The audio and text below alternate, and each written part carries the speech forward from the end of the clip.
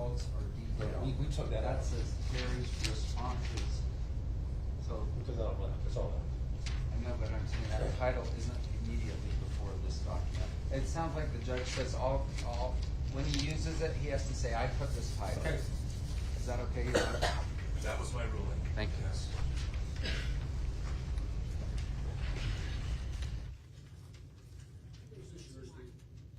Pardon?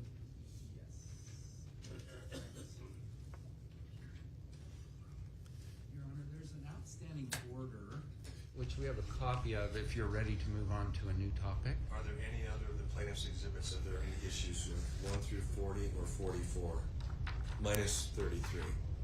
So if referenced, if not referenced in the whole trial thus far, they shouldn't go in. So because they haven't rested. You'll have to identify the ones that were not referenced then.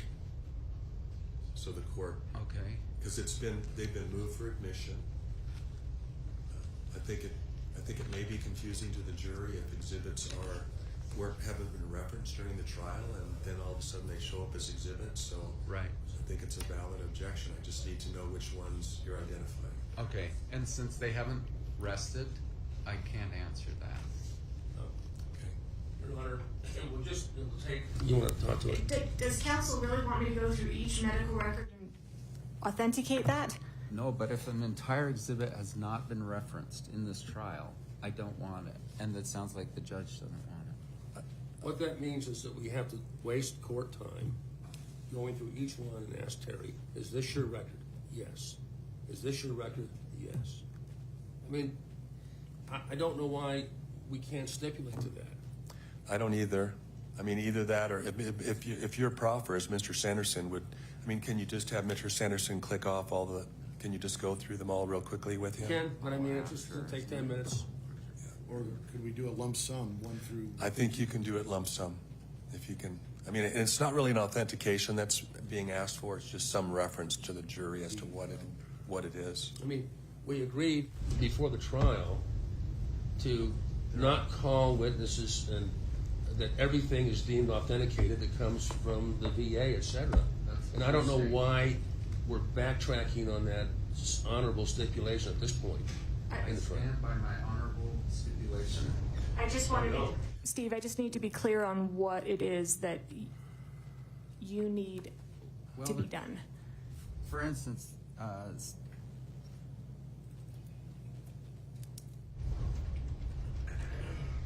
I'm echoing what the judge said, which it would be confusing to the jury if a record is never referenced in the trial and is suddenly in the jury room with them.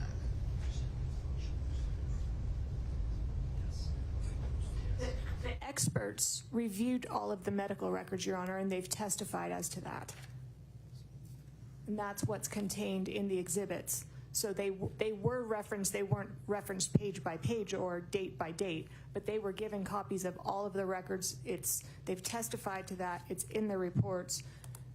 I'll tell you what, Your Honor, because we do want to start on time. Yeah. We'll do it, as long as they do it for ours. Of course. That's fine. Okay. So plaintiffs 1 through 32, 34 through 40, and 40. Well, let me just restate that. So plaintiffs 1 through 32 are received. Plaintiffs 34 through 38 are received. Plaintiffs 40 is received, and plaintiffs 44 is received. So that excludes the Fong records 33, and it excludes the exhibit 39, which may be introduced later. Does that sound correct? And on 43, I can only use it during. 43 is a demonstrative exhibit that you could use during closing. Portions of 33 and 34 deal with the F. Yeah, the 33 is already out. They've withdrawn 33. Are there fMRI references in 34 also? I don't believe so. I mean, there may be references to the fact that Dr. Fong did an fMRI, but it doesn't have Dr. Fong's fMRI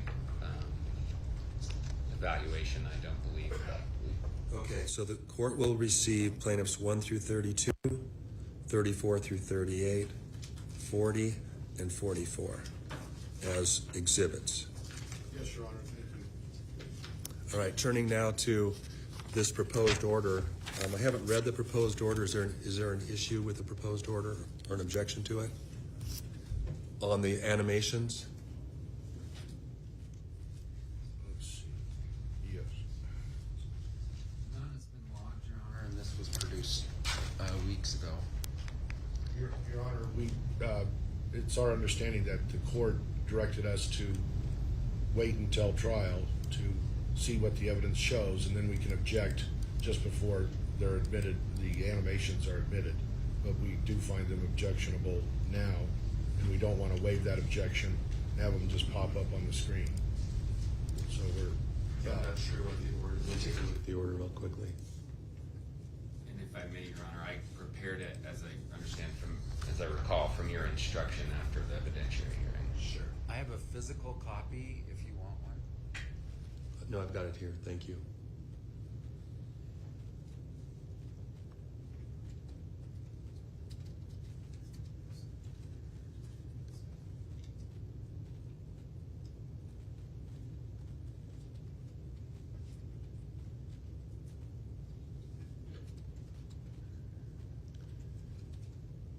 Are there any objections to the proposed order, which doesn't address the issues that you just raised, Mr. Bueller? In other words, they're not going to flash the animations up before they're admitted. There has to be a sponsoring witness. Part of the paragraph 3 here.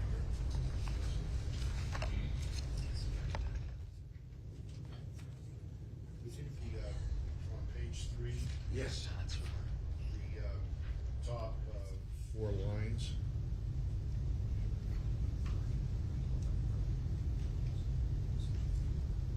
We don't recall that being part of the decision. Page 3, top 4 lines. Yeah, I re-listened to it this morning before we started, and I didn't hear that part in there. Oh, okay. In my oral ruling. Then that's my mistake. And I'll probably add a little bit more. What I'll be adding is, if I can find my notes.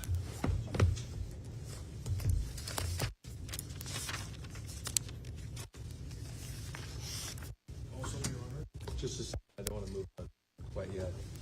Where I'm at. Mr. Bueller?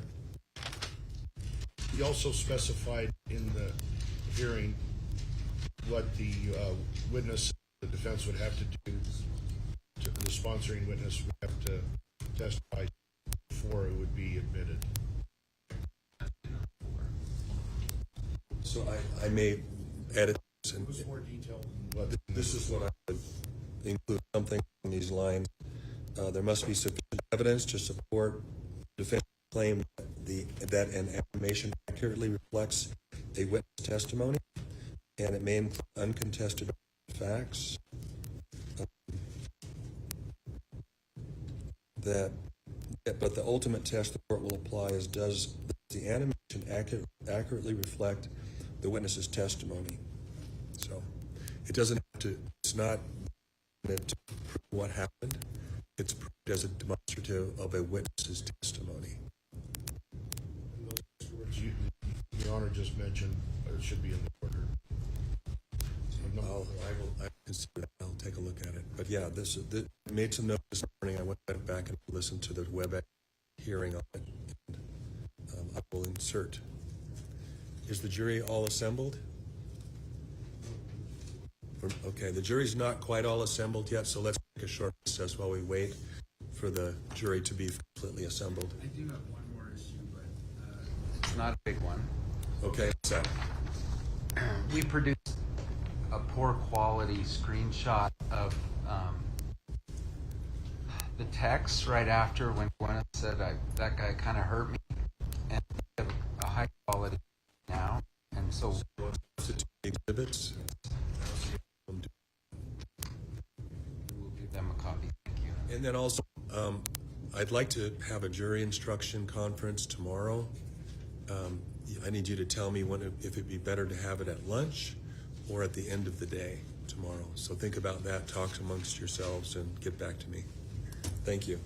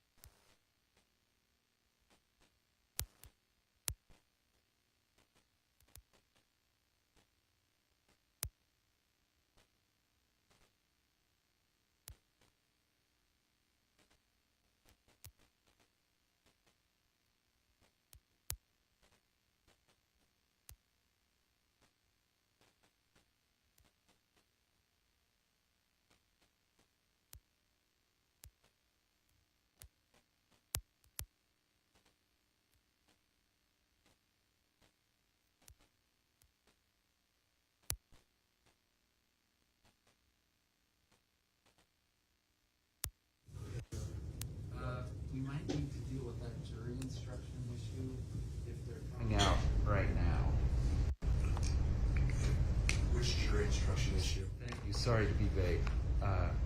With the newly disclosed comments section, if they're going to use that with Terry, then I would like the instruction read that this came through defense counsel. Your Honor, just to let, we advise defense counsel this and the clerk that we are going to call Craig Ramon for 5 minutes to do the confirmation of the comments, Exhibit 44. Okay. And can I see the stipulated statement, that instruction that the court will be giving the jury concerning Exhibit 44? We don't have that drafted or printed out, but it was the neutral statement that Norman mentioned. That, I need specific language if there's an agreement. Otherwise, I'll just do my own. yeah, what you said orally, 15 minutes ago was fine.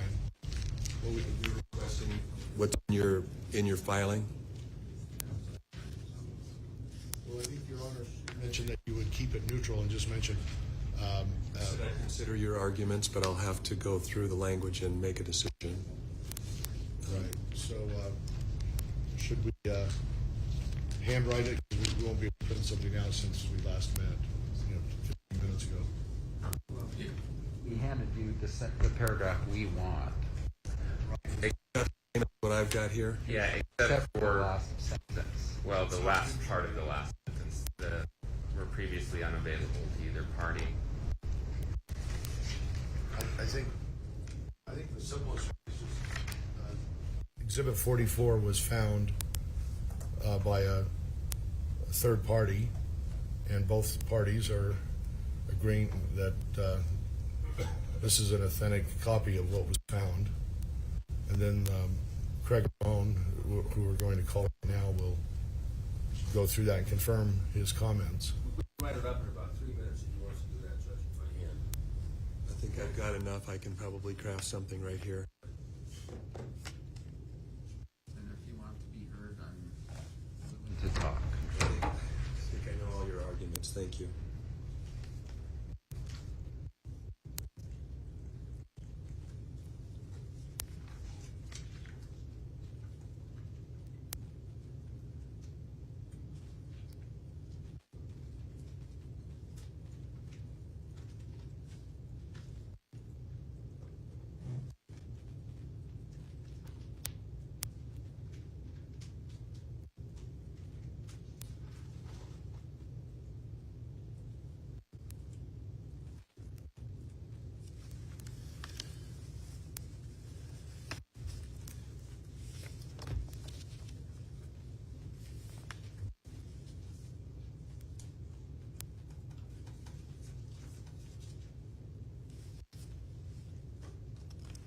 So I think what I'm going to do is I will read something on the fly, and I'm going to ask that the parties in counsel not embellish any of the facts concerning what I'm about to read to the jury. Okay? Mr. Owens, you agree? Okay. We're ready for the jury.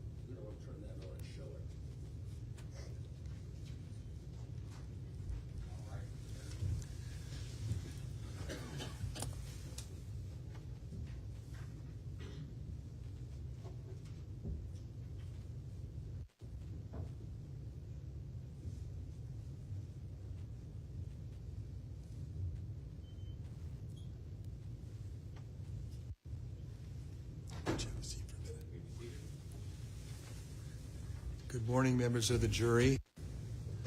I pray that your traveling in this morning was safe and everyone got here okay.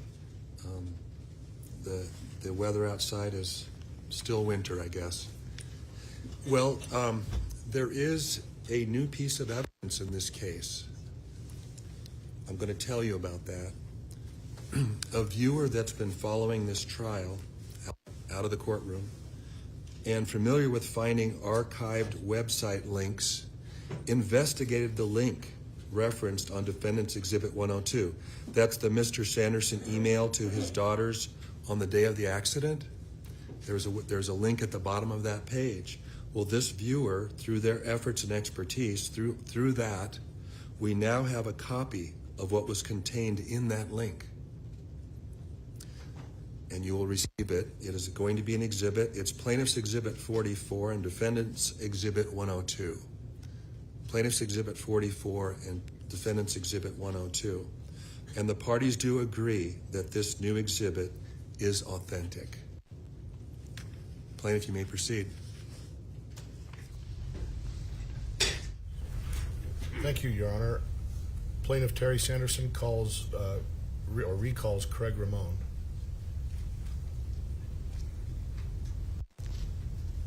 Mr. Ramon, you'll need to be sworn in again as a witness. It's a new day.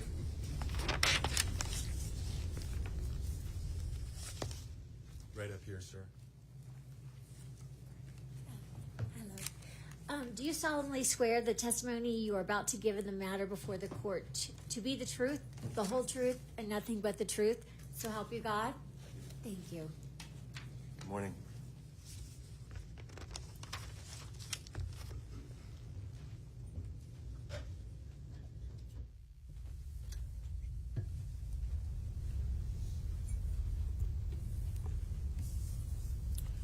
Good morning, Mr. Ramon. Hey, good morning. I've handed you Plaintiff's Exhibit 44. Have you had a chance to review that before? Yes. And this are the comments and postings on meetup.com. Is that correct? Yes. And this was the website that you used to meet up with the other skiers on the day of the crash, correct? Yes. And first I'd like to turn you to page 2 of Exhibit 44, Plaintiff's Exhibit 44. And on the lower left, you see the color photograph of the woman smiling? Yes. Is that the ski patroller that you met on the day of the crash? I'm guessing it is. Okay. You have it on page 2? Oh, yes, I believe that's her. That's Whitney Smith that you met that day? Yes. Oh, show it, sorry.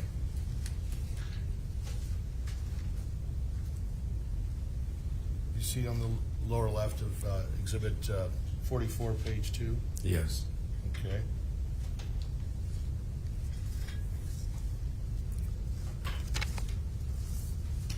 And you made a few postings on this meetup.com website, correct?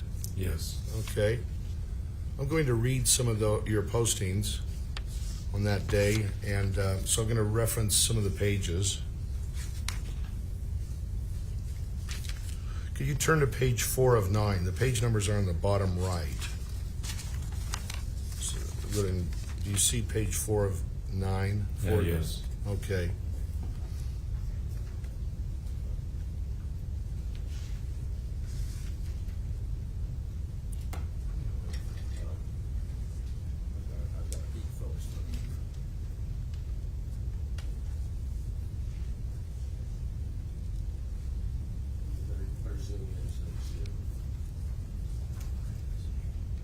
Okay.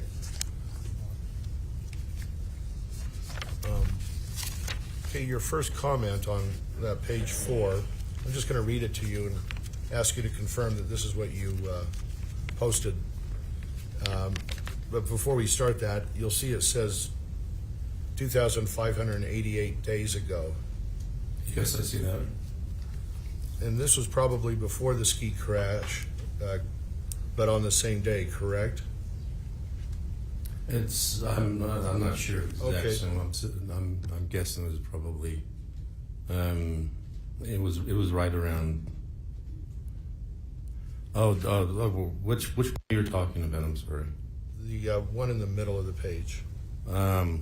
Just give Deer Valley your pass. Yes, that's Okay, that's so true. you wrote or typed in that day. Just give Deer Valley your pass. They have your photo. It will be a great day. I will be on the hill at 9:30. That's your first posting that day, you believe? Yes. Okay, and then at the bottom of the page 4, you have another post.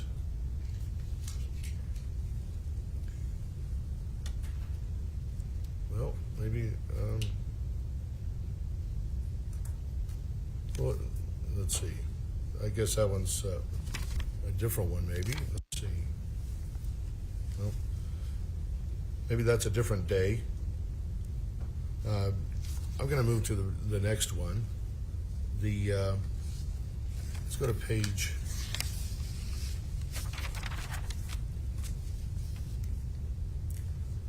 6 of 9. Can you go there?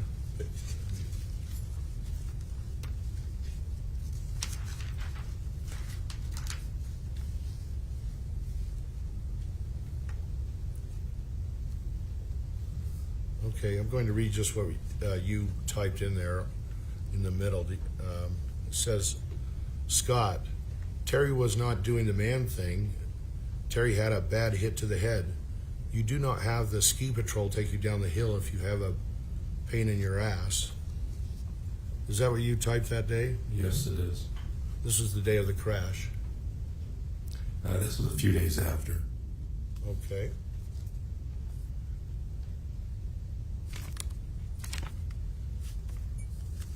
Then at the bottom of that, page 6, and we're going to continue to 7, it has your name, and then it continues on to page 7.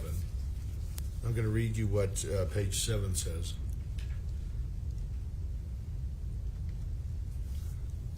Scott, the thing you did not see was Terry was knocked out cold.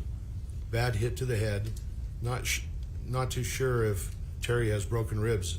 I did see the hit. Terry did not know his name. I asked Terry what his name was, and he did not know. Scott, it scared the hell out of me. Is that what you typed? True. And that was on or around the day of the crash, or after the crash? That was a little bit after, a few days after the crash. Okay. Then at the bottom of page 7, you have another comment. Do you see that? Yeah, yes, I do. And you typed, Scott, thanks for the humor. I got it when you were trying to make light of the whole thing. You guys did not see what I did see. No need to say you're sorry. You typed that, correct? Yes, I did. Then the final page, page 8 of 9.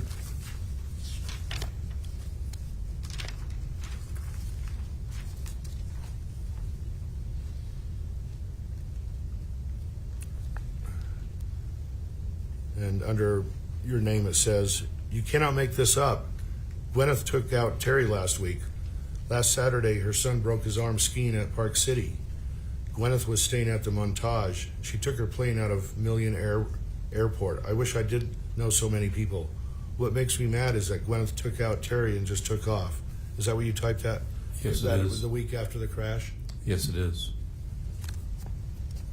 Okay, and except for the irrelevant stuff at the end on page 9, that's all I have.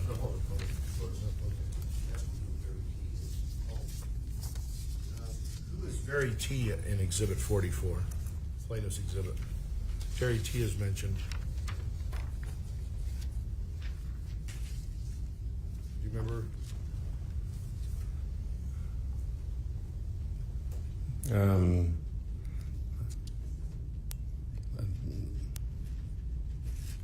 not sure who Very T is.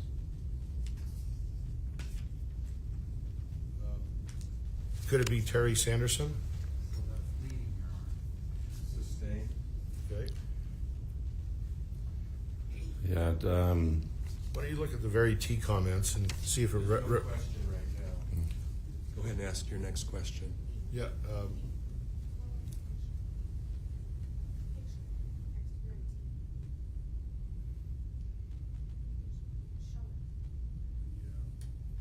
that's right.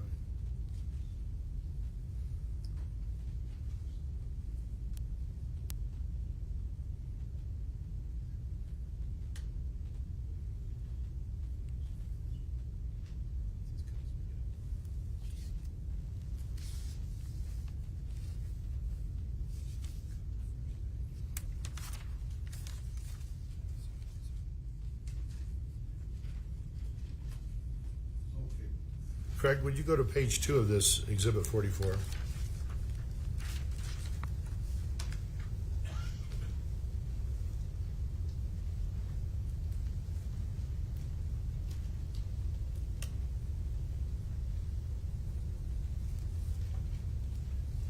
Okay. On the left, it says Very T, event organizer. Do you see yes. that? Yes, I do. And also, 2 over, it says Kurt L, event organizer, 4 shared groups. You see that? Yes, I do. Was Kurt L at the meetup group at Deer Valley on the day of the crash? Yeah, Kurt was the one who organized that day. Okay. Go back to the left and look at Very T. Are you able to recognize the photo above Very T? It looks like Terry, and Terry was the one who organized the meetup groups up at Alta. Okay. That's all I have. Thank you, Craig. Thank you, Mr. Bueller. Mr. Egan? Thank you, Your Honor. Mr. Ramon, good to see you again. I have a couple questions from the defense. So the first would be, at the start of this page, and I haven't used this Elmo projector before, so give me a second.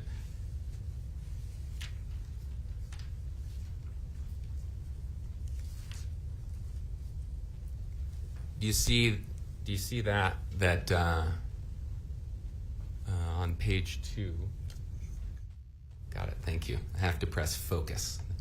Okay, there you are. So you see that there's some photos there at the bottom of the page. Yes. And do you recognize the photo there of the ski patroller? Yes, Was that Whitney Smith, I believe so. the ski patroller who responded to Mr. Sanderson on the hill Yes. and cared for him during the urgent care or the first aid clinic visit that he had there on the ski hill? Yes.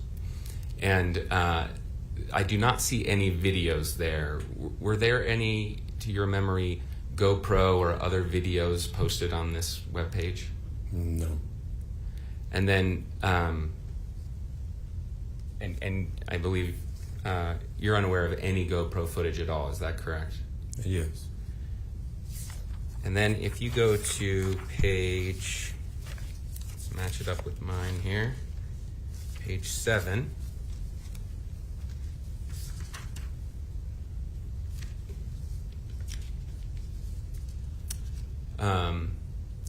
Actually, your name is cut off at the top there, so if you look back at page 6, can you see that it shows your name and then goes on to page 7 where there's at the very top there a note that you wrote? Is that right?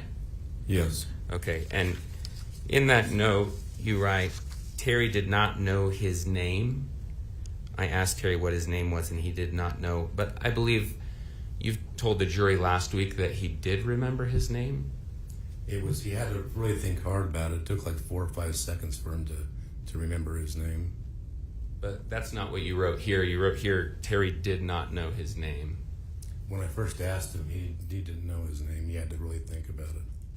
I asked Terry what his name was and he did not know. Yeah, he when I asked him, he didn't know his name, and then he just took some time to kind of just think about it, and then he, after about 4 or 5 seconds, he just said, Terry. Okay. So what you wrote here is not what you told the jury last week. Is that fair to say?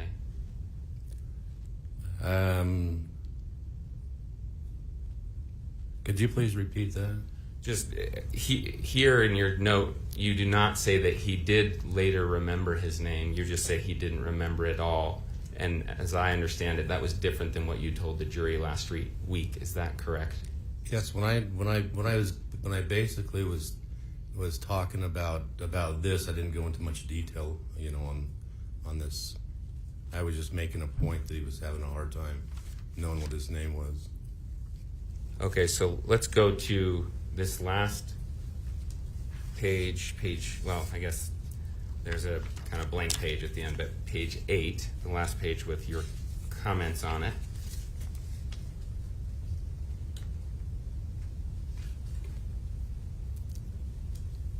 Do you see up there at the top another one of your comments? James, you can expand that. Okay. You can zoom. Yeah, that is hard to see.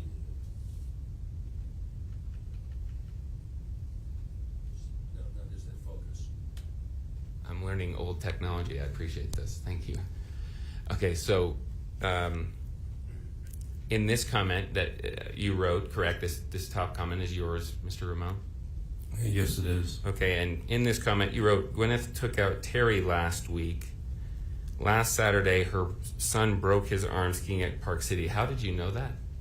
There's a lady I know that works at works at Snowbird and Deer Valley. She works up at the Montage, or Deer Valley, and she told me. Okay. And then Gwyneth was staying at the Montage. How did you know that? That's what she told me. And why were you talking to her about Gwyneth? She knew what happened, and then she told me that what happened. Sorry, that's not clear to me. So she knew what happened? She knew that Gwyneth took out Terry, and so then when I saw her, she told me what happened. I didn't ask her about it. She just told me that's what happened. Well, she wasn't there at the collision, right? No, she just worked up at the hotel. So how would she have any knowledge of it? I have no idea. She took her plane out of Millionaire Airport. How did you know about Miss Gwyneth or Miss Paltrow's travels? One of my best friends, he works out at Millionaire, and that's where a lot of the private jets, the charter jets, that's where they fly into that part of the airport. It sounds to me like you were talking to a lot of people about Gwyneth Paltrow during this time. Is that correct? No, my best friend, he knew what happened, and he's the one who told me. So you didn't tell these people what happened, even though you were the one at the collision site? Yeah, I told my friend what happened, yes. Okay. So you were telling people about this accident? Yes, I've told people about it. And then they were telling you things they knew about Miss Paltrow, that at least they claimed to know about Miss Paltrow? Yes. But they could be mistaken, is that correct? Yes.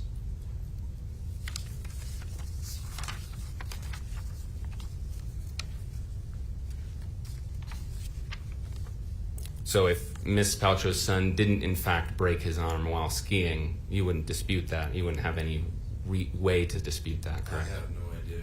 That's just what I was told.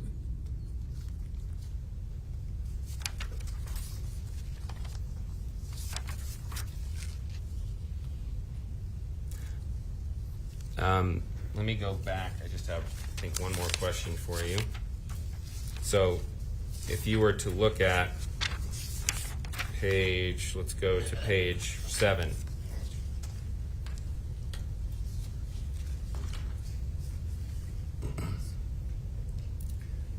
Those comments that I believe you've connected to Terry Sanderson, those ones in the middle of the page, you can read them to yourself. But my question is, given that you've described him as being knocked out cold in other comments here, I wanted to ask you whether you found Terry to be articulate in his posts and comments on this page following his injury.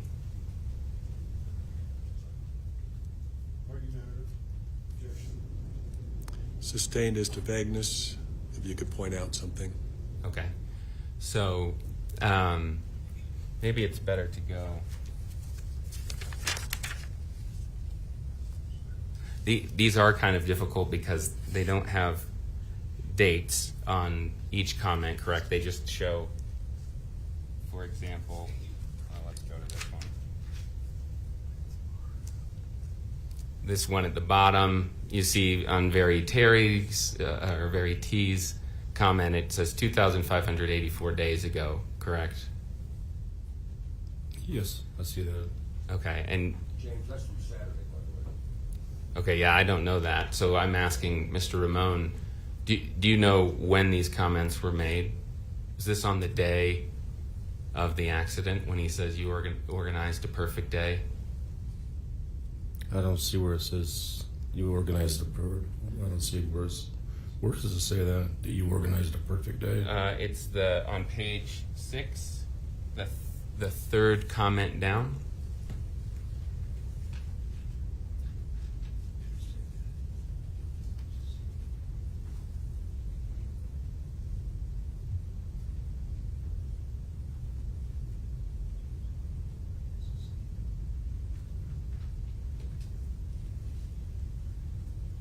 While he's looking at that, would counsel approach, please?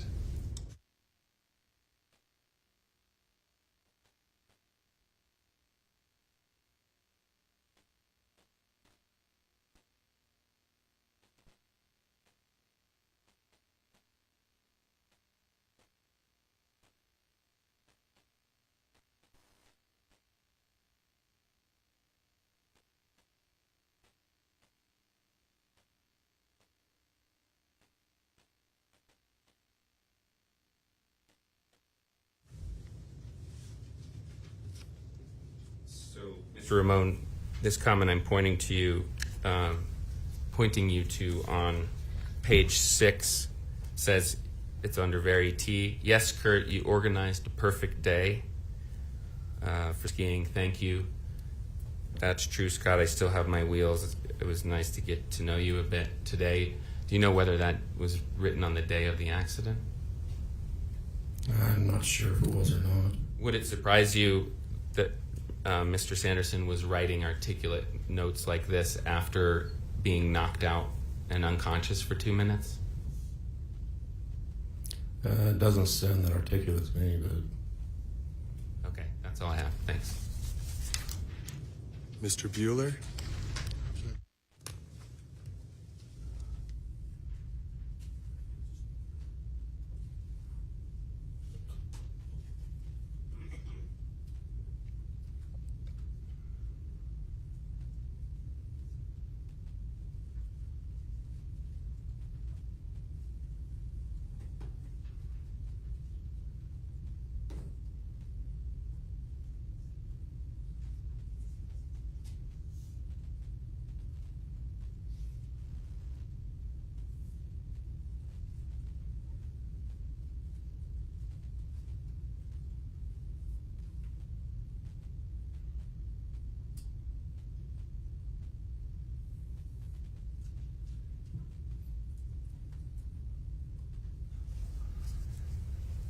Craig, could you look at page 6 again?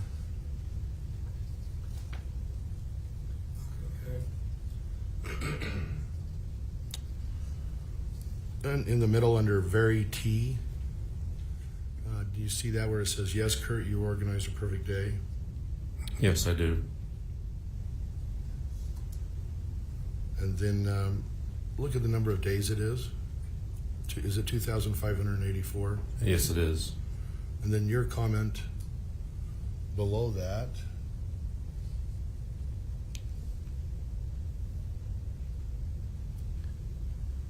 it says 2,583 days ago. Yes, So those comments were made on different days. yes.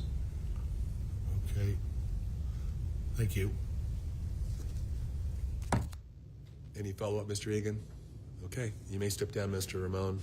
Okay, thank you. You still remain subject to the orders of the court until the case is over or you're released. So thank you. Thank you. What should I do with this? Leave it right there. Plaintiff, you may call your next witness. Thank you for coming. Plaintiff's called Mr. Terry Sanderson. Hi.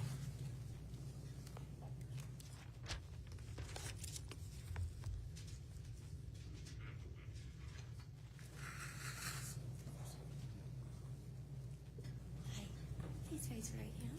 Okay. Do you swear that the testimony you are about to give in the case now before the court will be the truth, the whole truth, and nothing but the truth, so help you God? I do, absolutely. Thank you. Have a seat. Good morning, sir.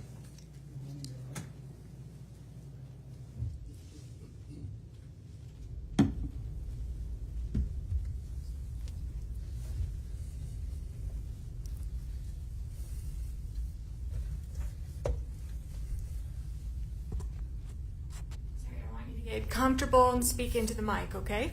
Okay. All right. Okay. Could you state and spell your name for the record, please? Yes. My name is Terry, Terry, Howard, Howard, Sanderson, Sanderson. Thank you.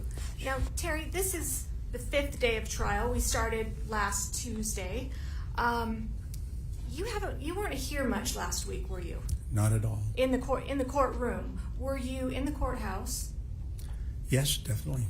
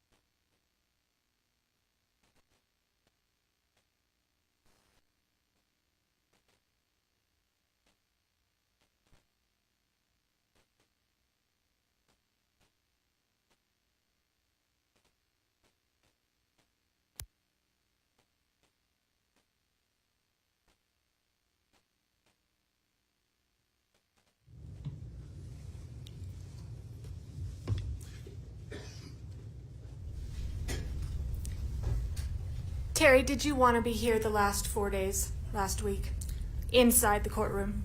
I love spending time with my daughters and have them hear what they had to say, but in this case, I didn't want to be here because I wanted them to speak totally freely and without the discomfort of being in my presence if they had something to say. Is that why you weren't here? Absolutely, yes.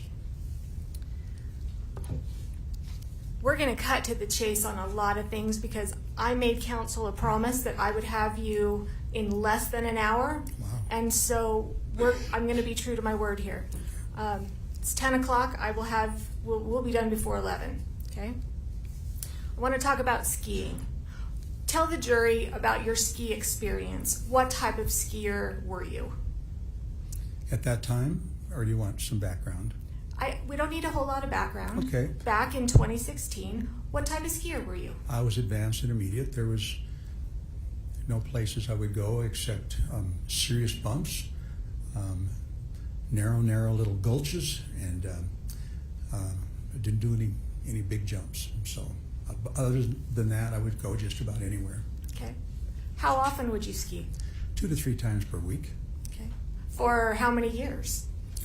Well, I started 37 years ago.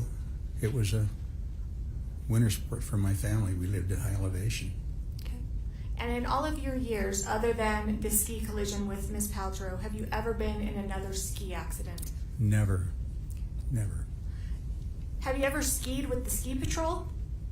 As a matter of fact, I had the good fortune. I learned to ski from a family that owned a ski resort. They were relation, and they would come out to Snowbird, and they were, I think, it was a whole family-run operation with 8 children, and so they were ski patrollers and they were instructors, and I had the very best of company every winter for a week when the kids were out of school. And then I had the good fortune of having a Lions Club friend, Scott, who's still a dear friend, that lives up in Spokane, and he was a ski patroller for Targhee. And he said, Terry, come up with me, on this weekend. And I said, I'll slow you down. And he said, you know what? Just follow me and do what I do. And that's what I did. And I had the good fortune of spending a lot of time with Scott and seeing and observing what ski patrols do and how they calm people down and reassure them they're going to be okay. So I really appreciated that and experience. So it sounds like you've skied at Snowbird, skied at Targhee. Had you ever skied at Deer Valley on the day of the collision? No. That was your first time ever skiing at It Deer was. Valley? It was. Okay. Let's talk about that day. Couple of preliminary things. I asked Miss Paltrow on Friday how tall she was.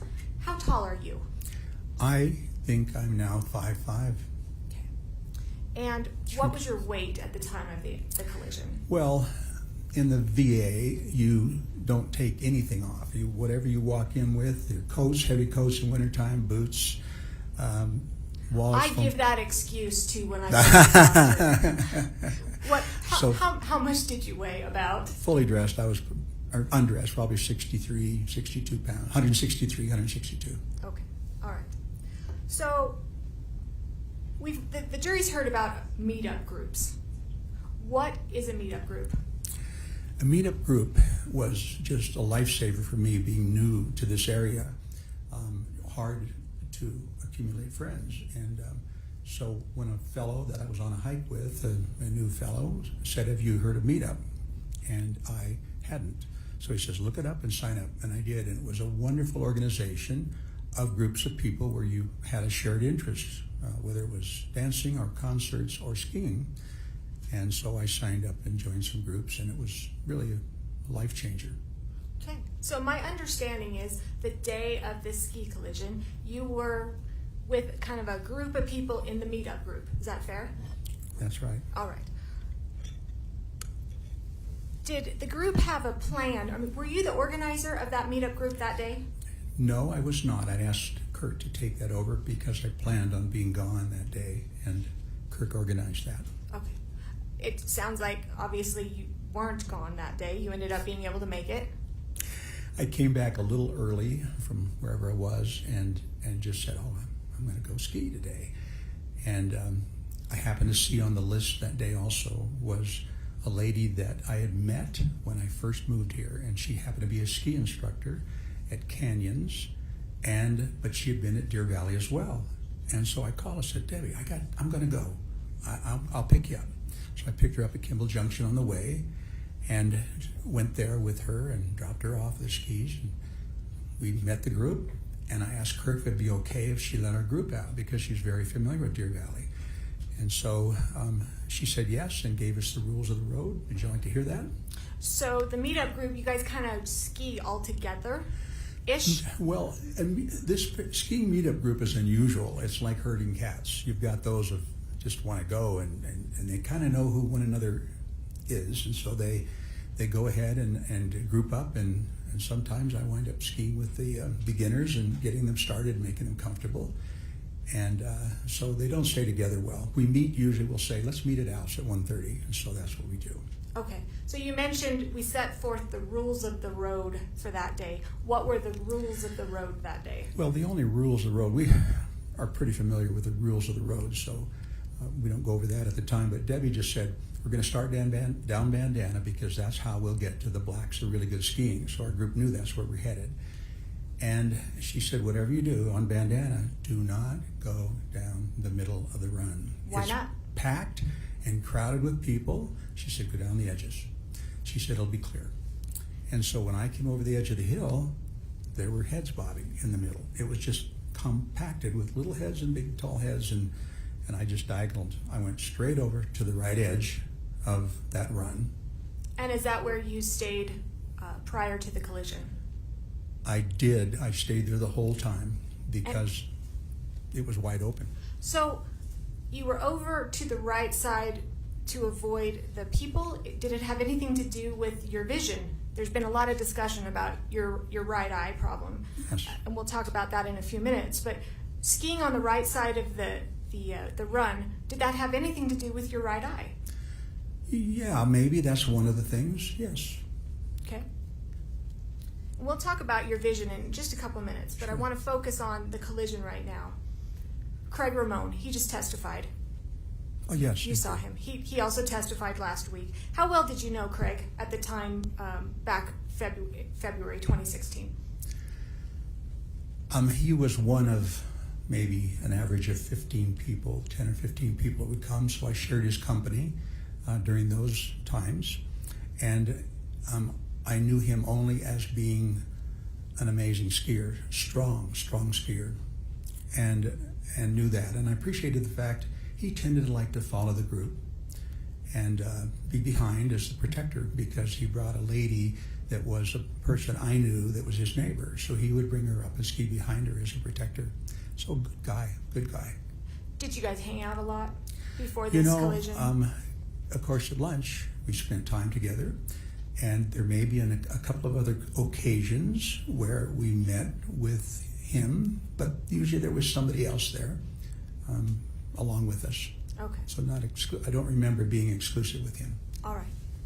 So, Terry, take the jury through what happened in this ski collision. Take it from, say, getting off of the lift. Yes, happy to do that. It was really a very nice day for skiing, and I was really looking forward to it. And of course, Deer Valley has amazing groomed runs. Found that out right away.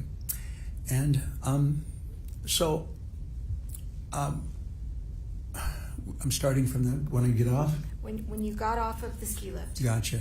So I was on a chair with probably 4 people. I think Joanne, Debbie, Craig, and there could have been another person besides myself. And we had already met and discussed going down the right side of that run, or going down the sides. And so I came over the top of the hill and saw that and headed for the right side, and I'll pick it up there. And everyone just kind of dispersed, some more to the right and more to the left. And I remember looking and seeing no one.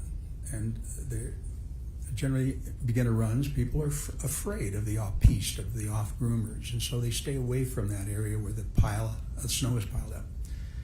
And off-piste can be a rough ride if you have to divert and run out in there. Some skiers can't make it through there easy. It's a lot of bumps.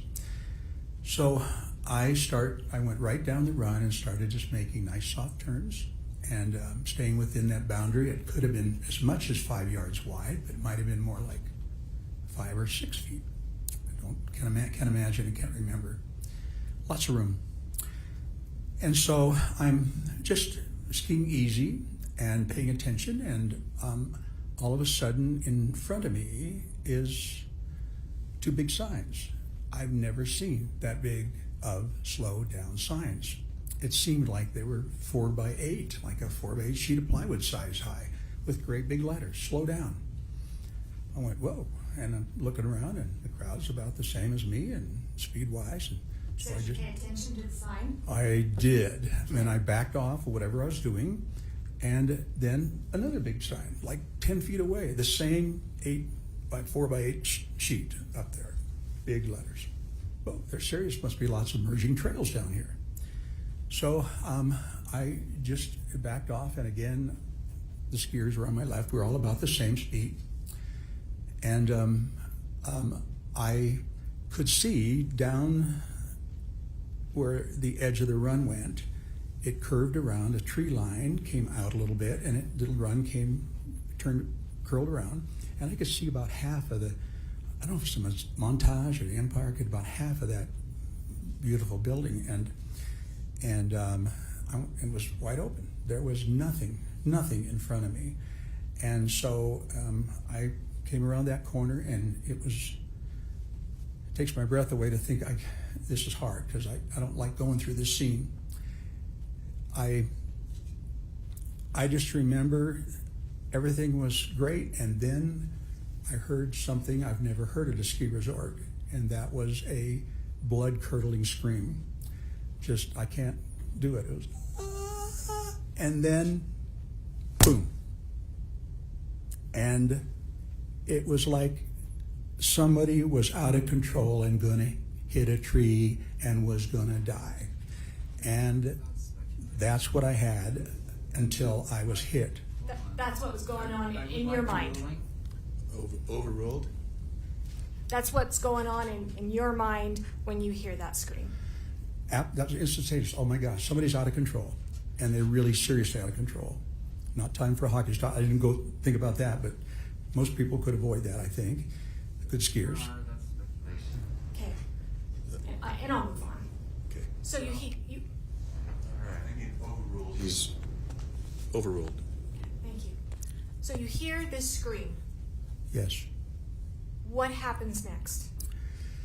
You know, I got hit in my back so hard, and I'm right at my shoulder blades, and it felt like, and was perfectly centered, and the fists and the poles were right there at the bottom of my shoulder blades. Serious smack. Never been hit that hard, and I'm flying. I'm absolutely flying. Now, you're not airborne.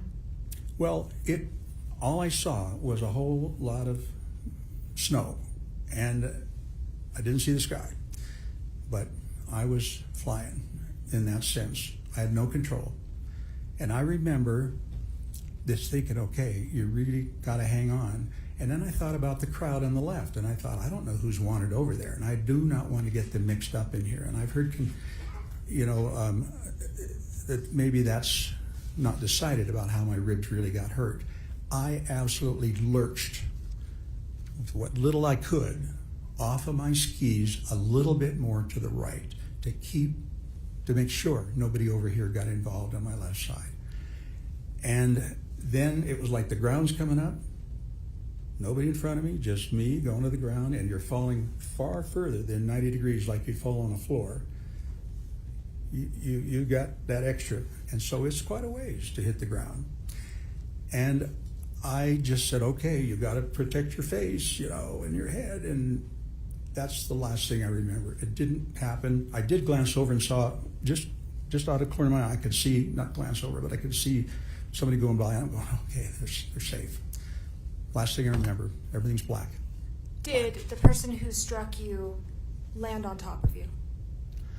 I wouldn't know that. I absolutely would not know that. I was just surprised. I had no upper body strength enough to be able to catch myself. I had no idea.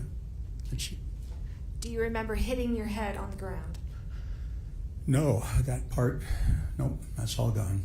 I just remember my arms collapsing, and that's the last thing I remember. What's the next thing you remember?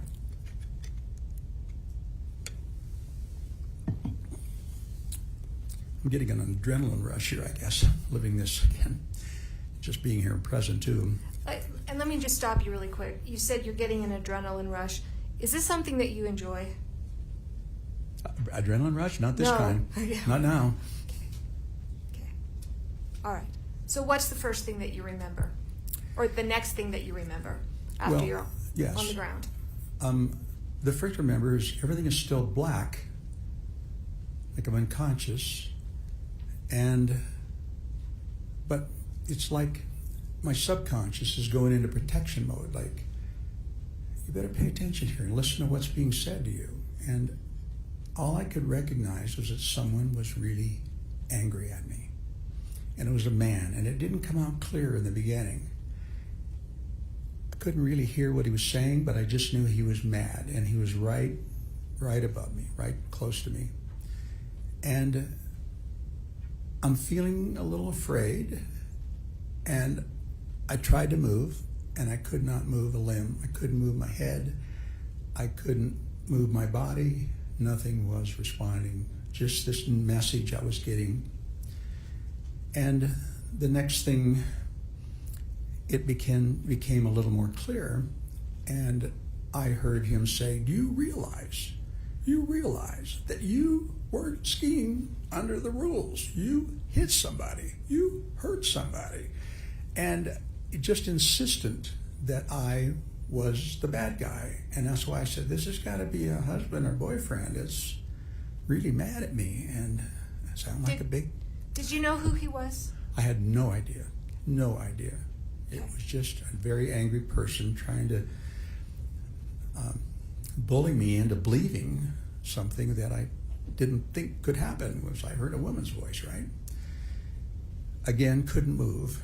And about the third time he went through that, and it's getting louder, and I started to understand what he was saying, and he was really insistent that I was doing something wrong and hit somebody.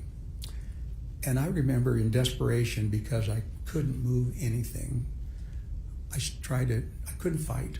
I couldn't flight. Who's going to try? And I tried moving something, and I could move my skis a little bit. I could just feel just below my knee. I could just slide my skis a little bit. And that's an important point. My skis are still on. They're still on. And I'm thinking, I got to placate this guy.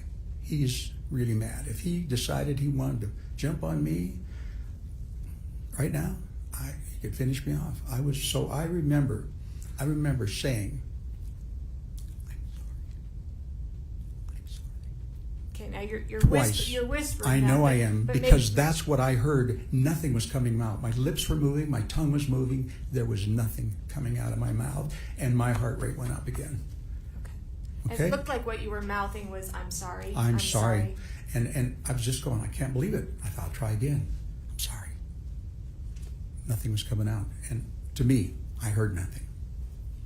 When you kind of mumbled, whispered, whatever you want to call it, "I'm sorry," was that you apologizing for causing the accident? No, absolutely not. I was trying to placate this man in the only defensive manner that I could. Okay. You've talked about the man who was yelling at you. Miss Paltrow last week admitted that she was kind of cussing you out as well. Do you remember any conversation that you had or anything that she said to you? Absolutely not. There was one voice that my brain was focused on. Thank God, I guess. And that was self-protection, I guess. I only heard a male voice, a mad, angry male voice. I heard nothing. Maybe that happened before I came to that point in consciousness. Were you still on the ground at this time? Still on the ground, absolutely, face down on the ground. How did you end up getting up? Well, that's a story too, but basically, I heard Craig saying, "Terry, are you okay?" Now this is Craig Ramon. Well, at that point, I didn't identify his voice. Things were a little strange yet, and I heard, "Terry, are you okay?" And about the third time it hit me, somebody is here to help me. I didn't at that point, except an angry man was there, and I said, "Oh my gosh!" And I went through, and I looked up, and I could see Craig standing there above me, 8 or 10 feet.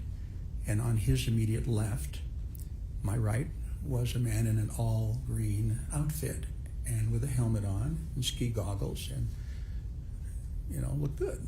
And I thought, oh, he's here to help me, right? He looks like he's from Deer Valley. And so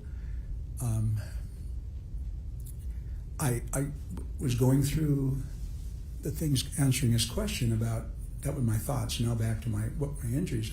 Craig is saying, "Are you okay?" And I said, "Oh, my ribs are so sore. There's just this really deep throbbing purple pain here." And then I said, "My vision is swimming with sparks." And they were unusual sparks. I'm going, is that my retina? Is that my eyes? And it wasn't a retinal detachment, a retinal hole or anything. And I'm going, that's my brain. I'm thinking, those sparks on my brain. And all this time, you're still on the ground. I'm actually, the next point is that after I tell him about my ears my ears are buzzing. Oh, and my brain is like it's on Novocaine. And then I realized, I'm not seeing, I missed a spot. And that's where I looked up and couldn't see them and got frightened about that. And I realized, going, oh my, what's going on? And then I went like this and go, happy I could see. So I missed that part. That happened before I started telling what all is wrong with me, answering his question. And then Craig said to me, as I remember, of course, my brains are a little bit stretched out of place, and I remember him saying, "Do you know who you are?" And what I thought I said was, "Oh my gosh, I can feel this pathway in my brain. It's going around and trying to figure out who I am. And yes, I know I'm Terry." And then he said, "Do you know where you are?" And I said, "I know I'm skiing, but I don't know where I am." And that's when the man in green took off. I was kind of noticing that he really wasn't interested in what I had to say. He wasn't asking questions. He was standing there rather stoically, head not moving, goggles on, just resting on his poles and his skis, and was sort of disinterested. But when he skied off, my heart sank, because I really thought he was the one person that was there to help me. And I'm laying on the ground with my head downhill, and I couldn't see where he went. So I was really... Terry, how did you get up? The question is how I got up, and that might have been the question in the beginning, but... Right. How did you get up? You know, I realized that I was getting cold, and snow was packed in around me. I was starting to get a little shivery, maybe from a little shockish maybe, and I got to go. I got to get my skis downhill. And I started sliding my skis around and my legs around. I think Craig must have been shell-shocked about this guy leaving too. I don't know what he thought, but I remember getting my skis around, and it's so painful every time you have to contract your... Terry. Thank you. How did you get up? Thank you. That is one of my habits. I just focus. After I got halfway around, a man showed up in front of me, and I thought he came from the right. And I don't remember if he said one word to me. He just reached down and grabbed me and jerked me up on my feet, which I was not ready to be up on my feet. My head's swimming. I'm in pain, worried about falling down again and breaking a rib, puncturing a lung. He gets me up, and I'm on the edge of the run, so it's bumpy. It's hard to get my skis under me, and I'm stomping down the snow and trying to get them in the spot. Got my poles wedged in, and I think I've got it in stability, and he's gone. And this time, I could see him. I could watch him go all the way down the hill. And I'm up. I'm standing up, but am I feeling safe? No. People are going by, you know. And I'm thinking, man, I do not want to get hit again. My understanding is that you and Craig tried to ski down a little ways, but then didn't quite make it too far. Is that accurate? Yeah, he said, "You think you can ski?" And I'm thinking, if the option is getting left up here, I will try anything. I got to get off of here. So yes, he said, "Follow me," and I did. And I don't know how I was skiing. I don't think I was edging. I think I was probably snow plowing. And he finally turned around and said, Terry, stop. You've forgotten how to ski." And of course, it was just, we were trapped. And he said, "I got to find help." Your Honor, there is some hearsay here. Sustained. Eventually, Craig got help, yes? Yeah, he said, "I got to find help." And so he disappeared, and I just put my head down and prayed that I wouldn't get smacked into again. I felt pretty vulnerable. And he disappeared. What happened when help arrived?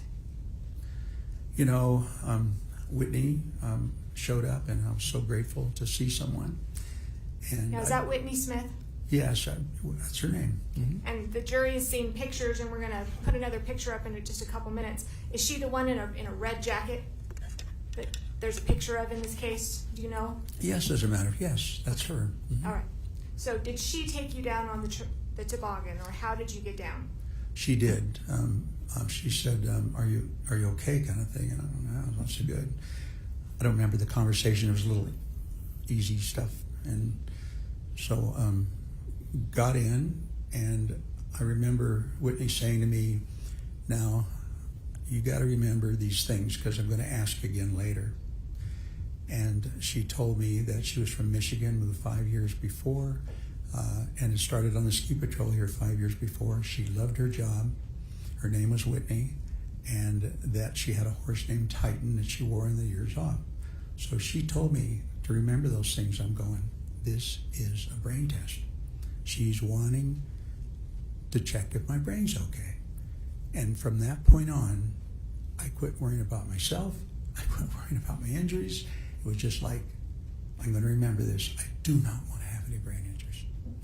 And I locked onto that and nothing else. And later on, she did ask me, and I could repeat it back to her exactly as she told me. And she won the women's downhill in the ski patrol women's competition. Sounds like you still remember some of these details. I was so determined to hang on to those facts, yes. Okay. All right. Once you got down, what type of medical attention did you receive?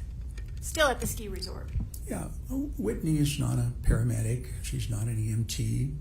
I didn't really expect her to have advanced knowledge about neurological testing and pupil testing and cranial nerve testing. She did a great job of doing exactly what she's supposed to do, just to be at that triage level to decide what kind of care I needed. Okay, so what type of care did you get? What type of medical treatment did you get when you got down to the bottom? No medical treatment. Okay. Am I missing something? Did you get checked out at the Instacare or anybody? Oh, after Yes. we left there. Yes, I asked Debbie, I said, where can I go and get checked and see what they say? And she said, well, let's stop at the Instacare. I know it's on the way. So I'd never been there before, but that's where we stopped and went in there. All right. So you got checked out. When did you learn that it was Gwyneth Paltrow that you were in the collision with? It was brought up, I think, that the people that came in to the room to check on me that were part of my group, they check in and check out once, and which is what I tell them: go ski and go enjoy yourself. And so it came up, and it probably was Craig who said, I heard him say it was Gwyneth Paltrow. And to me, it's like, I'm not into celebrity worship, so I didn't care at that point. Did you think it was cool to collide with a celebrity? Absolutely not. That is not who I am, no. Did you ever write that? Ever tell anybody that? I don't think it came out in those words, but I don't remember that. But I think I was trying to communicate to my kids, and the reason was because I got calls from friends that knew my kids that heard I got crushed at the ski resort, and so I thought I gotta let my kids know I'm okay. That was my main point. I don't want them to worry about me. I'm okay. And so I started it out, and May said I'm famous or something. Okay, we're going to pull that up. Could you pull up Thank you. Exhibit 111, please? Yes, Defense Exhibit 111. We're going to call it the I'm Famous email.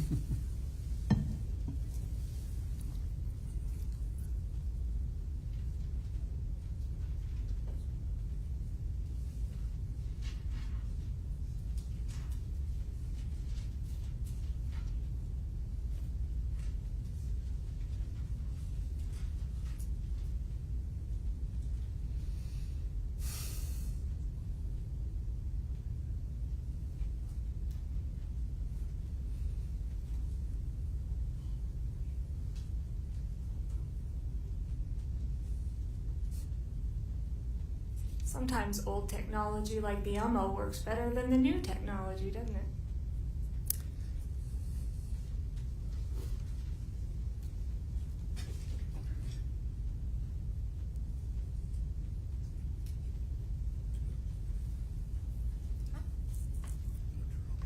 You're not going to plug it in?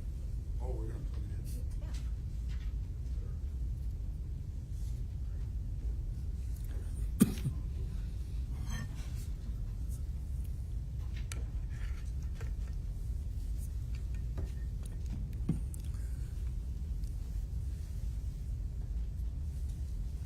All right.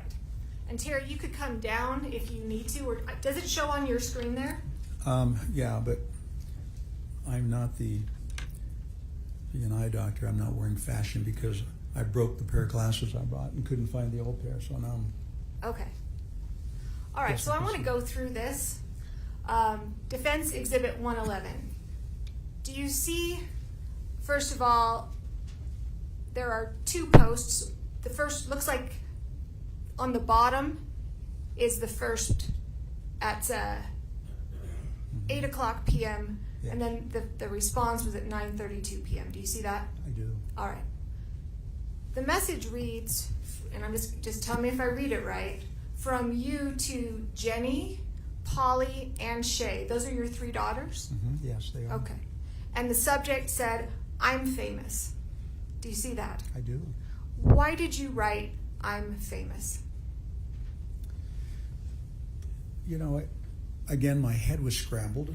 All I was trying to do is desperately communicate with my kids before they heard from somebody else I got crushed. So I didn't pick my words well, not at all how I felt. And I really was trying to add a little levity to a serious situation, and it backfired. Little did I know that this is where it'd be. So you write, I'm famous, and then here's what happened from my friend and eyewitness, and then there's the link. The link. The link. We now know what the link shows.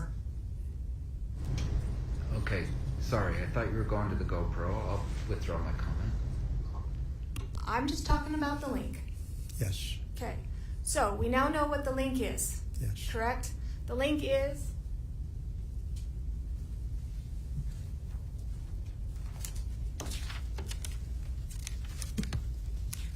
it's a really bad picture. You'll get a clear picture. It's the picture of Whitney Smith. Oh, it's right there. Fantastic. Thank you. It's that. And then that leads to later comments back and forth between you and Craig. Yes.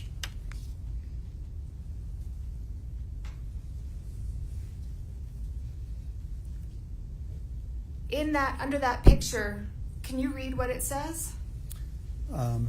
Yes. Whitney kept me entertained while probing You me. want to speak in the mic? Oh, yes. Whitney kept me entertained while probing me with questions to evaluate my senses. A dedicated outdoor person and horse lover from Michigan.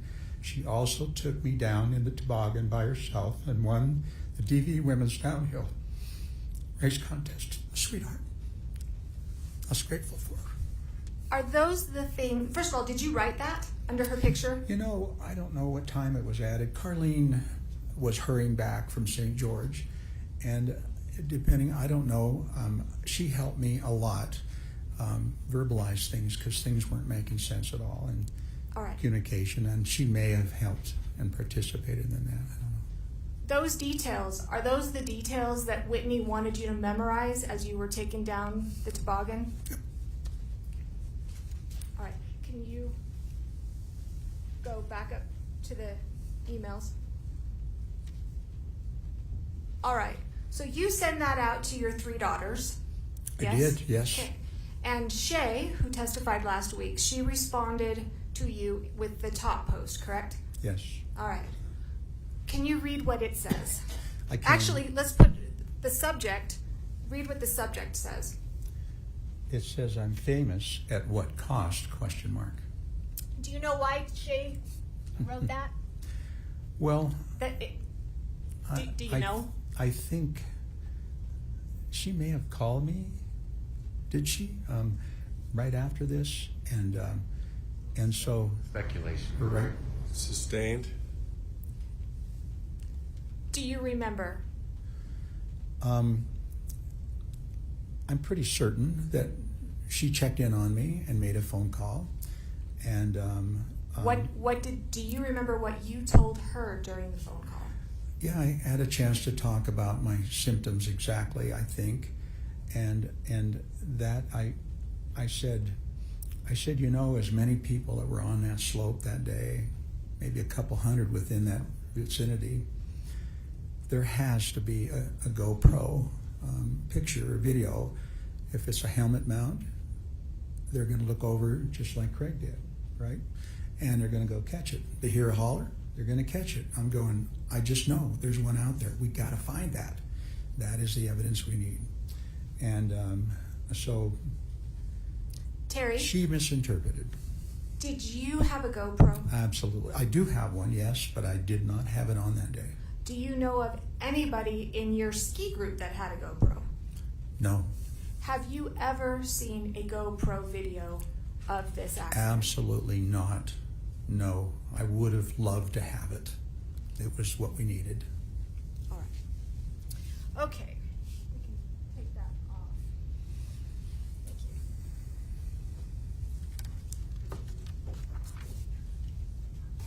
Let's talk about your injuries. What injuries, to your understanding, did you sustain in this collision? At this point, Right now. Right now. What your understanding as to what What happened to happened? Terry in this collision? at this point, I know that I had at least 4 broken ribs. I sustained a concussion, and that's the 2 main factors, I think. And then later on, I had some right leg, and still do, right leg and anomalies, movement. It just has its own idea and thinking where it needs to be, opposed to what I'm thinking. Okay. Let's talk about how your ribs, how your brain injury, how that has affected you. Okay. Have things in your life changed? I'm like living another life now. And let's focus on, we'll kind of go step by step, different things. Physical wise, how have you changed physically since the accident? Well, I can't ski anymore. I was told that if I did and had another crash, that I could wind up full-time in a nursing home. The odds of that's very high. So no more skiing. Well, and I tried not to go back, and I did ski a few more times by myself just to see if I still could. I had this ungodly looking fluorescent red outfit I bought, a MIPS helmet to protect my brain better, and I thought, I can do this. This is my love and joy. I meet friends, I make friends, I stay with them the whole year. It's a year-round activity, and it's a lifelong activity. And so I tried, and I felt like I was skiing through landmines, just ridiculous. Looked ridiculous, all bright fluorescent red. Wasn't thinking very well. And then I'd have to stop every 30 yards and look back behind me to make sure no one was right behind me. Saw a reaction. And gradually gave it out just 3 or 4 times, and I think I was done. Okay. Before we go into more activities, what about physically? Do you have pains, aches, pains, problems? Your physical being, how are you? I'm a much more careful person. I don't take any risks, and more brain damage, and I'm not sure I understand your question exactly. Have you had any kinds of balance issues or headaches? Of course, initially, that was just, my life was living in an orange chair, sitting there initially, and sleep for 12 hours and then sit for half an hour and tell Carlene I gotta go back to bed. But to be fair, it's not like that anymore. No, it's not. no. I had, no, anymore, no, it's not. Let's talk about mentally. How have you seen yourself change mentally? What are some things that you've noticed or difficulties that you've had mentally? Many things I don't have the words or the intelligence or training to explain. You have lots of words. I do. I admit. It's just, this has been a bizarre part of this process, is that I never feel like I've explained enough. It's like big gaps. I got to start from the beginning, and everyone may recognize that by going through and building a case, and they don't know what I'm talking about until I get to the subject. So everything is backwards. I'm building from the little things and then saying, oh, I'm talking about apples. They're going, I had no idea. Upside down and backwards. Communication just feels like I can't connect. And so I keep trying, desperately trying. And personality changes is not something I just know it's different. Things are weird. You ever get lost? Oh my gosh, that was among the first signs when I tried to get out and work on the green team. And Wait, whoa, what's the green team? What are you talking about? I volunteer for lots of groups, probably a couple hundred hours a year at least, I would think. And green team is one of those that's significant, a large group of heavy lifters who pick up plastic and aluminum and recycle after concerts. And USANA was the main one, even though we've done Liberty Park. And it's a group of maybe 15 people. And we stay up until 1 o'clock in the morning picking that up there. And recycled, the last year I worked in 2015, 23 tons. And it's not just walking, 16,000 steps on what I saw. And it's bending and scooping and lifting and picking up and dragging a bag. And it's hard work, but really, really bonding with a lot of people and doing that. So that's what that is. So I tried going up there, and usually I carpool, and that day I didn't. I'm usually the driver. And so I parked and went and did our thing, and it's maybe 12:30, 1 o'clock, and went back to the car and headed home. I'm going the wrong direction. I'm going, what's going on? I've done this dozens of times. I was lost. Now, just to clarify, this is since the ski crash, right? Oh, yes. Okay. And my instincts for always knowing where north is, and it's really been good having grown up in the mountains. It just was instinctual. At night, I had no instincts anymore, anyway. And so I headed just instinctually where I thought I was supposed to be and wound up north or south or somewhere else, and that happened a second time. Had that ever happened to you before this ski collision?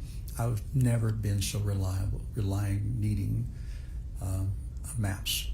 And so I'm pretty sure I've lost visual memory, because it doesn't, knowing those turns and the houses where you turn, the streets you turn at, that feels like, and I know a little bit about that, that feels like a deficit I have, I don't retain that anymore. I can be there a dozen times and I still have to use maps to make sure I get there. Really odd. What about emotional, Terry? How are your relationships with your family and friends since the ski accident? You know, my interaction with my family has been more difficult, and I think of course, I'm desperately to be close to my family and my girls, but something's wrong in my essence and what I bring to the table with them, and communication is not as smooth, and it's been more difficult, no question. And they've told me they've noticed some changes. Yeah. Now, I didn't know you before. The jury didn't know you before. What kind of relationships did you have with your girls before this crash? My goals are always angels. I'm their protector. Some things happened to them. I'm testifying that I heard about it. It hurts to see them in that place as their protector. I rode home with them and started sobbing. So I get caught up in that. Do you love your girls? Oh my gosh. There's been some discussion about your relationship with Jenny and that it's not always optimal. From your perspective, what is your relationship like with Jenny? And how has it been even before this accident? Yeah, Jenny and I probably don't communicate as well as I do with my other two daughters. Not probably, definitely we don't. We just have a hard time in that process, and I will not give up. I try to push to keep those lines open, but there's been times when there's been long breaches in our conversation. And yeah, I feel like her protector more than anybody does. So it's been harder for me to transition from being a parent to being an adult, an equal adult. I just feel like I need to intervene more on her behalf and help her. This has been hard. Let's talk about Carlene. We heard her testify last week. She's a catch. Why'd you let her go? Been my choice, I wouldn't have, but I had to, after 8 months, I had to tell her to leave. I said, I'm not asking you, I'm telling you, you gotta leave. And Why'd you tell her to leave? I knew she didn't buy into this. She didn't buy in to me not being the same person and coming into a relationship. And I said, I'm not sure I'm going to get back to normal again. And I don't want you to feel like that I'm a crippled vet and you're going to stick it out with me, because I know you would. Half a brain or whatever. I know you would, but don't do it. You need your life. You run right now. And it was a sad time for both of us, I know. And she's in a great relationship with Bill now. And that was the purpose. And I think better than what I would have brought, honestly. It's hard to admit that, but it's true. Council, would this be a good place to take a break? Sure. Okay, we'll take a short recess.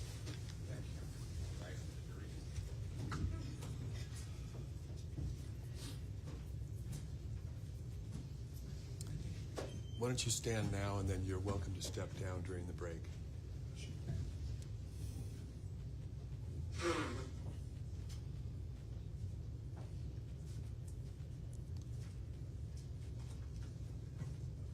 Counsel, would you approach the bench, please?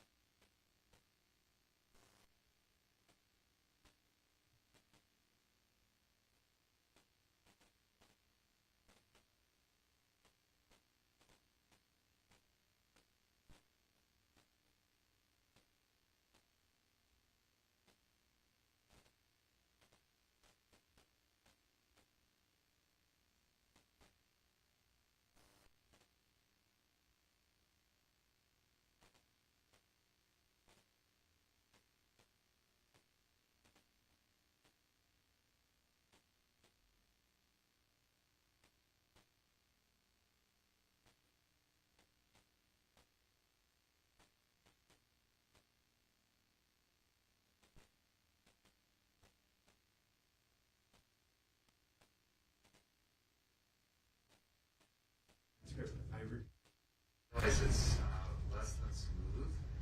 And what I'd like to do, and what I've done in prior trials, is actually move to publish the deposition and then bring up on this the highlighted sentence and answer, because it's really slowed things down. And from my deposition with Mr. Sanderson, I suspect there's going to be that kind of slowness too, and I'd rather just bring it up. Any issues with that? Yes, Your Honor, we don't think it's proper. We'd rather do it the normal way, which is they read the deposition, but they don't show it. I think I'll permit it on, because this is a party, and under Rule 32, it can be used for any purpose. I thought he meant for the other witnesses. And as long as, you know, the section that you're using for impeachment, Mr. Owens, is the only section that's appearing up there. Okay, that's a James issue, but we'll do it. Yes, we're okay with that. I thought he was talking about some of the other witnesses that we're preparing. You see, last night we thought we'd find out if Carrie Oakes was going to be offered. We could Should- bring in the jury. Pardon? We could bring in the jury. Okay. Let's Call him in. Get moving on. I committed to get this done quickly. Yes, you did. Your Honor, we have copies of the hard copies of the depositions. There were actually, it was 3 sittings, and can we go put them up there, Yes. 1, 2, 3, and give you a copy? Yes. You mind? This is Peter. Yes.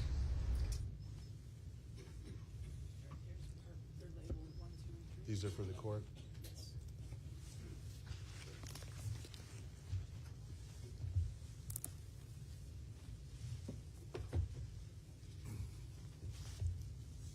If you're putting it up on the screen, I mean, for the witness, they may not need to actually go into this. That may save you some time. But put them there just in case the witness needs them.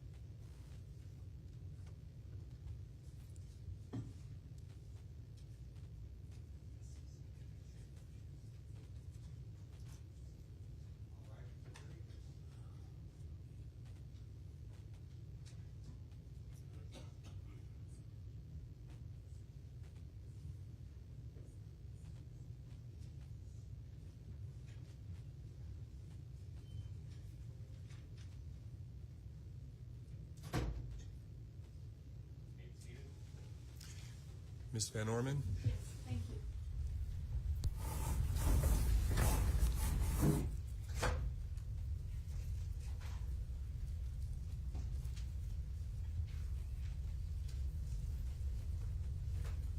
We've had trouble with that chair. Oh, It wasn't you who broke it. I've got one side higher than the other, but That's what it does. I don't. oh, that's for the lean inside. But everything else functions well on it. Okay, good. Oh, yeah, okay. Tell you what, just leave it. We'll work Move on. around it. Move on, yes. Okay. All right. So let's get back to some of the things that you've noticed. We've heard from others, but I want to hear from you. Yes. Have you had any type of anger issues since the collision that you've noticed? There's no question I have a much wider range of, temperament than I had before. Much wider. What about your social life? Do you before the ski accident? What kind of things did you do? You know, I look back in the last couple of years. In fact, I did that, and I just realized I was in the groove of my life at that stage. I had a lady in my life that I dearly loved, and we just did everything together and spent, I believe it was 2 years together, and had cleaned up our lives and physically great shape. Both of us like to hike and walk and travel, and really were enjoying our lives. And we spent some time in St. George, where she's located, and I spent some time here. It was wonderful. We cleaned up the businesses of homes and combining homes and parents' homes, and we had, she, as I hope everybody noticed, she is an amazing woman, and so I had a great deal of connection with her. And so, since the ski accident, Yes. do you still go and do fun things and have that zest for life? I've been self-imposed 90% staying in the house, a recluse, self-imposed recluse, just not feeling as fun, not feeling as engaged in other things, just don't have that same spark I had, and don't feel the same about when I go to places. You still travel though. You know, I have traveled because What? Let's talk about travel for a minute. Yes. Before the ski collision, did you do a lot of travel? a lot of travel. It happened to be something that Carlene liked to do, and so we traveled a lot. Went on the only cruise that I was ever on before the crash, and yes, we had more plans. Did you ever travel alone before the ski accident? I did travel alone in a few places, yes. Okay. What about since the ski collision? Have you still traveled? I have traveled, and as part of the problem, I'm just easily confused about things. So I usually request having somebody else along. Also because of this funny aberrant foot thing, wanting to go its own way, I don't feel as safe. And then also, things would happen, like I put the wrong name, I get their name spelled wrong, and important flight tickets and the birth date, which I should know. So it was difficult, and I really wanted someone to go with me. I didn't feel as secure in traveling alone. Have you traveled alone since the ski accident? I have not. I had one time when a friend, one friend, there's actually two, but I had one friend when we had planned a trip to Europe, a physician's assistant and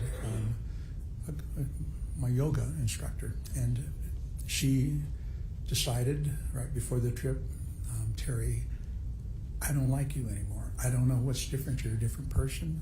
I don't like you anymore. And canceled her. How'd that make you feel? It was like, oh my gosh, I'd known her as long, and one other one as well, as long as I've lived here. Almost 5 years, I'm guessing, at that time.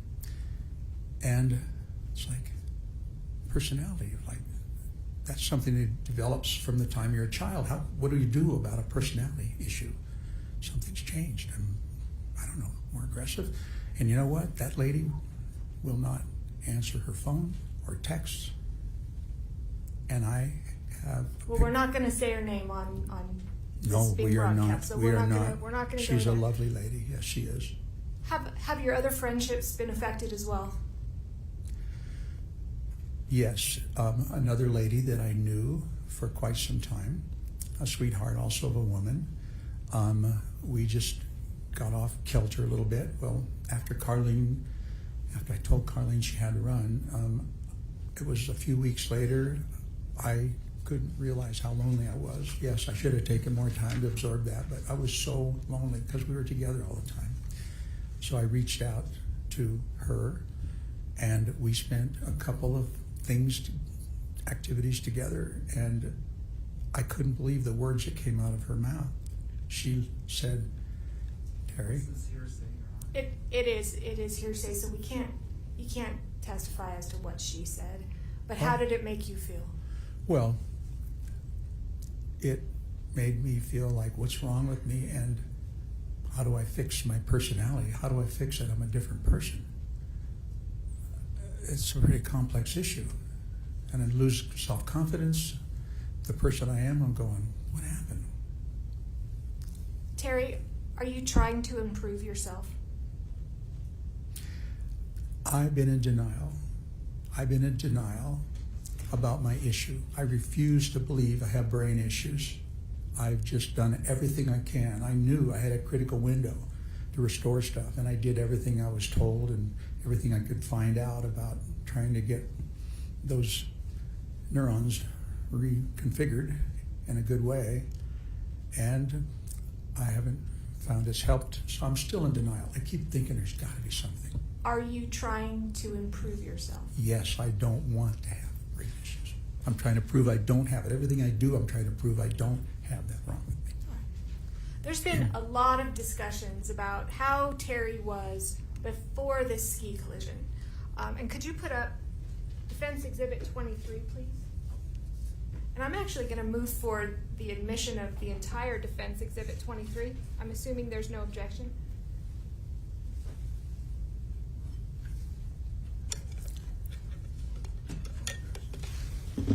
Does any of this need to be redacted? So,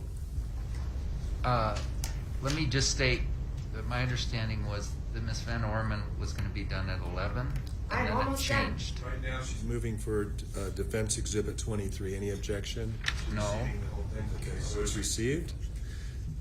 As to the redaction concern, I do believe at least some parts of it maybe need that, but it looks like we're not showing those. Are you showing his address, for instance?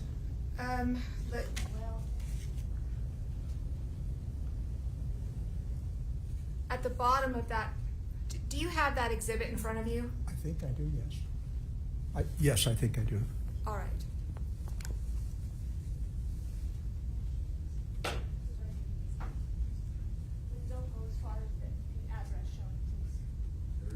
There's the address there. Yep, thank you. Do you see where it says chief complaint down at the bottom? Yes, I do. Yes. It says regular visit. Yes. Was this a regular visit that you were attending with your provider? It could be. I don't know. I usually saw her once a year or once every 6 months. So if that's what it says, I believe that's. Okay. And just for reference, Terry, I know you weren't here, but this is the I'm getting old exhibit, the I'm getting old visit. Could you go to the next page, please?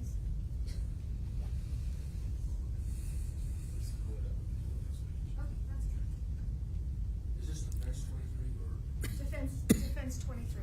All of Defense 23. I have nothing in front of me now. It's coming. Don't worry. Oh.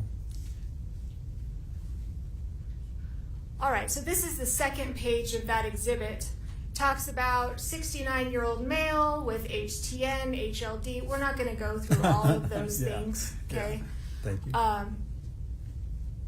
Just got over a URI. Do you know what a URI is? I do. What is it? Upper respiratory infection. Okay. So you just got over that yesterday, you think, at least according to this record. No cough, just runny nose, and upper respiratory symptoms. This is going to be his test for the cough, had not had a persistent cough, etc. Weight gain, thinks eating out too much. Were you eating out too much? Yes. Carlene and I chose to eat out instead of cook. Okay. And not getting enough exercise. Yes. Thinks you've gotten old all of a sudden. Terry, what does that mean? Did you tell your doctor that? You know, I relate it to the URI. If someone who's just gotten over a viral or bacterial infection, either one, over 2 weeks with a cough and just feeling worn out, I wouldn't doubt I wouldn't say something like that. And Most in of us fact, it says, does not think depressed, mood is good, just not doing the things you used to, but also thinks you're going to start skiing again and reinstate your gym membership. Did you have a plan? would. Yes, I absolutely did have a plan. All right. And that's all I need for that. Talk about planning, and I meant to ask you about this before we move on. Do you know what executive functioning means? Yes, I'm familiar with that term actually from before. What's your understanding of what it means?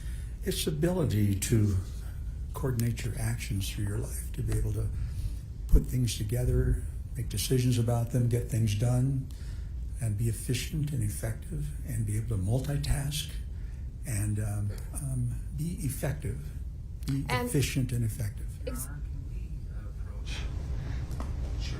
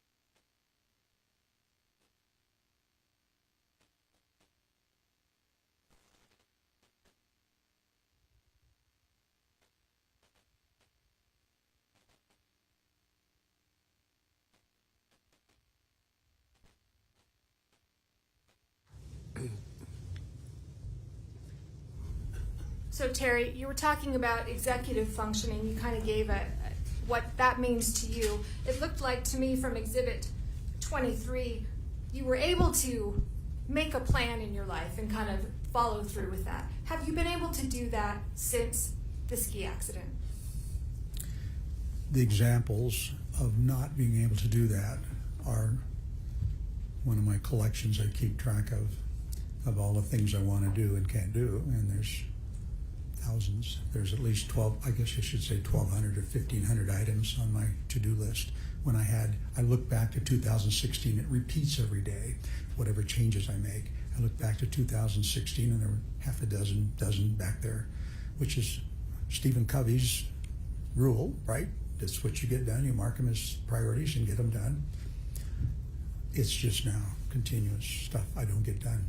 And I can't tackle because I can't figure it out. It's just goofy. The things that I could do, I was really handy. My dad was a handyman. And I learned, and I have the tools. I have an example. You know what? I would love to hear the example, but I have made a promise. Go for so it. I want to shift gears. Let's do it. At some point, after the ski accident, some time passed, and there was a press conference that was held. Yes? Yes. Okay. I wasn't involved in that. I wasn't even your lawyer at the time. Was the press conference your idea? Absolutely not. Do you know why the press conference was held? Your Honor, that's... Is he waiving his attorney-client privilege? Because if he is, I'm gonna drive a bus through that. What's the objection, counsel? He just violated his own attorney-client privilege, whose idea was. Objections overruled as to relevance. What is your understanding as to why a press conference was held? We understood and we agreed how important it would be. And hold on.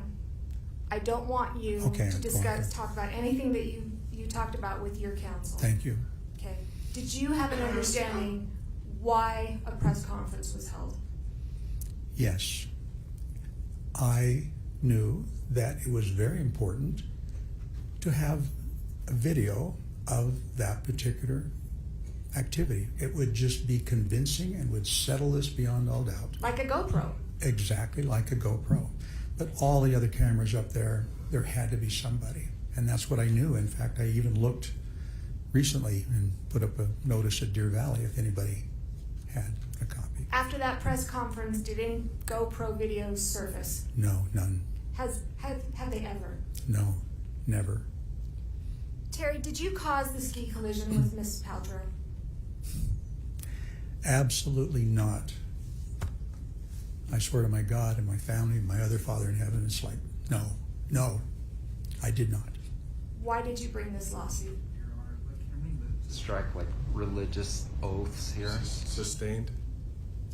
And Why the did you bring The jury this- should disregard the last part of the last response. Why did you bring this lawsuit? You know, I realized after a period of time that no one believed how serious my injuries were.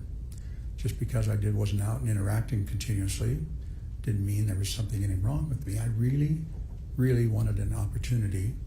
I knew there was damages, and then there was lots of insults added to that singular incident. Lots of insults along the way, dozen of other times where everything went contrary to my value system. And I just went, you know what? My daddy would say, if you got the truth, you bring the truth, don't let anybody back you down. And that's what I felt I needed to do, and I'm here to prove that truth, only with facts. That's all I have. Thank you. Thank you, Ms. Van Orman. Mr. Owens? So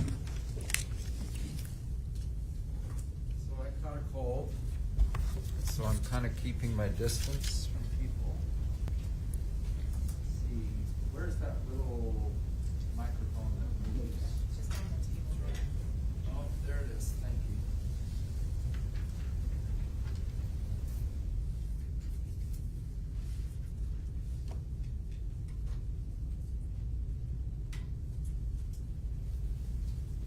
Sorry, I'm going to be wiping my nose a little.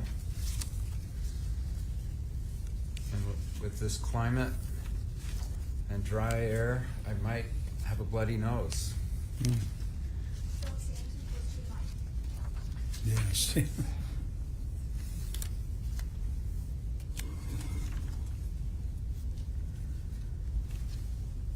All right, let's talk about a few things.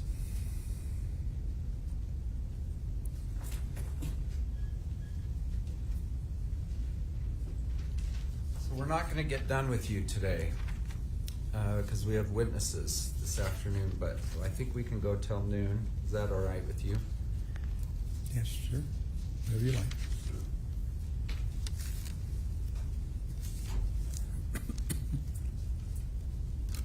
Did you ever say to me,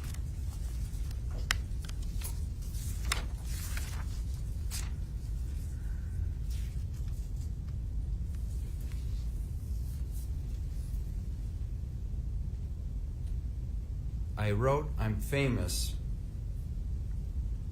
because it's cool that I had a collision with a celebrity? Was that your thinking at the time? And you said yes. Do you deny it? Not if you have it on record, no. I don't deny it. I don't remember it. But Well, I let's don't go to deny it. page 15. Can you bring that up? Move to publish the deposition. Your Honor, he said he doesn't deny it, so why are we publishing? Because he earlier denied it. I'll overrule the objection and permit that portion of the deposition to be published. May I ask when this happened? Sure. Like 1 hour ago, 2 hours ago, you told this jury, I've never thought it was cool that I had a collision with a celebrity. Do you recall that? Yes, I guess I did say that, absolutely. And But that's not a true statement, is it? You have said this in your deposition, true? honestly, I don't ever remember saying it. Bring it up But, whenever you but can. I don't doubt you. I misspeak a lot. Okay, this is page 15, line 5 through 8. So the words "I'm famous," this is my question, seem to say, I think it's cool that I had a collision with a celebrity. Was that your thinking at the time? And your answer was yes, I guess, yes. Now let's go to your weight. You testified today that you were 163 and 5'5", true? Yes, I did. And do you agree that at your deposition you told me you were 175 to 180 and 5'8"? Yes or no? Yes or no? Qualified, yes. No, I don't want to qualify. I can't Did you answer tell this. me that? It's Like gotta be I said, how much do you weigh? And you said 175/80. How much did you weigh? And then you said 5'8". How high are you? How tall are you? 3 inches different, right? I just found that out. I didn't realize. I've had Sir, people telling me that. You honestly. told this jury that at the time of the accident you were 163 and 5'5". Did you not, like 2 hours ago? I did, yes. Yes. But you told me in your deposition years ago that you were 170 to 180 and 5'8". True? How many years ago did we do this? 3 years ago. I've lost a lot of weight. I'm down to my usual weight. You know we're interested not now in your weight today. We're interested in your weight on the day. Thank you. I knew where that was Do you going. agree you were 5'8"? Yes. Have you shrunk 3 inches? I couldn't believe it either. I wanted to argue because I think I'm 5'8" yet. You do have degenerative back disease, and didn't- those I didn't- discs are I've always- getting squeezed. Is that why? I have to say yes. I've always been 5'8.5", and I knew I shrunk a half an inch, but 3, wow. It's a lot. Mr. Sanderson, we're trying, in council, let's not speak on top of one another so Thank that you. we have a clear, clean record. You're right. Yes, Your Honor. When we talked about you being unconscious, and do you agree that someone who's unconscious doesn't have a stopwatch to figure out how long they were actually unconscious? I agree. That's true. Everything you've learned was from Craig after the collision. No. Yeah, that's over vague, and I'll withdraw it because I agree that's Not over everything. It's not everything. Sorry. Right. As far as level of length of unconsciousness, do you agree that you weren't stopwatching yourself? I have no idea. Yeah, and yet you did tell people it varied over time. First a few seconds, then 5 minutes, then 10 minutes. You did that, right? Do you disagree? Yes, it did vary. And why did you do that? Why would you say, I don't know, then it's a few seconds, then it's 5 minutes, and then you told your psychiatrist at the VA it was up to 10 minutes long? Why did you change? I had no idea, and I was searching. I really had no idea, and I was trying to answer. I sometimes make that mistake at guessing, but I really didn't know. And it was to try to get the attention of the doctor. Do you remember telling me that? I don't. I don't know how to. Let's find it.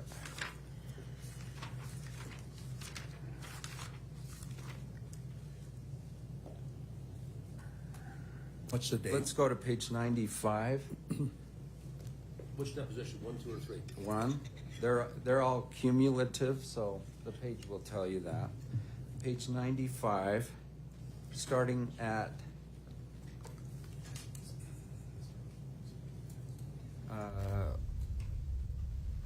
line 7. When you first tell your healthcare providers a few seconds, and then later it turned into 5 minutes, and then later it turned into 10 minutes, do you know that you gave varying answers to people? And then whenever you can pull it up, page 95. Yes.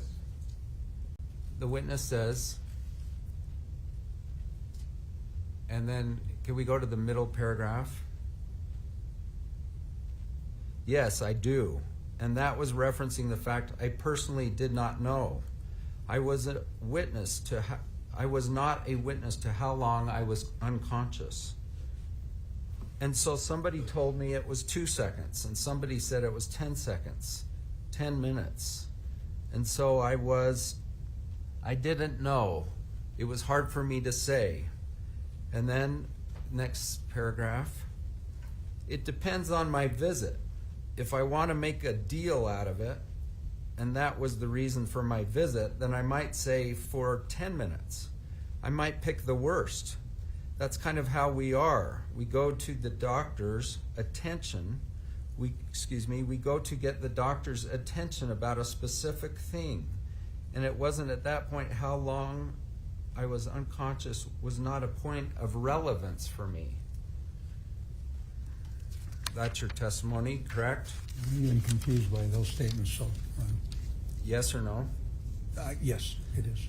By the way, when we took your deposition, there's a lot of formality to it. Too, you're placed under oath just like the one you were put on today. Yeah. And your counsel's present, and you were able to talk to them before. Yes? And I think I had, Yes. 11 hours or so of deposition? I can't really hear you, sir, but my question is, you had your advice of your counsel there. Yes. And I asked at the beginning of the deposition, is there any reason why you can't give me your best testimony today? And you said no, correct? Yes. And I even told you, I think, that if you testified differently at your deposition than you would in front of this jury, I would call it to their attention. Do you recall this? Yes.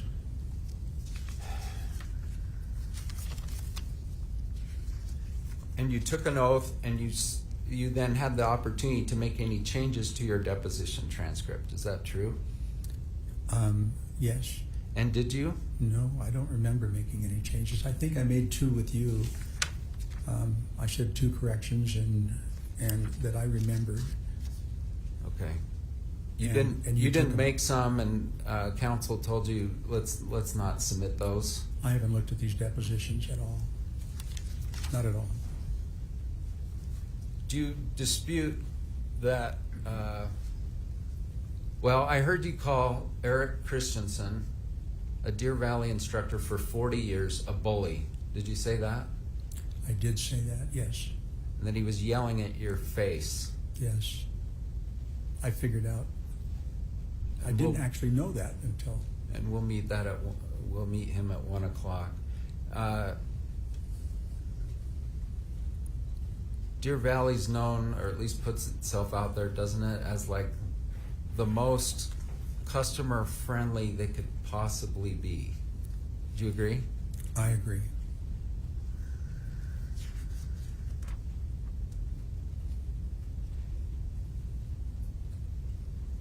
Were your skis on or off at the end of the collision? Do you know? Absolutely, they were on. Okay. So Absolutely. you do remember some things after. Yes. Okay. And Craig, you. By the way, you said you weren't here for your daughters, but you haven't been here for several statements, right? Several, yes. It was more than just like, I don't want to make my daughters uncomfortable. You haven't been here for many. I didn't. Yeah. And Sam Goldstein said part of the reason is you don't take criticism well. Do you agree with that statement? I always want to be a better person, and I even tell my kids, if I'm doing something wrong, tell me. I want to be better. All right. So do you agree or disagree with this statement? Mr. Sanderson does not take criticism well. Hard for me to measure that. I've not been around other humans as much as I have been in the past. So it's hard for me to measure that. Honestly, I don't.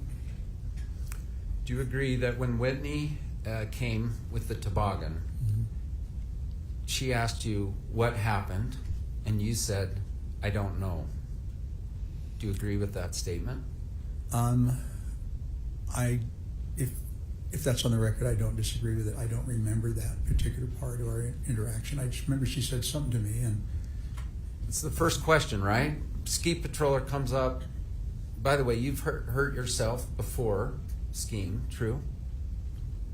never needing help, right? Before Yeah, this ski. incident, though, you injured your knee. I had, when I first learned to ski that first year. All right. Beaver.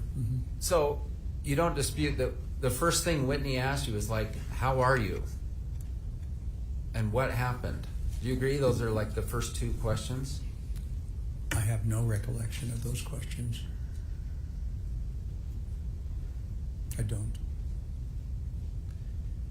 I would think she would reach out to me, but I don't. Did you ever complain to Deer Valley about Eric Christensen, like I was treated like a bully? I had a lot of time to think about it. Yes or no? I don't know if I did. I think when I contacted Deer Valley, I was just after I wanted to find out who hit me, and I wanted to copy the records, and I didn't bring it up. Yeah, you never once wrote to Deer Valley like, hey, your ski instructor is a total SOB to me. He treated me poorly. That's correct. I didn't bring it up because I did not want to cause some anger from them. I wanted to copy and find out who hit me. But 7 years later, you're here saying he was terrible to me, just terrible. Craig Ramon said words to the effect that Christensen said to Ramon, your buddy took out Gwyneth Paltrow. Did you hear those words? I did. You personally heard them with your... So now I want to be clear because I'm not trying to confuse you. Did you hear them when you were on the ski slope? Okay. And Ramon did not do anything to try to set the record straight at that point. Do you know anything about that? About who hit me? Correct. When we got down into the At that medical point care. was my Yeah. question. On the mountain. Yeah, on the mountain, but in the shed. I was. Okay. You said your skis were on after the collision. Do you recall your head being downhill or uphill? Absolutely downhill. I was going down, and absolutely. So several witnesses say the opposite, and you disagree? I disagree absolutely because I couldn't get up. And where was Gwyneth's head when she came to arrest? Head down, head up? I have no idea. As far as I know, she didn't exist. Because you didn't see anything? I was out. I had no idea. Everything else is what I heard. Did you tell Eric Christensen, according to his report, that she appeared right in front of me? Yes or no? No. So he just made that up? Must have. Deer because Valley just falsified a record. Is that your opinion? I never would have said that. I knew where it came from. You know you sued Deer Valley in this claim, true? Yes. Objection, Your Honor. Relevance? Sustained. And we're not dealing with any of that today. True? We're not dealing with this. Objection, relevance, move to strike. Sustained, the question is stricken and the jury should disregard. So, Your Honor, I just want to be able to ask if you're willing, is you're not suing Deer Valley today? Your Honor, objection, third objection now, move to strike again. Sustained, stricken, Okay. disregard, please.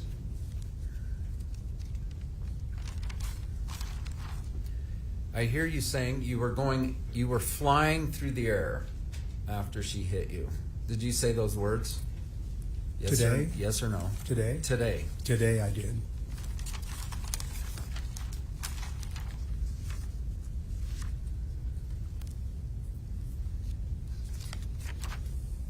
With regard to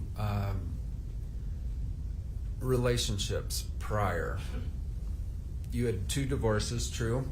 I did, yes. And then was it about 10 years of just dating various different other women?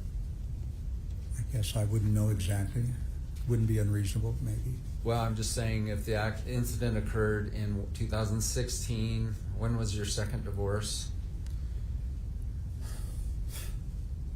About 10 years 30 earlier? ago. I'm thinking 30 years ago, I'm thinking. Yeah. All right. So, I mean, it's nice that Carlene, you'd found a nice partner, but you were not engaged. Is that true? We were not. And That's she what we was had. actually living hundreds of miles away from you? We went back and forth. It's 3 hours, 4 hours maybe, the most. A couple 100 miles, I think, isn't it? I don't know. St. George. We'll move on. Thank you.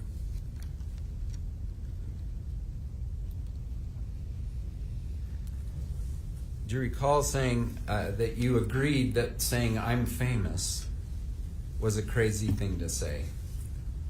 Agree? Absolutely, it's not me. I don't buy into that. But it was you, right? Just to be Right. clear. When you say it wasn't me, it was in fact you. It's the other personality that's inhabiting my body right now. And you blame Gwyneth Paltrow for that. Yes, no question. Do you recall having a kind of a stroke event like 10 years or so before the incident? Yeah, but that diagnosis has been changed.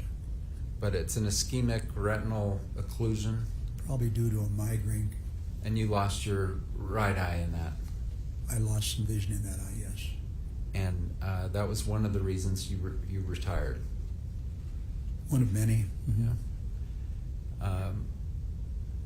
In terms of your anger, do you agree you sought therapy for anger management about 10 years ago?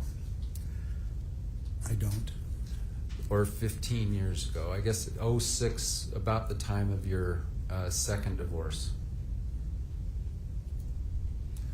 Because if you I deny don't it, we're going to remember. pull it up. I don't remember that purpose, but yes, okay.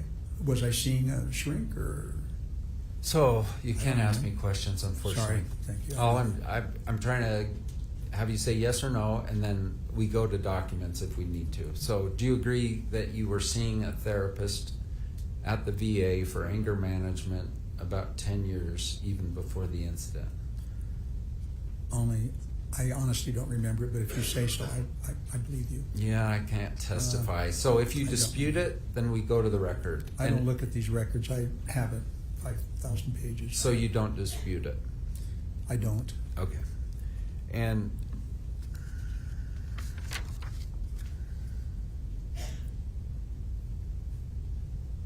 did you tell Shay that there was a GoPro recording?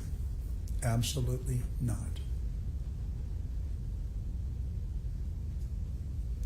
Do you recall at the exact time of this event, going down the hill, you were sort of crossing over to the right? Does that sound accurate? No. You were always on the right? Yes. Okay, Christensen is going to testify this afternoon, so we'll talk about that. And do you agree in the 5 seconds or so before the collision, there was a female skier, kind of beginner-ish, on your left? Yes. And do you agree that you actually tilted your head to the left to sort of confirm that you weren't going to hit her, that she would be okay? After the accident? 5 seconds before the Before, accident. no. Did you so testify ever? I saw her. I don't know. What So- I remember is I always saw her. She was a little uncomfortable, and I gave her a little more room. Just kind of what you do. And did Passing you, on your right. and did you turn because of your right eye is blind? No, Did you turn toward her? no reason to. Look, you did not. No. Okay, we'll pull that up in Please. probably at our next visit.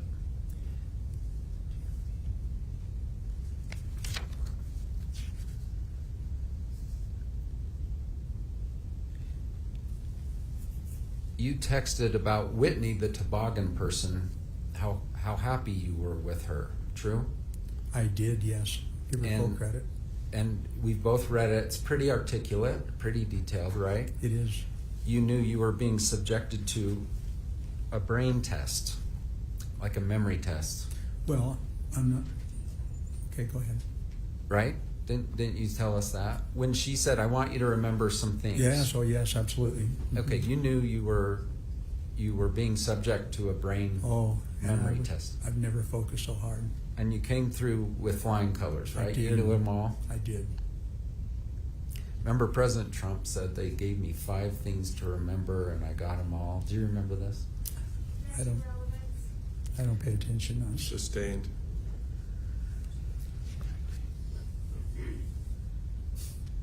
You called her a sweetheart and that she entertained you. And that was all really within a half hour of the incident?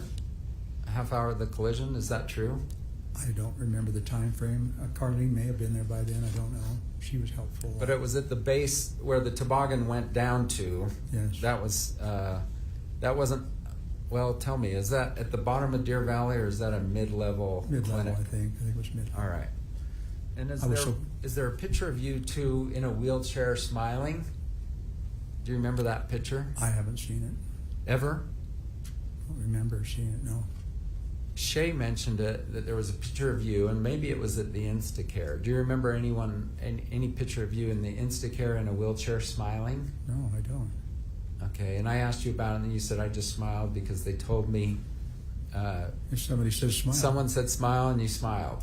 I don't. Does this remember. ring a bell from your deposition? It does not. Okay. But that's. So you took a picture of Whitney, right?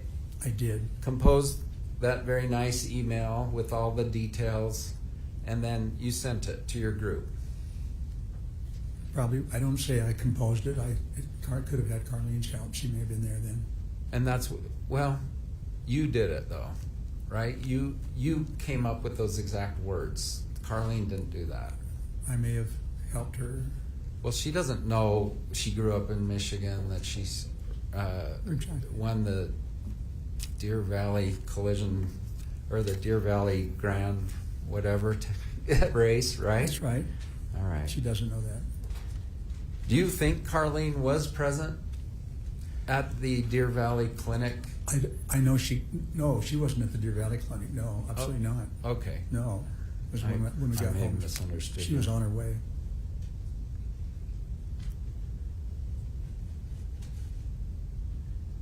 Do you remember Carlene didn't buy into this? Was that your quotes in terms of your... did you say those words just like an hour or two ago? Carlene didn't buy into what, Mr. Owens? Do you remember saying those words? She wasn't buying into this? What was the question? It was why your relationship with her deteriorated after the collision. I misspoke. I absolutely. Okay. I'm not sure I understand the. Okay. To be clear on that issue, and I realize I'm jumping around, but I'm keeping an eye on the clock. Did you, with regard to Carlene, it sounds like you shut it down. You shut the relationship down. Is that true? I made a very strong statement that she was going to be better off without me. Yes. And you told her that? Yes. So Carlene was here a couple days ago and said, he never told me. Did you tell her? just I had said- no idea I why. told her what I said. What I thought I said was, Carlene, you got to run. I don't want you stuck with me. And I know you would stay by me. I know she would. So then you started calling your daughters, it sounds like, even before the I'm famous thing. Is that true? I don't remember that, honestly. Shay said she took a call from you about 6 something. Okay. So about 6 hours later. Okay. Have you ever read her depositions, No. by the way, or Jenny's? I told him I wouldn't. Okay. And they had even expressed like, hey Dad, we're kind of concerned because we got to talk about you and how you were growing up and things, and we're kind of concerned that it will hurt your feelings. Do you recall this? I didn't know why, but I don't remember them telling me that. I decided that before.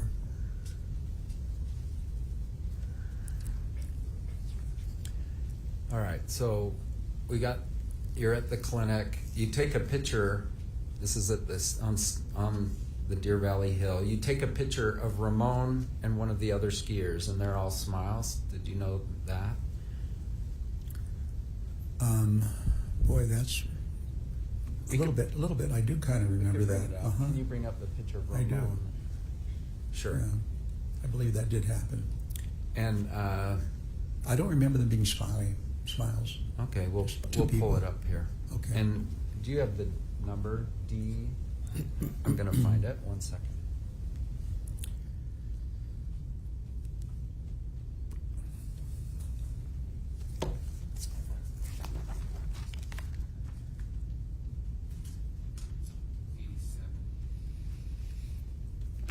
D87 moved to admit. I think it was. If not, no objection. Go ahead. D87 received. Do you remember, and I can give you a hard binder if you want. It looks like the monitor's working. Do you recognize that you took this picture? I recognize the picture, and I probably did take it. All right. Smile, you know.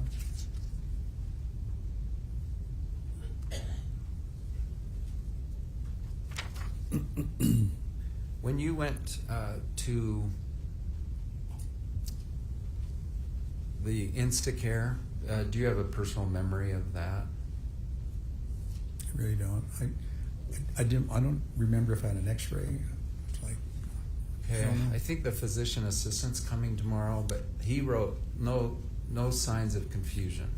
oh, Do you dispute that? no, I wasn't there. Not him. Do you agree that in your post-collision talk with Shay about 6 hours after the incident, you told her, "I'm okay"? That would be me. My Yes. parents didn't find out I was divorced until the last day. I don't want to put them through that misery.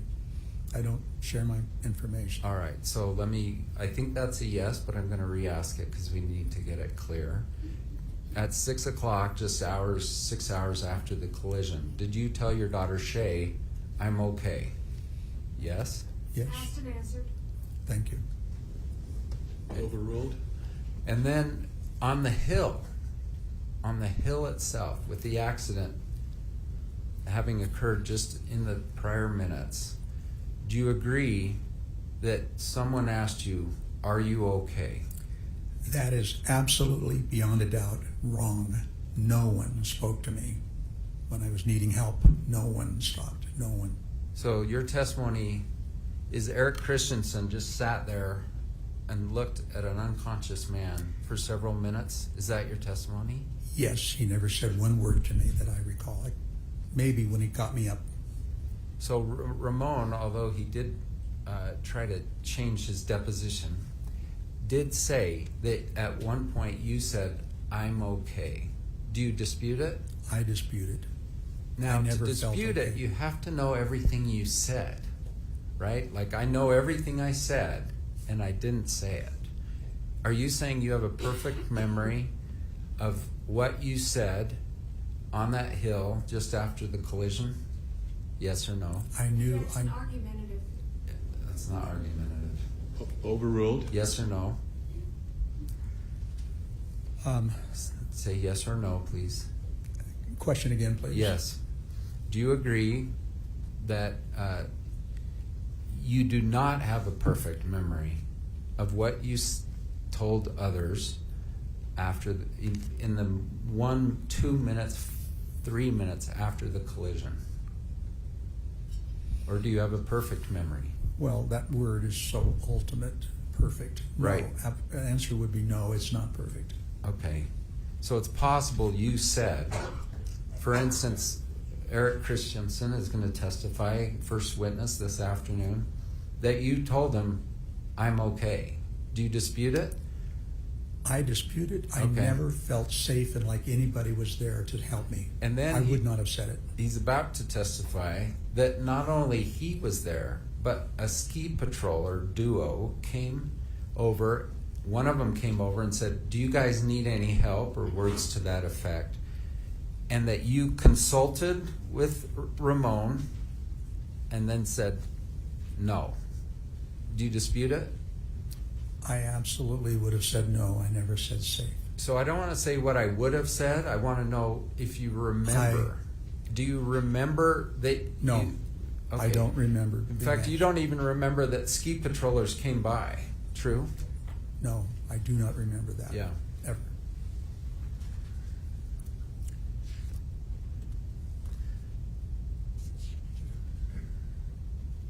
We talked about your right eye, but your left eye also has some severe vision loss. Is that true? No. I see 20/20 in that eye. Did you have a cataract in that eye? I did. And that cataract's been removed Yes. since the ski collision? Yes.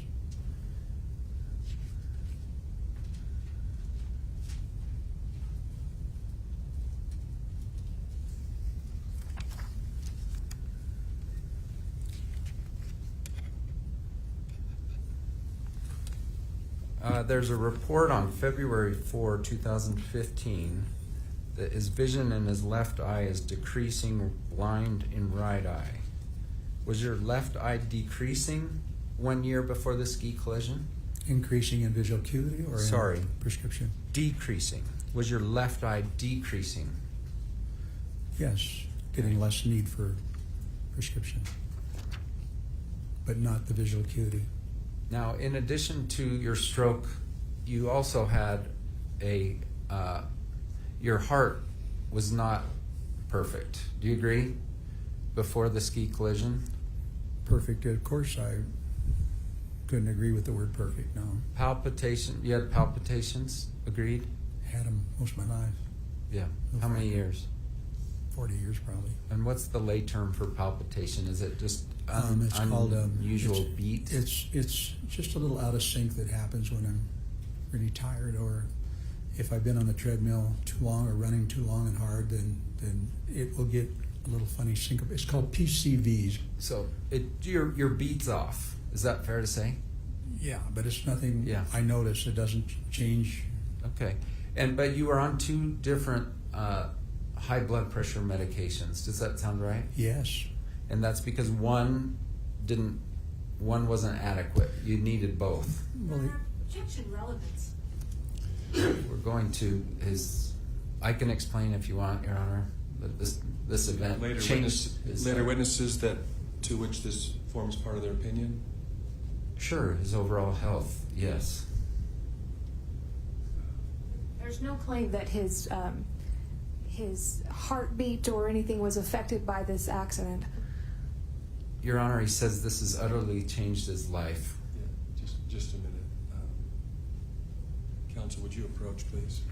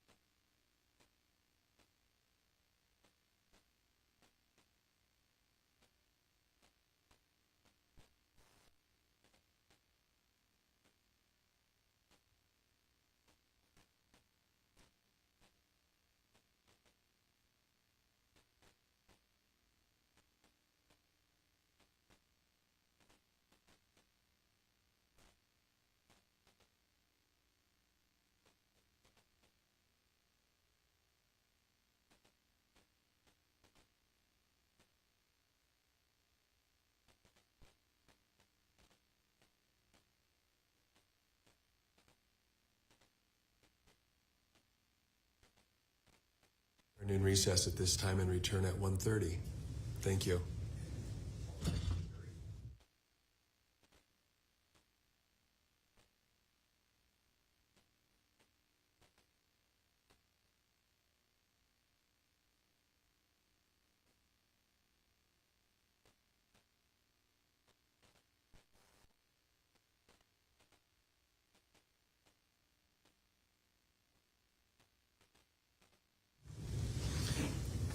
May be seated. So, counsel, consistent with the motion in limine ruling that the court gave at the before trial, Mr. Sanderson, you can certainly step down. There was a laundry list of medical issues, and medical issues, if they're relevant, they absolutely should come in. If they're not relevant, they should not come in. So there will need to be, I need from you an assurance that this is a conditional relevance situation, and that you will tie in the relevance later, and not just a vague statement from an expert that this guy had a lot of health problems before. I need to know, it needs to be tied in. So maybe you want to look at the reports or depositions to make sure that whatever it is that you're examining this witness on will be tied in later by a medical expert as to the relevance, either before or after. Either one of those would be relevant. James is sort of on the damages end, so I'll defer to him on the specifics. But we are talking, when they say it's utterly ruined my life, we're talking about the whole package. And aging is one of the primary, just normal aging is one of the primary issues for our experts. And so we got to look at the whole package, not how about this heart thing, and how about this prostate thing, and how about this. We will argue, and our experts will back it, is that that's the reason he is kind of slowly deteriorating, progressive aging. Okay. So take a look at what the opinions will be, and if you feel as though they're tied in, then you can go into those areas. Thank you. It seemed like there was one other issue. Okay, I just want to kind of put this on the stand. So I had 7 witnesses lined up. I was supposed to take over the case this morning at 9 a.m. Many are out of state. Plaintiffs' counsel, I don't dispute everyone's working hard, but it has significantly thrown off my witness list to the point that I'm actually having to cancel witnesses, and so that we can read their transcripts. And some people, some of our experts in particular, flying in out of state, I can testify during this small window. And as of last night, they were going to be done at 10, then it was 11, and they still haven't rested. They were delayed today because of weather. True. I guess I'm not really blaming people, except for I still don't have the case. They're not ready to rest. Multiple assurances that they were going to rest on Friday. Thank you. Okay. And also for the record, the court didn't issue an order concerning, when one case must be rested and one other must be rested. I've been leaving it up to counsel to work that out, and from my perspective, it looks like everyone's doing the best they can. Everyone's working hard. I don't dispute it, but it's hard when I have kids flying in. Understand. You want any response to that, or should we just hold our peace? Why don't we take lunch? All right. Be back at 1:30. And you're getting a printout for the amount of trial time that's been used so far. Yes. As soon as we get to a working printer.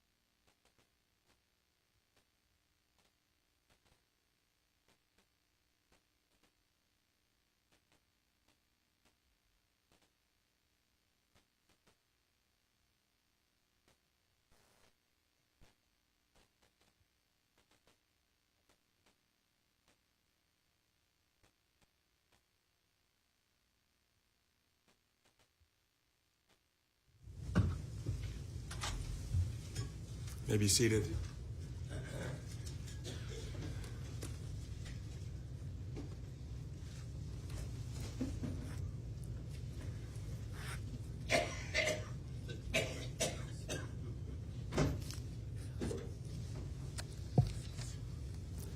Calling Sanderson versus Paltrow. Looks like not quite everyone's present. As soon as you are ready for the jury, let me know.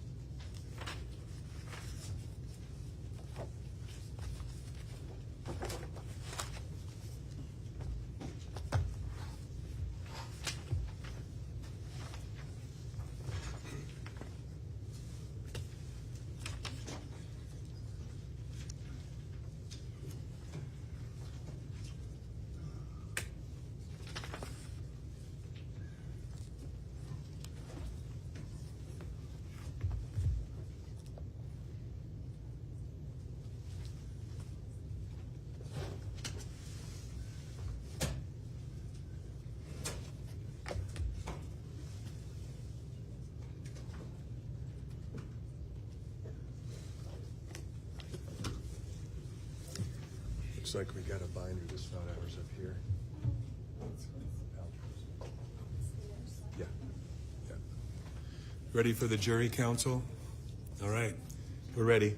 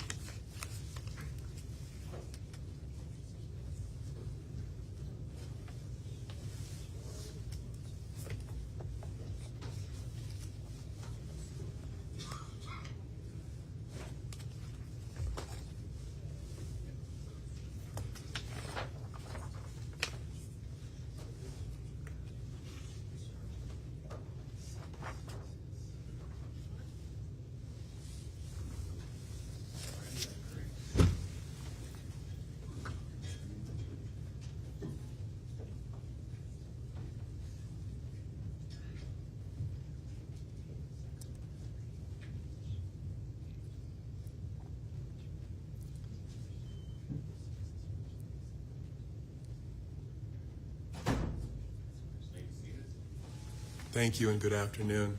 Mr. Sanderson, would you please retake the witness stand? Your Honor, we've made an agreement. Oh, okay. Sure. So because we have Deer Valley people lined up, I would like to continue my questioning of Mr. Sanderson, but at a different time. Okay. Very good. And so who's the next witness? Eric Christensen. Mr. Christensen?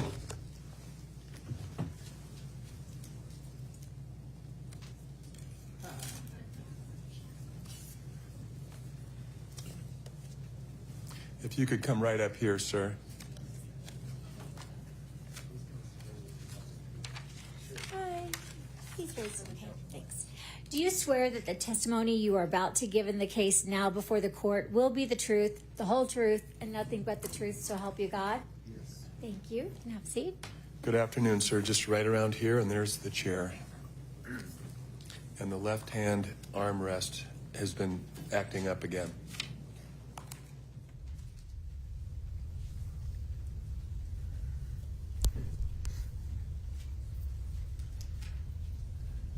I'm sorry, I have a cold. Sir, one more thing. Would you please state your full name and spell all the words? My middle name also? Sure. Okay. My name is Eric Paul Christensen, EricPaulChristiansen.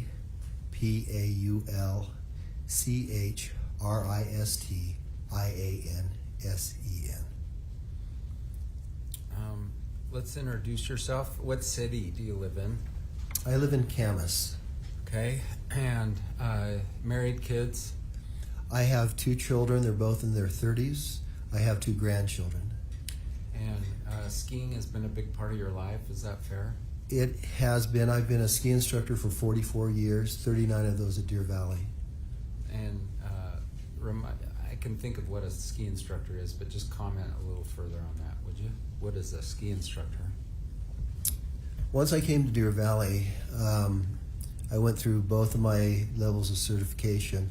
There's 3 now, but they've added one on the front end. But we're members of the Professional Ski Instructors of America. We happen to be in the Intermountain Division. I'm certified to teach all levels, from young kids all the way through adults, from never evers, never been on skis, through experts. Okay, I talked to your wife. She's been in the ski industry 50 years too. She actually receives her 50-year. She just received her 50-year level 3 pin. Yes, but during that time she spent 32 years as a patroller at Park City Mountain Resort. She was a weekend patroller. You mentioned level 3. Is 3 good? Yes, it used to be called associate and full, and then they changed it. They added a bronze pin at the front end, and so it went level 1, level 2, level 3, and so the former full certified is now called level 3 certified. Sir, I'm going to ask James to show you a 20-second animation. May I do that, Your Honor? Will you approach the bench? Sure.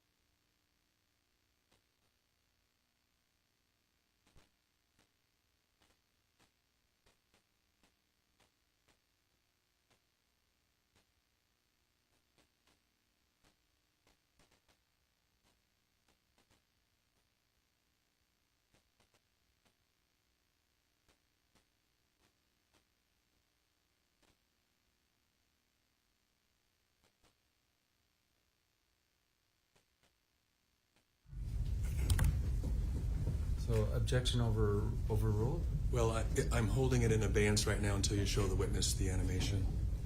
So may James approach the witness?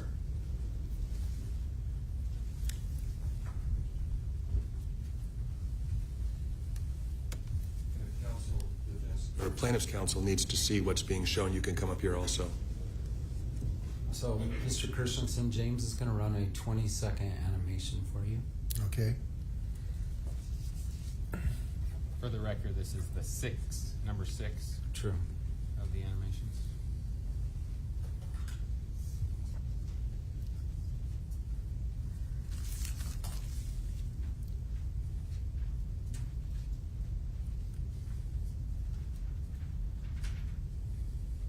There's no sound. Please tell me when it's over. Have you reviewed that? Yes. Okay. Could I have plaintiff's counsel go back? Will that help you explain your testimony to the jury? Yes, it will. Will it help explain the position of the parties at the time of the accident? Yes. Does it help explain your recollections of the events? Yes, it does. Is it substantially similar to your recollection of the events on the date in question? Yes, it is. So, Your Honor, I move to publish this animation to the jury as a demonstrative exhibit. Plaintiff objects. The demonstrative is not illustrative of the witness's viewpoint, and if you wouldn't mind, Your Honor, I'd like to have another sidebar. Okay.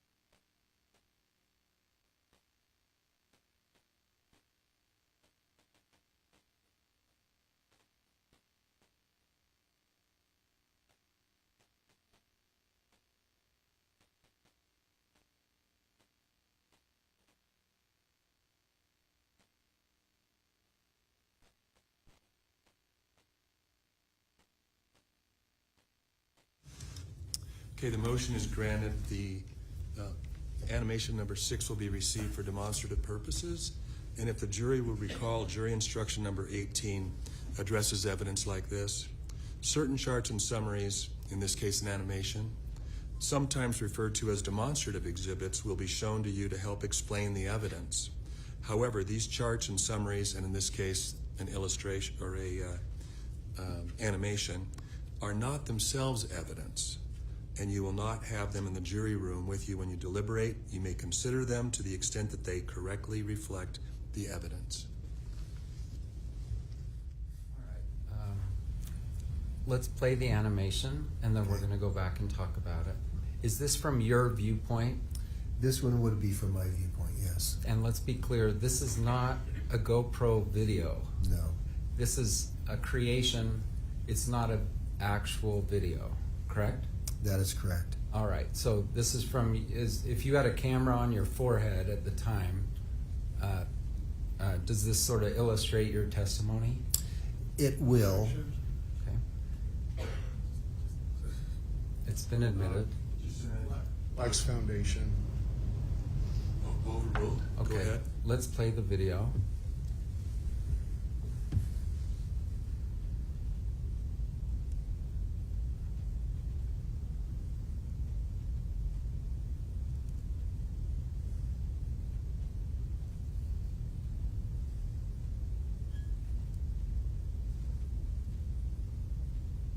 All right, we're going to take this kind of piece by piece. Let's go to the very beginning.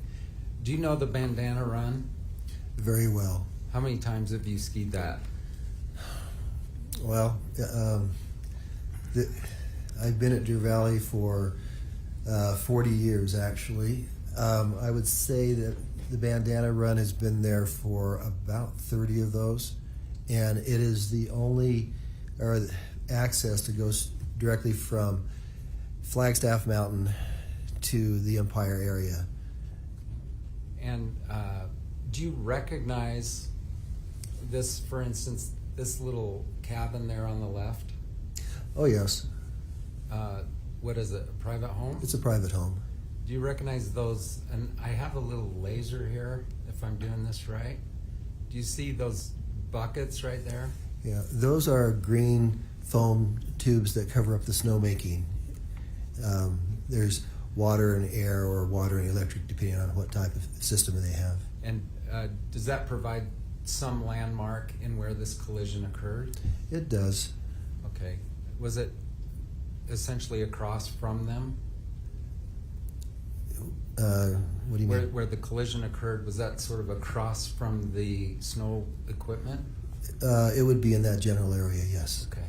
And then there's some people here. So who's the orange, the guy in the orange? That would represent Moses. All right, so let's back up. Were you hired by Miss Paltrow to help Moses that day? Yes. And had you helped him before? This was the third time I had skied with him, twice in the previous year, and then this trip on this year. Would you lie for Gwyneth today? No.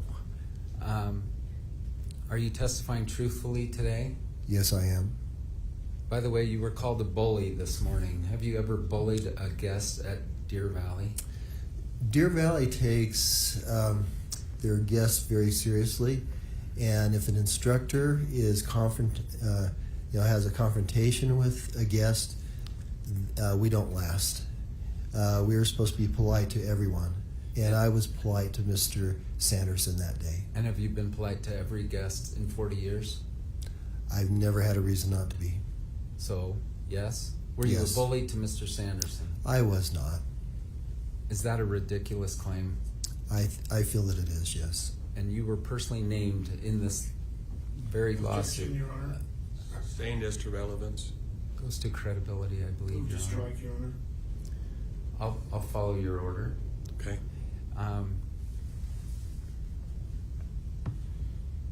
There's been an allegation just this morning that you stood by and yelled at an unconscious man for 2 or more minutes. Did you? Objection, leading. I'm asking to comment on it. It's as a prefatory statement, it's fine, overruled. Did you do that? I did not. No one was ever unconscious during that period of time.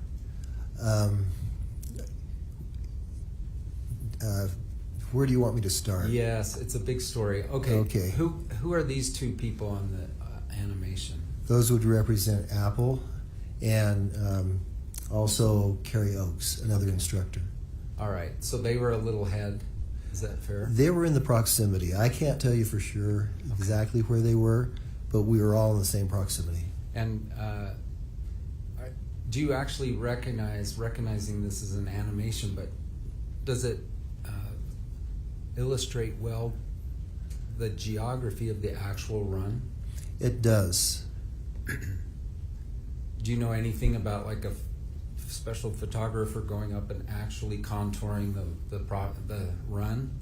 Well, it is what I've been told. It is an actual photograph of the run. And this was a clear day. It was. And that's. Do you know whether this was the actual month and day, not the year, of the actual incident itself? Like, this is literally the day, like February 26th? Right. I was told that the other day. Okay, you don't personally know that? No. Okay. All right.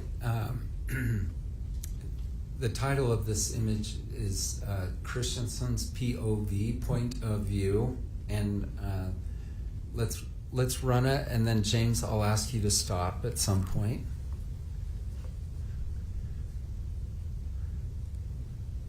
Okay, let's stop. Who is that? That would represent Mr. Sanderson. All right. Why is it you would look up to see someone like Mr. Sanderson? Well, when you're working with students, especially if they're children, you're always looking around. It's very much like driving. You're aware of everything around you. The one thing this animation does not show is I actually watched him make several turns down, and that's what caught my eye. And so Mr. Sanderson has some very strong skiing skills because he was skiing edge to edge, rolling his skis. An intermediate skier skids much more, but he was skiing edge to edge, and he was making what we would refer to as GS, giant slalom turns, which basically means that they're round and large and fairly fast. Okay. And comment on Moses's ability? Moses, I think it was maybe his fourth time. He went to Big Bear one day, from what my understanding, and then he had skied a few days with me on one trip, a couple of days on a second trip, and this was his first day of this trip. So he did not have a lot of experience. He was 9 years old, and so he was still in a wedge, and so we were skiing very slow. We were skiing on the side of the run. And comment on Gwyneth's skill level. Gwyneth is a strong intermediate skier, and she was skiing skiers right while we were on skiers left. And one of the things that's interesting was that she was making short radius turns. Now, when we teach people how to be safe, one of the things that we do is we try to teach them to ski not right down the middle of the run, because that's where all the traffic is, but if they can ski a shorter radius turn on the side, that means they're in a narrower corridor. It also means that they are out of the line of traffic, and uphill skiers who are faster can watch and anticipate them and miss them. And that's what she was doing. She was actually skiing short radius turns on the skier's right next to the edge. I did jump beyond your background. So when it's not ski season, what do you do for a living? I also teach at the Winter Sports School. It's a high school that was set up for winter athletes. And so we start in April, and about the second week of April, and then graduation will be the week before Thanksgiving. And so the students get an academic education, but they also get 5 months off during the winter to work on their sport. Okay. I think I mentioned that your wife is a level 3 instructor. Are you a level 3 instructor? Yes, I am. And is that the highest level? It is. And highest means most advanced? That is correct. Okay. All right, let's run the video just a little bit more.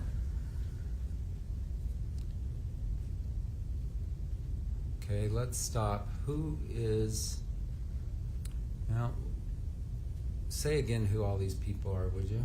Who's that on the far end? On the far end, that would be Miss Paltrow. Okay, and let's go a little further.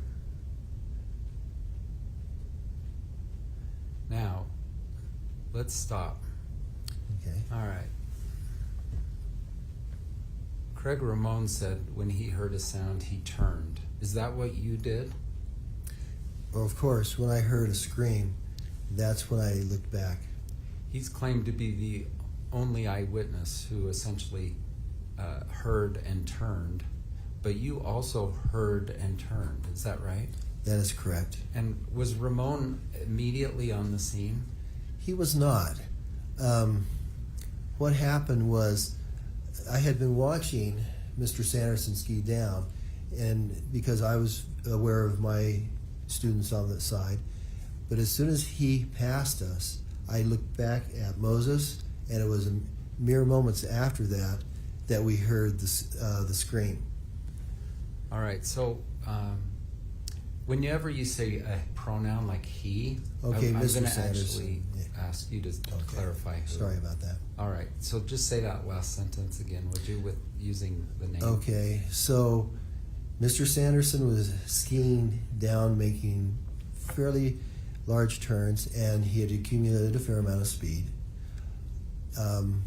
I watched him while I was watching my kids. I was paying attention to both, and as soon as he passed us, and I wasn't concerned with him hitting us, then I turned back towards Moses, but at that point he was very close to Miss Paltrow, and I looked away. I did not actually see the collision, but I heard her scream, and that's when I looked up.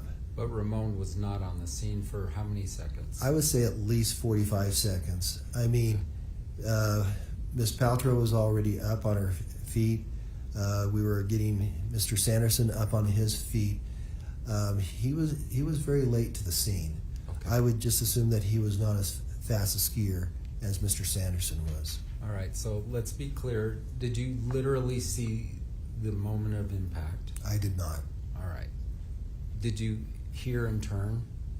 I did hear, and I turned, and by that time they're already moving on the ground. And who's on top? Miss Paltrow is on top. All right, and let's finish running the video if you don't mind. So is this you skiing over to them? It is. Is this more or less what you saw? Pretty much. They were below me, so the first thing I did was I turned to Carrie and I said, asked her to take Moses, and I said, I'm going to go over to see what happened. And at that point, I traversed across. They were below me, and so I didn't have to skate or anything. I just... Did you hear Miss Paltrow say anything? When I got there... Pal, like a pal. Yeah, okay. When I got to the scene, she was talking and a little bit upset. They were both talking. The first thing I did was I took off my skis and I moved around on would have been the right-hand side. And they both had their heads uphill. Both sets of skis were still on both she and Mr. Sanderson. And their skis were below them. And they were basically lying pretty much on their backs. Okay. And I think Ramon said that their heads were downhill. Do you agree or disagree? I disagree. And you even smiled. And why did you smile? Well, for one thing, he wasn't there at that time. But no, they were, I don't know how to describe it with my arms, but, they were on the slope and she was underneath and he was on top of her. And he also, Ramon said that Mr. Sanderson was a spread eagle pointing downhill. Did you observe that? I never observed that. You would have remembered that, wouldn't you have? Well, of course. Okay. And then when you first came over, then I heard you say Gwyneth was upset. Yes. Is that the first thing you heard out of their mouths? It's been long enough. Excuse me. It's been long enough ago that I can't give you, an exact, play-by-play of who said what when. I do know certain statements were made. Okay. And did you hear Mr. Sanderson say anything during the entire incident? Oh, of course. What were those things? Well, at the first, he was apologizing to her. You heard that with your own ears? Yes, I did. And but when they started responding to my questions, the first thing I needed to do is get their skis off. It's very hard to get up on any slope with your skis on. A lot easier to take them off. But also, they were entwined with each other. I mean, they were kind of, tangled up with each other. And so the best thing to do was to get their skis off. That's the safest thing to do. And so she was on top, and so I I think took, you might have said at some point Gwyneth was underneath, but she was on top. That's your testimony. did I? Yeah, she. I didn't Oh, catch I'm it. sorry. but Did my- I get that backwards? My partner said you did. I didn't actually Okay. catch that. Just be clear. Okay. Who was on top? She was on top. Okay. Okay, Mr. Sanderson was on the slope, lying down, and she was on top of him. Okay. I'm sorry. And their skis just were said that. intermixed. And their skis were kind of tangled up with each other with her legs Okay. First thing you did, I heard you say you removed her skis. because she was on top. It's the only way I could do it. Okay. And help her sort of separate. Right. And I gave her my arm and helped her up. And then I immediately went and helped get Mr. Sanderson's skis off. And then I put my arm out and helped him up also. Did you just grab him and jerk him up onto his feet? Of course not. Would you do that? That would have hurt my back. I'm too old to do things like that. No, I just simply gave him my arm to help him get up. You heard him say what words in terms of the apology? He said, when she was talking to him, he simply said, I'm sorry. But then he also made a statement about, she just appeared in front of me. Okay, you remember those words? Yes. What does that indicate to you in terms of who was the uphill skier? Well, what indicates that he was the uphill skier is that I witnessed him coming much faster than anybody else on the slope, coming down the hill, and I looked away mere moments before the impact. So that's number one, why he would be the uphill skier. The other thing is that it would be very difficult to be underneath her if he hadn't hit her from behind. And explain. Well, Objection, foundation. I don't know what that means. He didn't see it. I'll allow a Okay. Instructionist. Go ahead. what I did... oh, just a second. Overruled. I think Okay. he was there. His perception. What I did see is everything leading up to it and the immediate aftermath. So I cannot speak to the actual collision, but I can speak to what I saw immediately before and the aftermath. Right, but I think you told me at one point, like if a soccer player takes out someone's legs, they're underneath. Yes, it would be very similar to that. It's a situation where it would be almost impossible to be in front of Miss Paltrow and then end up underneath her. So I heard a few things. If we're trying to outline things you heard from Mr. Sanderson's own mouth, she appeared right in front of me. Yes? That is correct. I'm sorry. Yes. He was not real talkative, to be honest with you. How about, did you ask him, are you okay? I had to. That's the whole time I'm removing skis and getting ready to help them up, I'm asking, are you okay? Are you okay? So the answer, did Was you it- ask him if he was okay? I did, and he was affirmative. He said yes. All right. And did a ski patrol duo come by? They did. It was just a few minutes later than that. Now, by this time, Mr. Ramon has arrived on the scene. And so two patrollers are just making a ski by, and one of them came up to us and said, do you need any help? And Mr. Ramon, Mr. Sanderson, spoke to each other. I was still kneeling on the snow, getting their skis ready. And whatever they said, they turned to the patroller and said, no, we don't need help. All right, so they talked to each other quietly out of your hearing? That is correct. And did you try to influence them, like, say no? Of course not. Okay, that's ridiculous, isn't it? Yes, it is. And what did they say? Who spoke? Um, Who declined help? I would assume it was Mr. Sanderson, but they looked directly at the patroller and refused help. All right.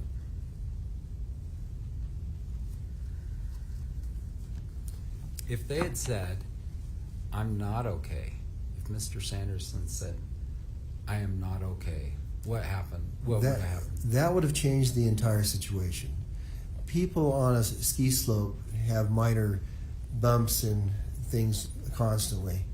Objection, speculation. Oh my, that's, Maybe you could rephrase the question as phrased. It is speculation.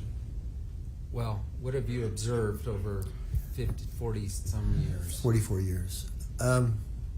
with As to vagueness. with regard to skier collisions? Okay. Objection. Sustained. What Okay. have you yourself?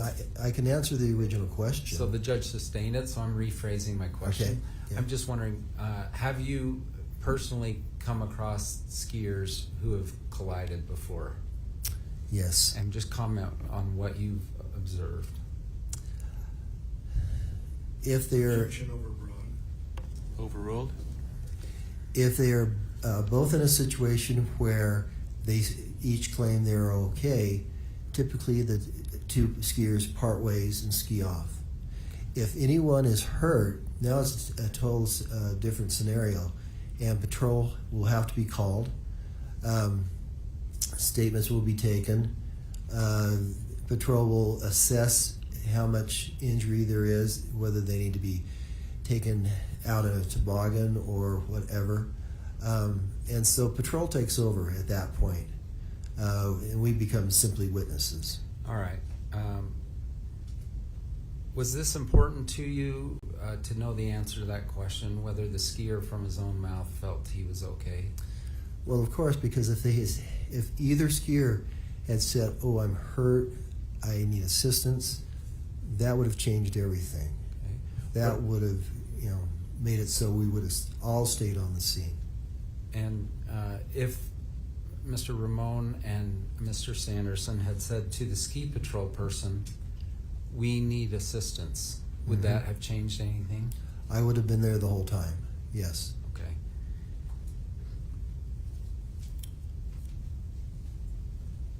Gwyneth testified, essentially, she said, "You just skied into my effing back." All right. Did Mr. Sanderson say anything like that? No, he did not. What did he say? She appeared right in front of me. She appeared right in front of me. You didn't know that he had a blind eye at that time. No, I did not. Okay. Your Honor, I'm now going to have James show an additional, just to the witness himself, an additional animation. What if we could approach the bench on that?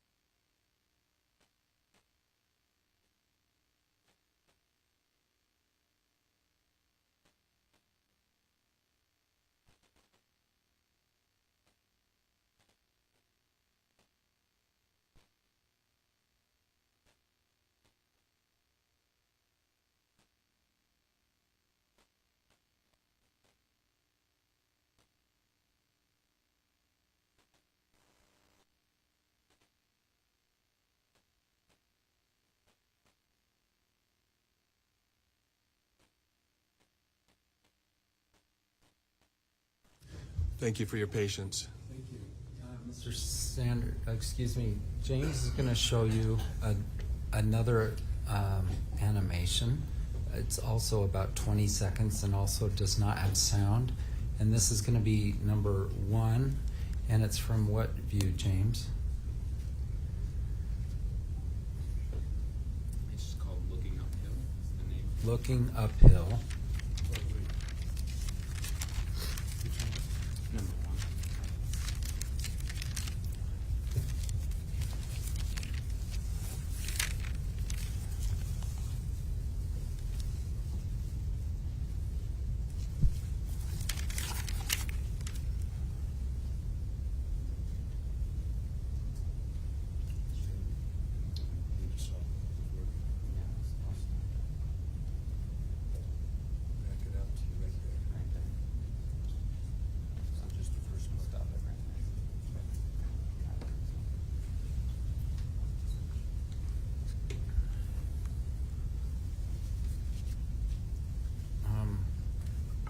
By the way, I wanted to introduce the fact that Deer Valley's lawyer is here. Is that true? Far Yeah. right. You're right. My right. I see him. And I don't represent you. Is that true? That is correct. Okay. Before we show this, maybe finish Yes. laying your foundation. Let's do that, please. So you've had a chance now to review what we're going to call video number 1. Okay. That is correct. Will that help you explain your testimony to the jury? It will. And will it help explain the positioning of the parties at the time of the accident? Yes. And if I interrupted you, go ahead. Objection. Move to strike. That's opinion evidence. Overruled, and so this animation will be received again for demonstrative purposes, not as evidence, but to illustrate this witness testimony. Does it help explain your recollection of the events? Yes. Is it substantially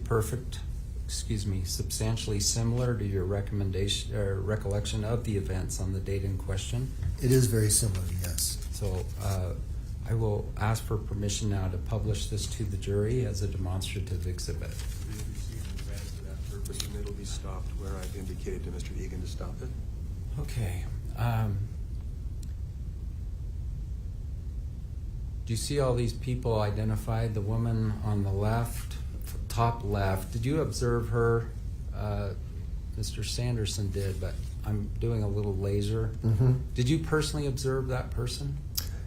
I saw her, yes. She was described by Mr. Sanderson as sort of a more beginner person that he did not want to hit.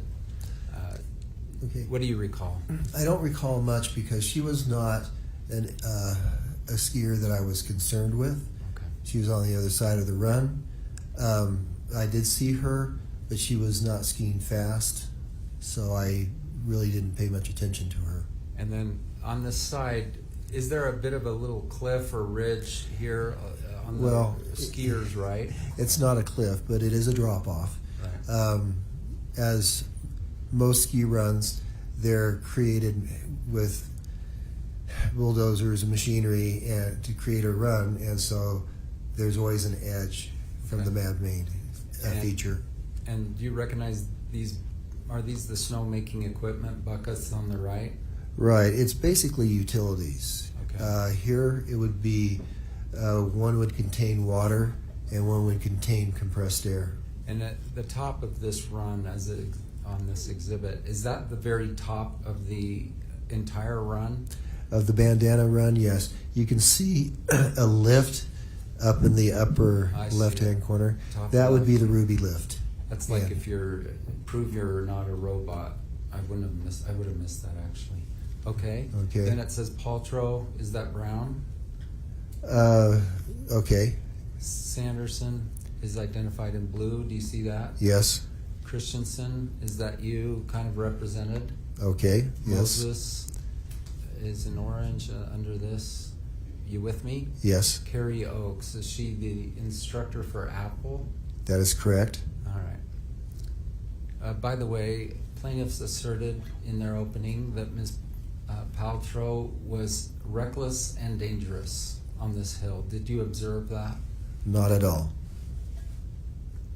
All right, let's run through this from start to end, or start till the crash. So we're gonna stop right before the crash.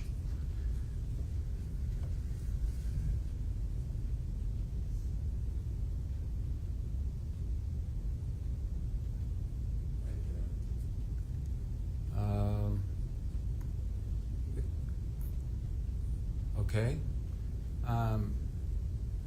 Can we do it just a little longer to see where they're? Well, let's talk to you. So when you turned your head, we want to fast forward over that. So you tell us. There's Gwyneth and there's Sanderson. Did you see a little bit more of this, or was this the end of what you saw? I saw a little bit more of this, and can we go slow motion until he says, I want you to say stop. Okay. The judge is the governing person here, but can you say stop when you no longer observe something? Is that okay, Your Honor? Thank you. Okay. Once he was below us, okay, so he's heading back. I would say right in there. Okay, you turned away, and then at some point you came over, and so James, if there's a way to, were they at a complete stop when you came over? Yes, they were. And so is there a way, James, to move this to when they're at a complete stop? Turn it off.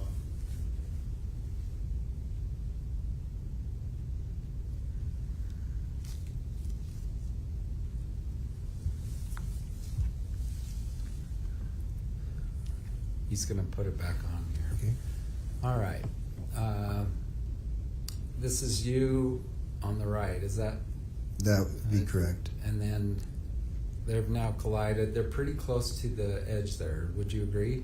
Yes, because as I walked around, I was actually standing below the lift. Below the run slightly. And there's the buckets right there, right? Right, those are the tubes. And now can we play the remainder?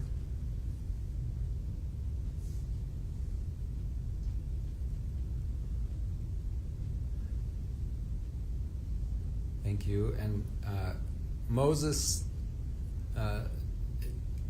is going to say he essentially followed you over.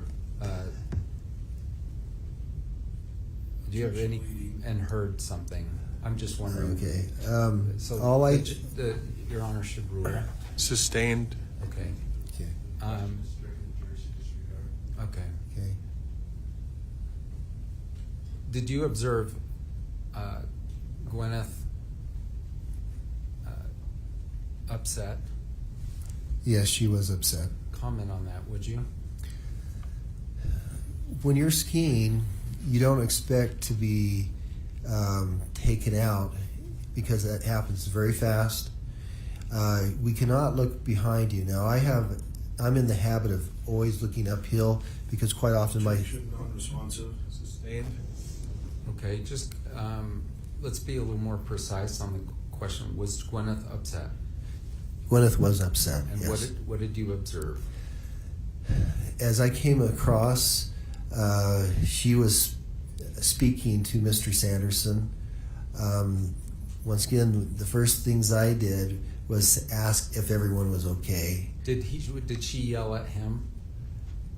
I don't know that she yelled. I remember that she was speaking quite sharply, but I don't know that I would say she yelled. I can't recall that. In your experience, is it the person who hit that says, who hits the other that says, I'm sorry? Objection, overbroad. Overruled. Go ahead. Who apologizes typically? Usually the person who runs into the other person is the first to apologize. And who's mad? Objection.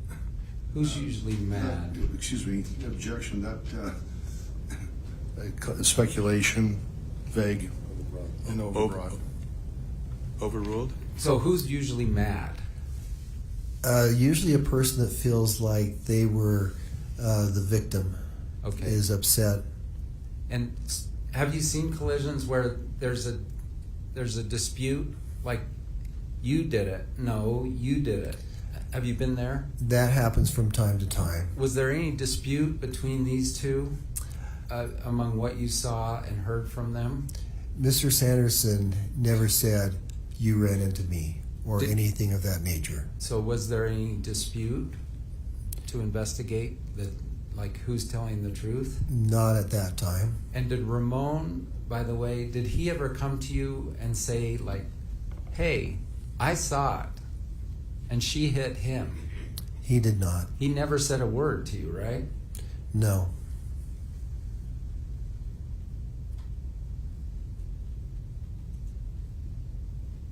All right. Let's go to the next. James is going to come show you another one. So I moved to admit this one, I believe, and it was received. We reserve our objections, Your Honor. Yes. And James, do you mind? Thank you.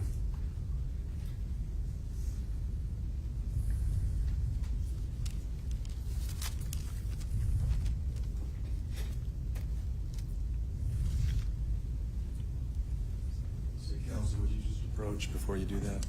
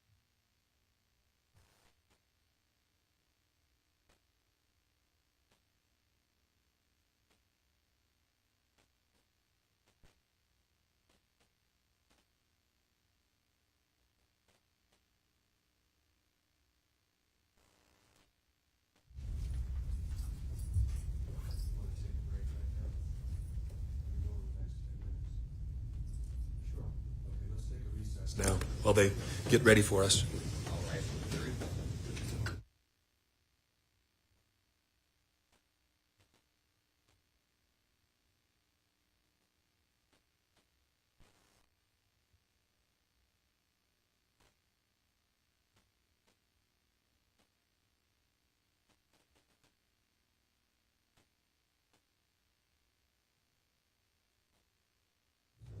Thank you.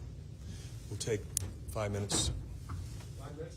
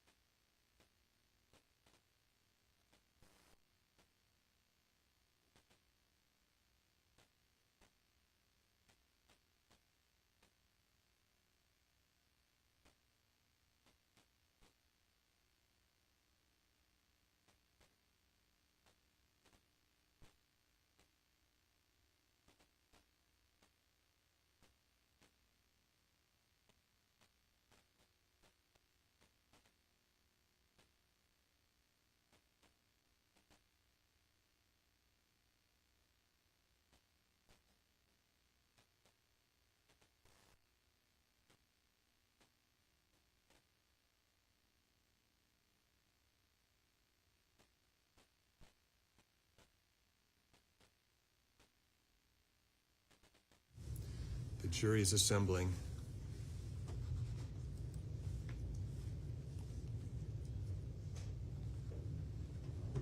May I make one brief statement? Sure. So there are a total of 7 animations. We wanted to get in 6 through him. Your Honor has mentioned concerns with repetition, and we'll show one, has asked that we show just one more. I will represent that he will establish foundation for all of them for the portions he saw. What I wouldn't want is, because we have to hurry, we only do the 3, and then they object, the plaintiffs object to us getting in the other 3 to 4. So I'm all for not repeating myself, but there are different views. So I kind of moved to publish all of them. Okay. And I think I've made my ruling that at least, each one of these, any animation is a demonstrative exhibit, and it's illustrative of a witness's testimony, not of a case. And right now we've had 2 come in for this witness. Well, it looks like we may get one more, or a portion of it anyway. And all I can do is say that I'll take the other animations as they come, as demonstrative of a witness's testimony, if they are. Okay. I think we could move very quickly through them if they'll just agree that he'll say the exact same thing for each one of them, but which I don't think would be repetitive. But may I ask him that you've reviewed all of them and they all fit these 5 points, but we're only going to address one? I mean, it's repetitious with this witness. So. Right. We're only going to show one, but can I establish the foundation for each of, like the other 4 in mass? If there's an agreement to that effect, otherwise you'll have to go through the normal process.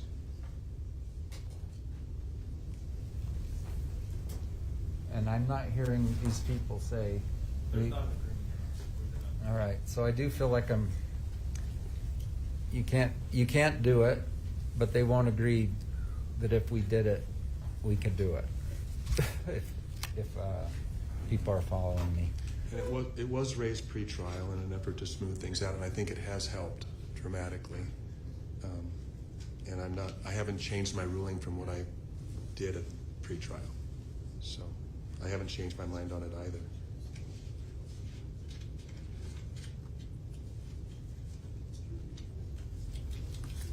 Okay, we're ready for the jury.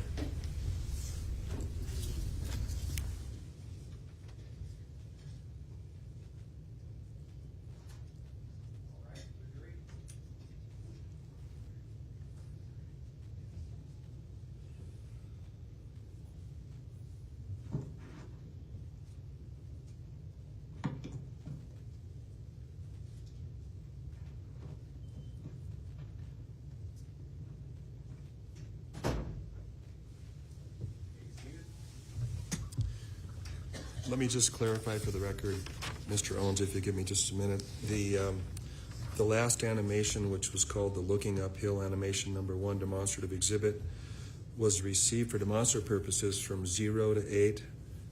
I believe that's 8 seconds, and then from 17 to 22.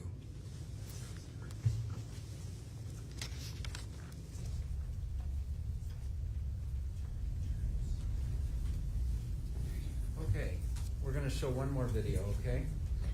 By the way, have you reviewed all 7 videos? I have, yes. And as to, we're only going to look at one, but do they all help explain your testimony to the jury? Objection overbroad, Lex Foundation. Your Honor, Mr. Owens already ruled on that. Okay. We're only going to talk now about the overview view. Okay. Overhead, thank you. Can Mr. Egan show the witness that? Yes, please. Animation, thank you.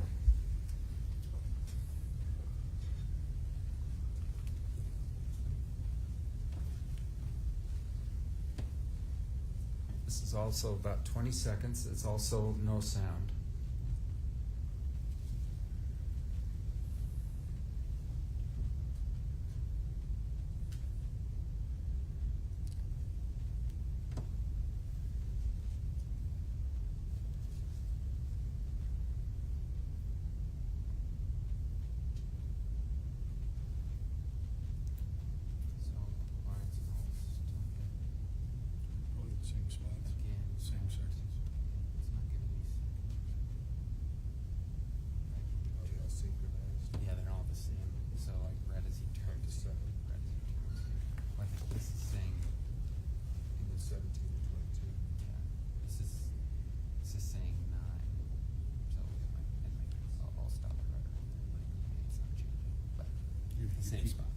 track of the seconds. Have you had an opportunity to review the animation from the overhead viewpoint? Yes, I have. And just so you know, since you did not see the accident itself, the moment of impact, we're going to skip over that part. Okay. And so, like you did with the other one, we want you to tell us when to stop, when you stopped viewing something.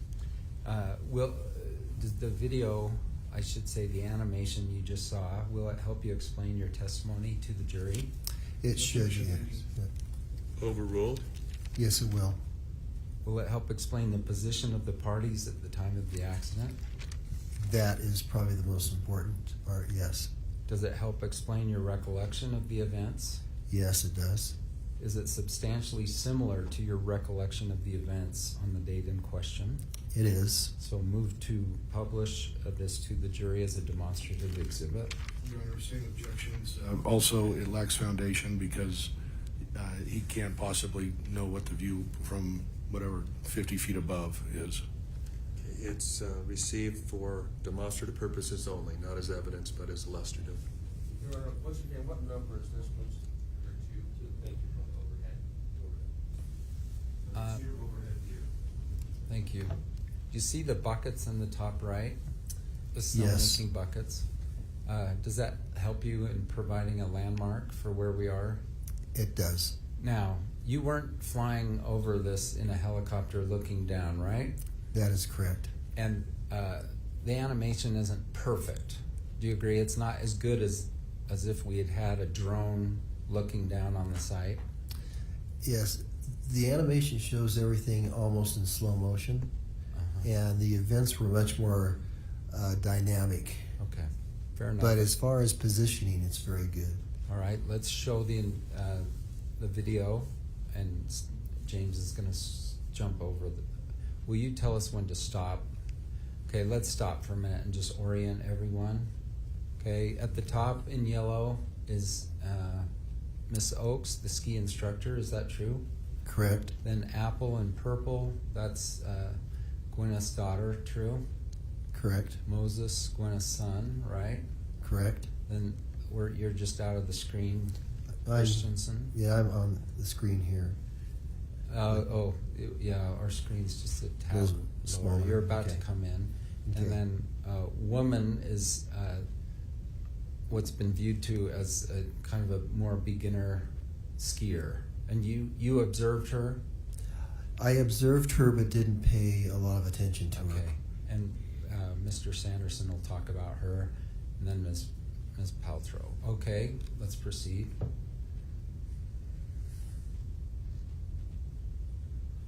Okay, let's stop just for a minute. Mr. Sanderson is over here. Did you observe him making turns? Yes, I did. What kind of turns? They were large radius. Asked and answered. Overruled? They were large radius turns, edge to edge, quite dynamic. What's the word radius mean? Radius is from the center of what would be a circle to the outside of the circle, and that's the arc that your turn makes. So big or small? He was making fairly large radius turns. And what kind of turns was Gwyneth making? She was making a shorter radius turn, so she was in a very narrow corridor, and he was, we use the term carpet to carpet, which means that you ski from one side to the opposite side as you make your turns, and he was close to carpet using the entire run. And which is safer for the skier? Well, if you make a small turn, you're out of the line of traffic. Making large radius turns is fine, but you have to be aware of all your surroundings, and you have to be watching to make sure that you're not coming into traffic. Okay. And when you're, let's play a little more, and will you tell us when to stop? You're seeing this on your own monitor. Mm-hmm. Stop when you stop seeing things. A little bit further.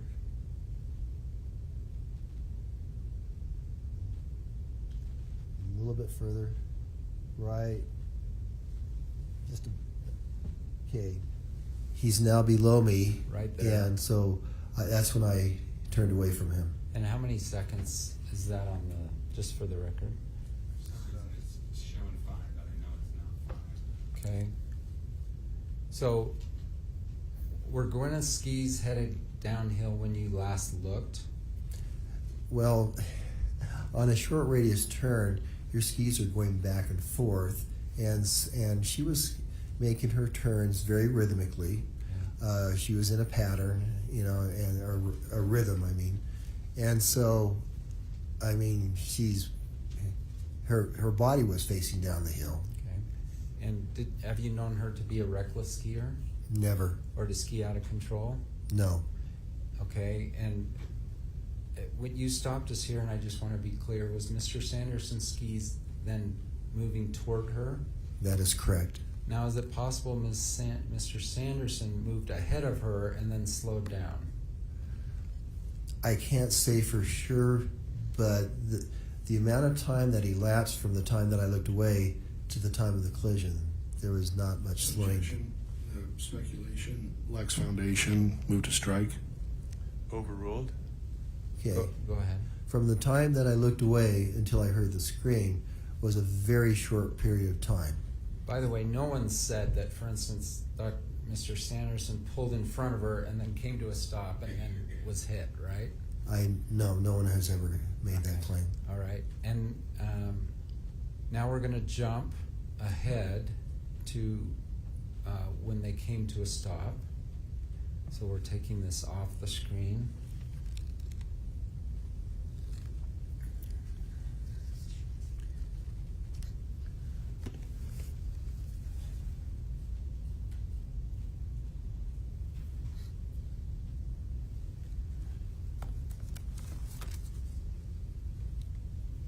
All right.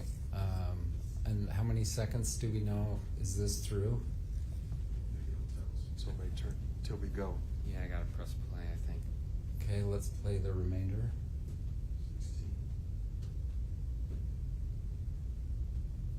Okay. So there's Moses. He's sort of stopped. There are the buckets in the top right, correct? Yes. I'm calling them buckets. Did you call them snow-making equipment? Well, we call them tubes. Tubes. Typically. Okay.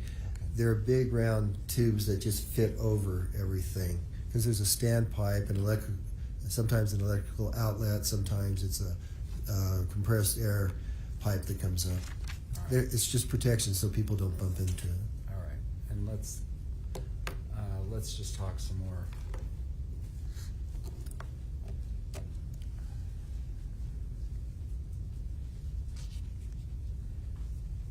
Are there risks associated with skiing?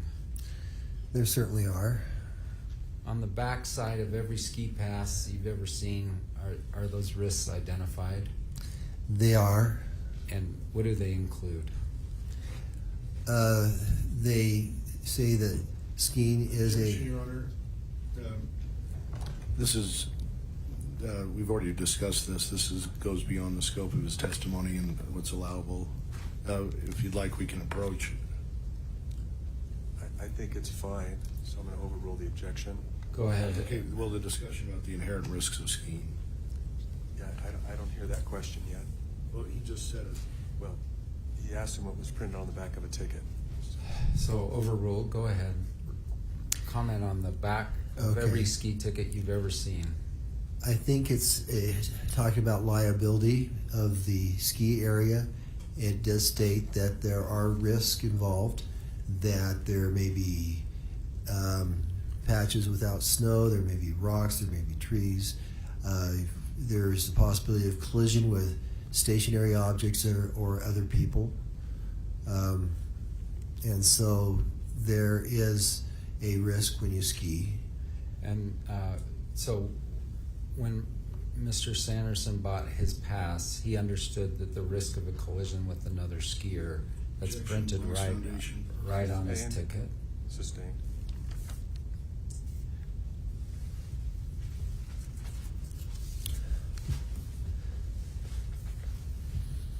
Are you aware it references the risk of collision with another skier as an inherent risk of skiing? It is, Objection. It is Overruled. It is printed on the back of the ticket, yes.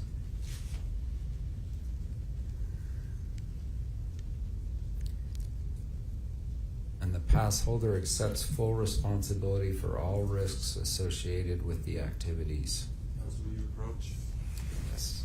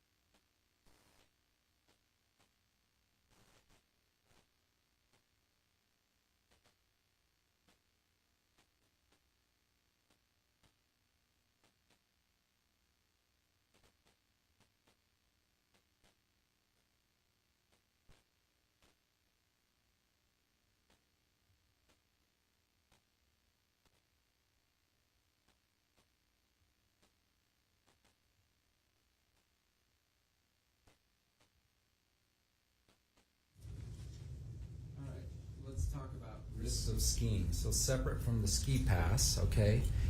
I do want you to just reference what do you understand the risks of skiing to be?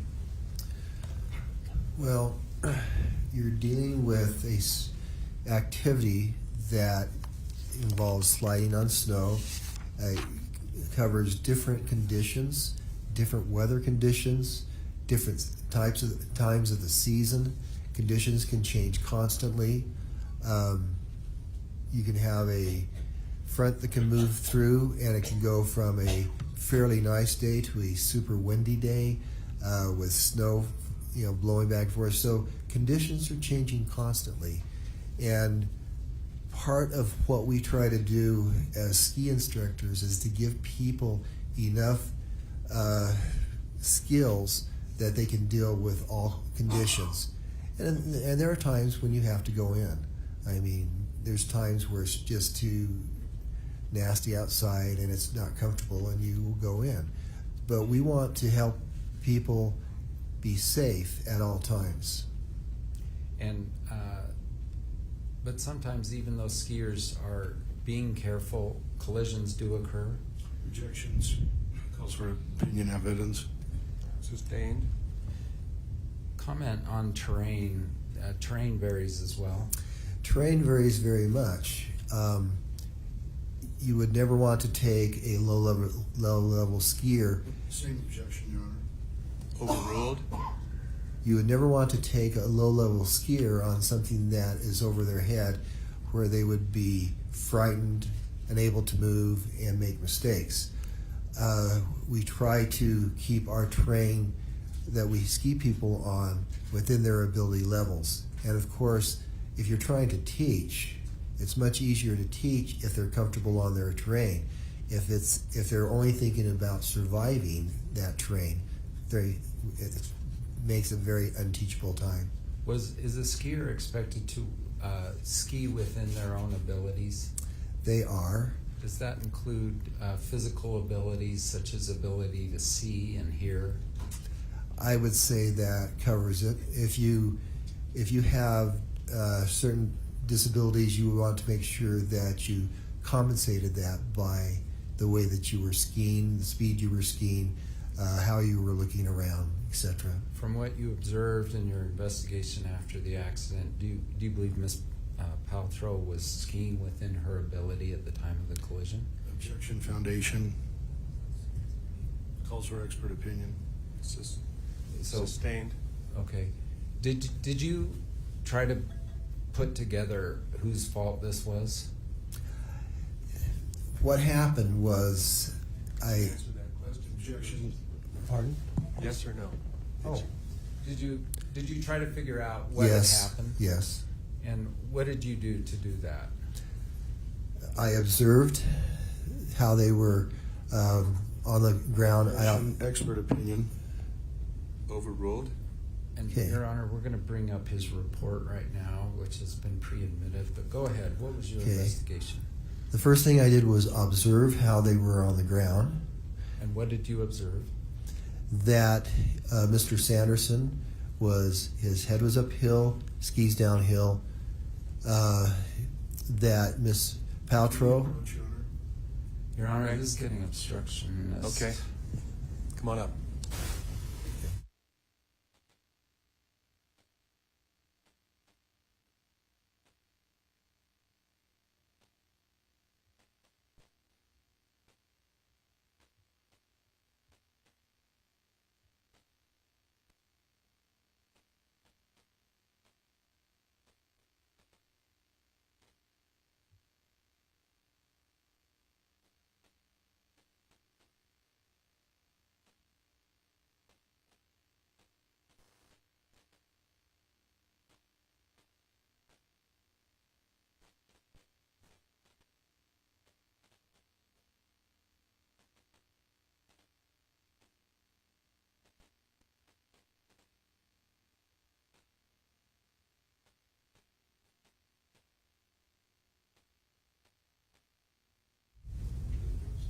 One of the points. So is that overruled? To be okay. So we're going to bring up that report. What did you observe on the issue of where the people were when they came to a stop? So Sanderson Okay. versus Paltrow. Okay. When they came to a stop, they were very close to skiers' right, the edge of the run. Both had their skis below them. Both had their skis still on their boots. There was no releasing of skis. Their heads were uphill, their feet were downhill. And Miss Paltrow was on top of Mr. Sanderson. And what does that tell you, the fact that their skis were still on?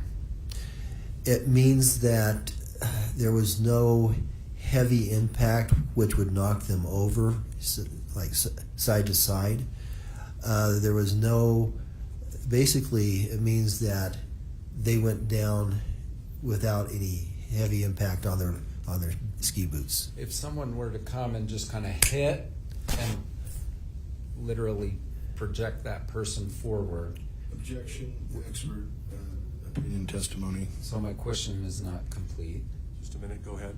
Okay, if someone were to come and hit a second skier and propel them airborne, so they're flying, would they have ended up where they were when you saw them? Objection, speculation. Just a minute. Sustained. Okay. How many incidents like this have you been present for? It would be impossible for me to say because after 44 years of being a ski instructor, most of that full time, you see a lot of different instances. Could not speculate on that. So I think I cut you off because I said, what did you do to try to figure out what happened? So when Okay. you said, I look at where they land. Go ahead then. I look at the positions of the body where they land. It would be very difficult to get in that position without somebody hitting from behind. Move to strike expert or just opinion evidence. That's Sustained. Okay. So what else do you look at other than where Well, they land? The next thing I observed was what they were saying, and what, of course, Miss Paltrow was saying that she had just been hit. She never saw it coming. She was surprised. Mr. Sanderson made the statement that she just appeared in front of him. He was saying he was sorry, and that's basically the conclusions that I came to. Objection. Move to strike. Conclusions are opinions that lack foundation, and that this witness is not able to, not properly designated. These are speaking objections, Your Honor. Would you please approach the bench?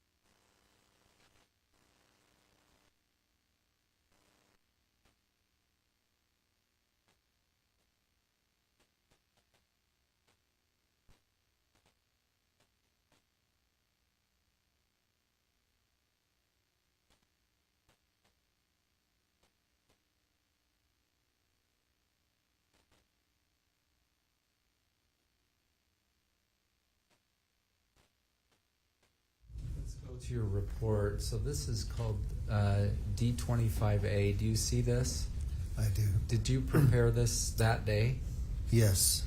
And did you engage in a cover-up to try to hide Gwyneth's reckless scheme? Objection, relevance. Overruled. No, I did not. Is that ridiculous and offensive? It's very much so. Part of what we're required to do is, if there is an incident, if there's an injury, it's mandatory that everything that we be written down in a report. And on instances where there's a bump or something like that, where there are no injuries, it's up to us to decide whether it is prudent to fill out the report. And I decided it was prudent that day. Okay. And exact location of incident, you wrote what? I wrote skier's right, bandana, slight pitch before the flat on top. Okay. Is that an accurate statement? It is. Number of students, you said there was what? There were 6 in group, 2 instructors. Okay. Now, there's been some testimony that Brad, her then boyfriend, now husband, also had 2 kids out with separate instructors. Is that true? That is correct. But they weren't in that group of 6 that was coming down bandana. Is that right? That is correct. All right. Students' ability. Now, was Gwyneth the student here, or is Moses? Well, Moses was my student that I was skiing with, but Gwyneth was the person in the incident, so I wrote her name on the top. There's some suggestion that immediately before this incident, somehow Moses was going, "Hey, mommy, look at me, look at me." Did you observe that? That did not happen. And how do you know that? Because I was next to him. Okay.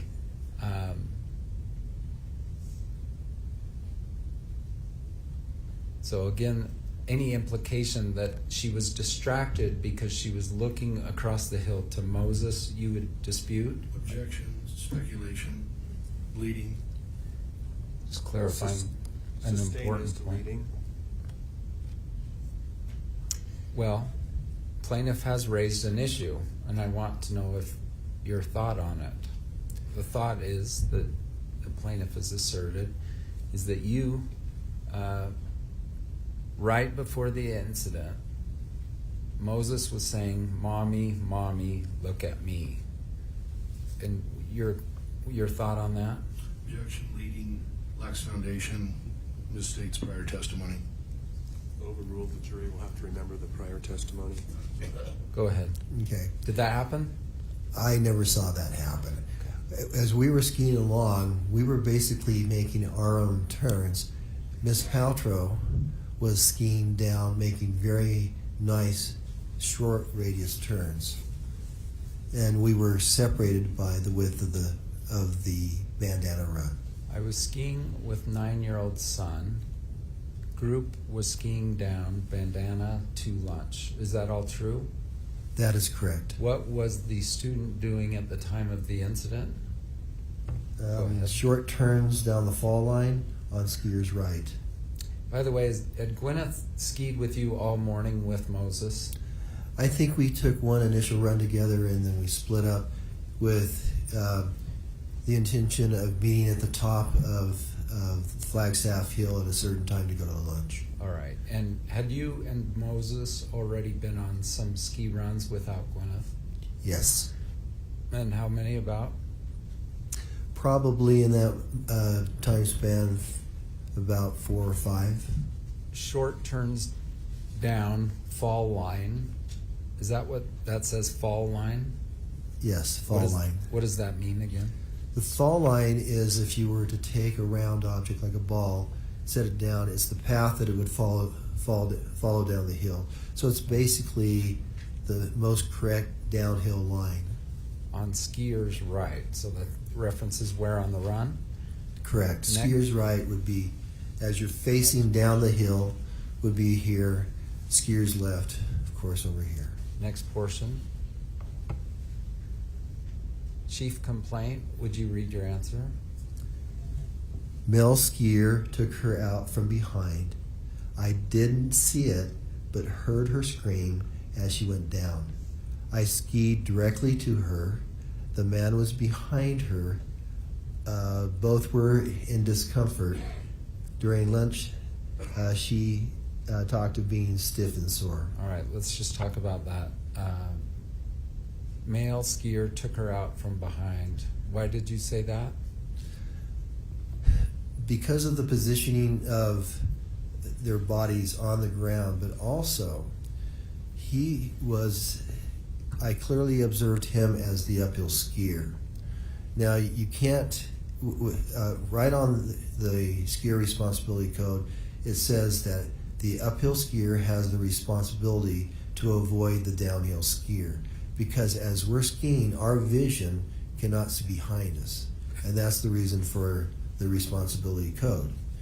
And since I observed him moving very rapidly down the hill and only missed a few moments before the contact, I can clearly say that he was the uphill skier. Did you determine one of them violated the skier responsibility code? That would be my observation. Judge, way beyond the scope of this witness's. He's not an expert witness. Overruled. And who did you believe violated the responsibility code and who complied with it? I would say that the uphill. As to that question. Okay. What did you find at the time with regard to the skier responsibility code? Sustained. Okay.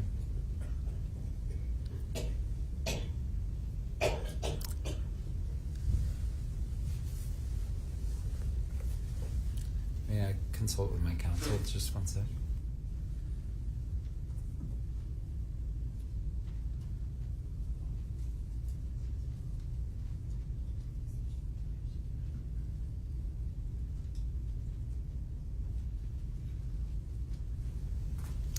All right, next statement here.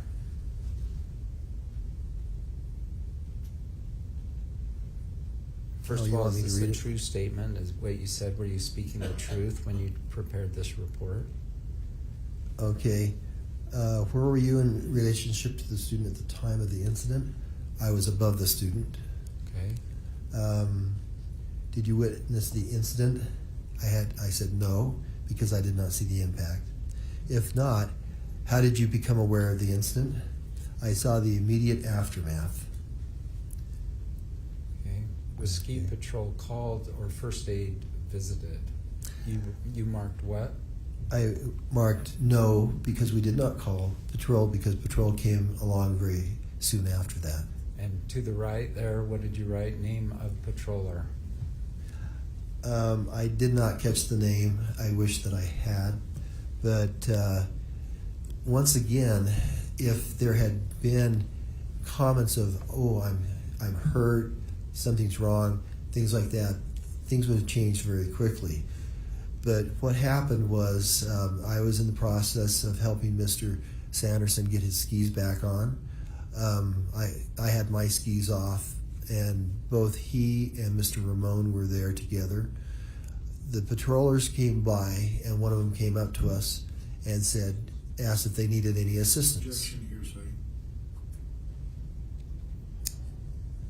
Hearsay? This is what he is explaining a story.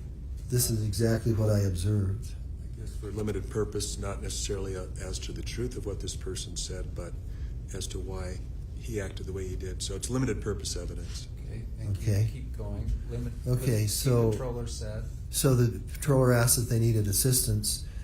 Mr. Sanderson and Mr. Ramon spoke to each other. I was just kneeling on the snow. I did not hear what they said, but they turned to the patroller and said, "No, we're fine," or something to that effect. And so the two patrollers continued down the hill. And then it says student returned to skiing. That's Miss Paltrow. But comment, did you see Mr. Sanderson then ski away? I was the last one to put on my skis. So Mr. Sanderson, Mr. Ramon were already in their skis. I was the very last one to leave. And so I can't recall exactly how they skied off, but we basically either skied off together at the same time or they left slightly ahead of me. Okay, we're going to look at the end of this report and move on here. Additional information, you wrote Carrie Oakes, correct? Right, she was the other instructor that was there. Additional comments. First thing, male skier. Stated. Stated. Oh, male skier. Stated. Should be male skier. Was that she appeared right in front of him, thus admitting that he was the uphill skier. She never saw him because he came in from behind. Was that your finding on that day? That was my finding, yes. So there's, I think, a comment that because she was tipping you for your service, that you falsified your report. Is that true? That is ridiculous. It says this was reviewed by Liz Wright. Is that your supervisor or what? She is a supervisor. Okay. Not my direct supervisor, but a supervisor at the ski school, yes. And that's your signature, bottom right? It is. And so, same day of the event, did you try to accurately represent everything? I did. In my mind at that point, I thought that all issues had been resolved. I never expected it to come to this type of a situation. And so I was simply writing down briefly what happened. If I had realized that this would come to this type of a situation, I would have written much more in detail. Did I hear you say that you never observed the Mr. Sanderson unconscious? Oh, absolutely not. And were you there within seconds? Probably within 10 to 15 seconds. The first thing that I did was I turned to Miss Oakes and said, "You take Moses, I'm going to go over and help out," or something to that. And then it was kind of a flat traverse, and so I simply skied across, and I was there within maybe 10 seconds. Mr. Sanderson said you got in his face and yelled at him. I did not. The tone of my voice would be very similar to what it is right now.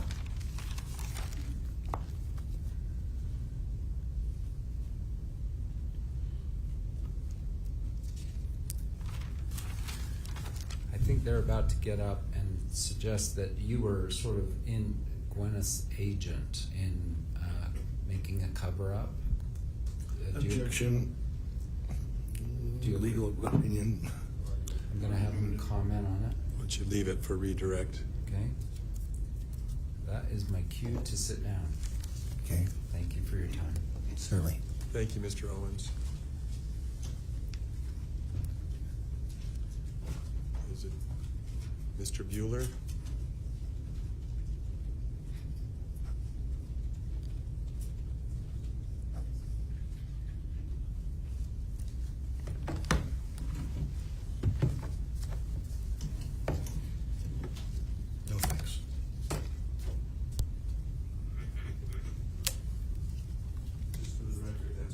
or that third animation went from 0 to 8 and then from 16 to 22.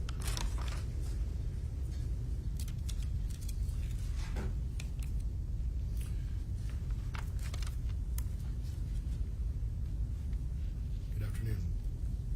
Mr. Christensen, do you recall your deposition of October 27, 2020? Yes, I do. In your deposition, you mentioned that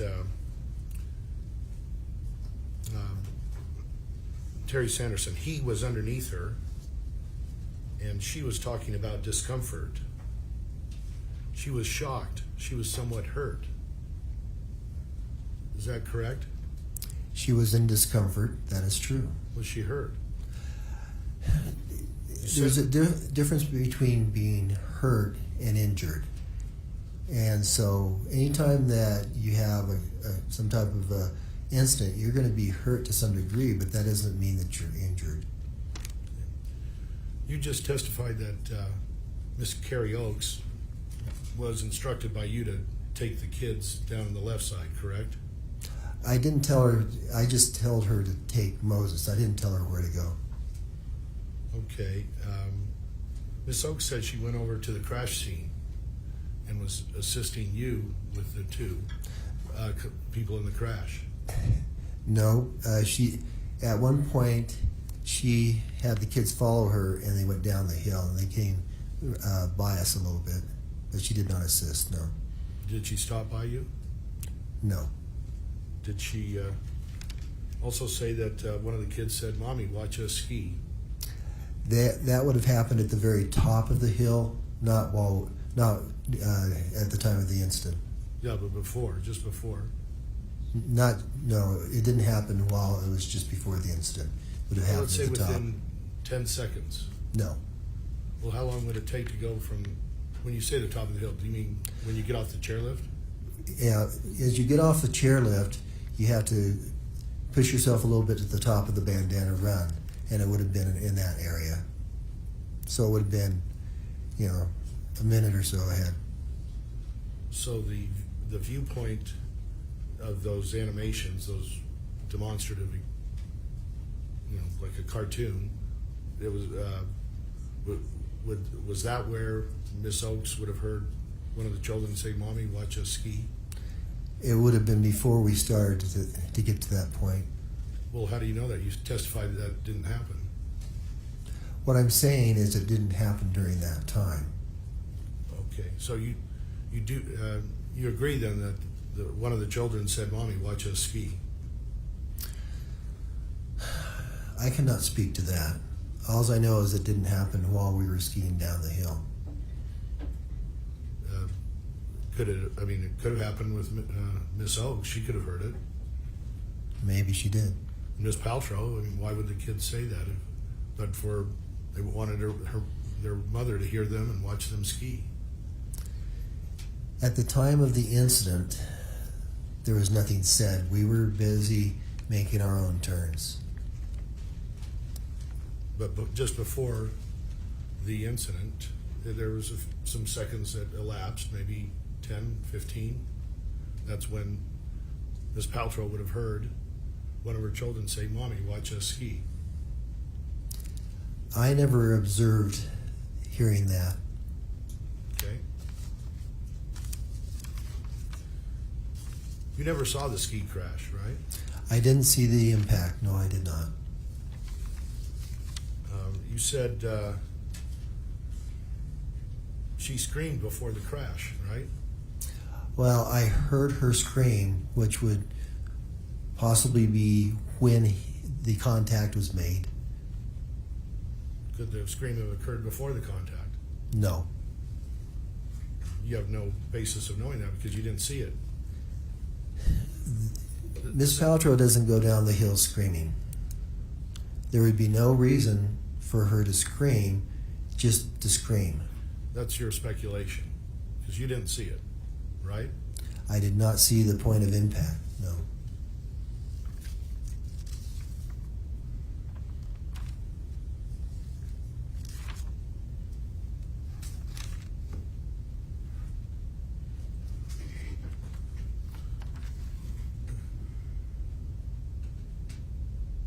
You've heard of photographic memory, right?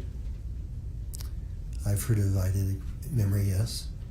I don't know if this is a word, but it sounds like you have a videographic memory. You've got a view of everything in front of you and to the side and behind, and it lasts for several minutes.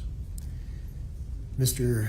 Bueller, when an incident like this occurs, it is very much in your mind, and you remember the things very clearly. Now, this was about your third time instructing for Miss Paltrow's family on her third vacation for her. Isn't that true? That is correct.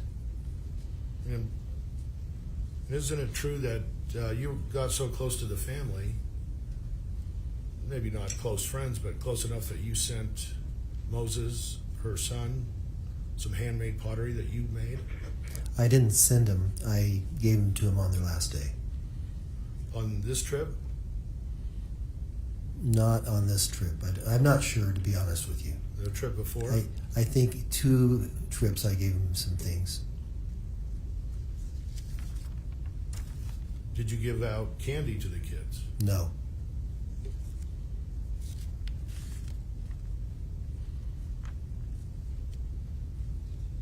Did you ever tell Craig Ramon, your buddy just took out Gwyneth Paltrow? I don't recall that. Do you recall telling Miss Paltrow's name to Terry Sanderson or? I don't recall it. It may have come up, but I don't recall. With Miss Paltrow skiing away and her group skiing away, you were the last one at the crash site with Terry Sanderson and Craig Ramon, right? I did stay with them until they were up and on their skis. That is correct. They being Miss Paltrow. No, that they being Mr. Sanderson, Mr. Ramon. Well, Mr. Ramon wasn't on the. He didn't take off his skis, or he wasn't on the ground. No, he never took off his skis but Mr. Sanderson had his skis off because I took them off. And so I was helping him put his skis back on.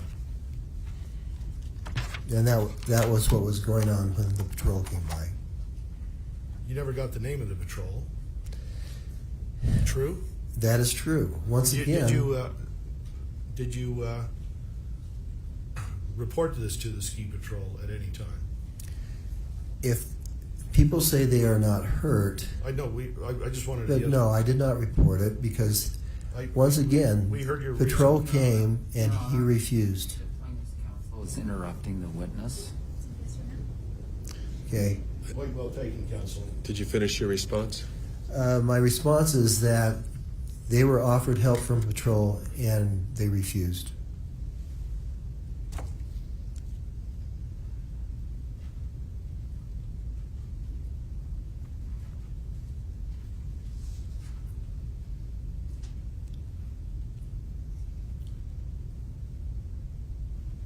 Other witnesses say that the body positions that Miss Paltrow and you say where she's on top of Terry Sanderson, they testified that the positions were different than that. Do you know that? It doesn't matter what they say. I can only tell you what I saw and what I observed.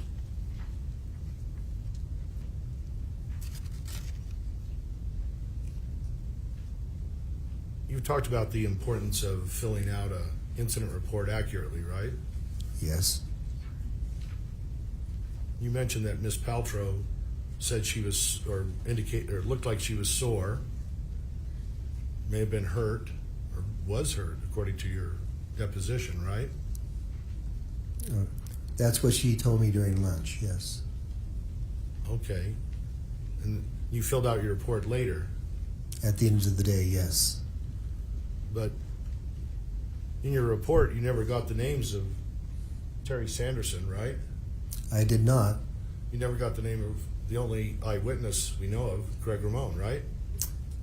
I did not, because once again, when people say, I'm fine, I'm sorry, and when I ask them if they're hurt, they say no, they went their way, we went our way.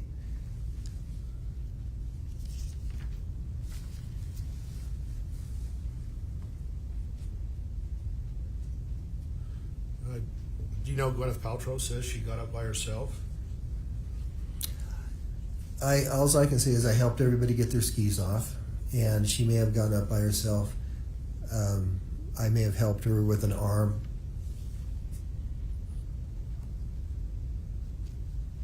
She said her skis weren't off, I believe. You know that? And they never came off. Well, no, they never came off during the incident. I removed them so that they could get untangled. And just backing up, right after you heard the scream, you didn't see the collision. You skied over, and you yelled at Terry Sanderson, "What did you do? What did you do?" True? That is not true. You don't yell at all in your life? I did not yell. First of all, I was trying to observe what was happening, and I took off my skis. I came around to try to untangle them.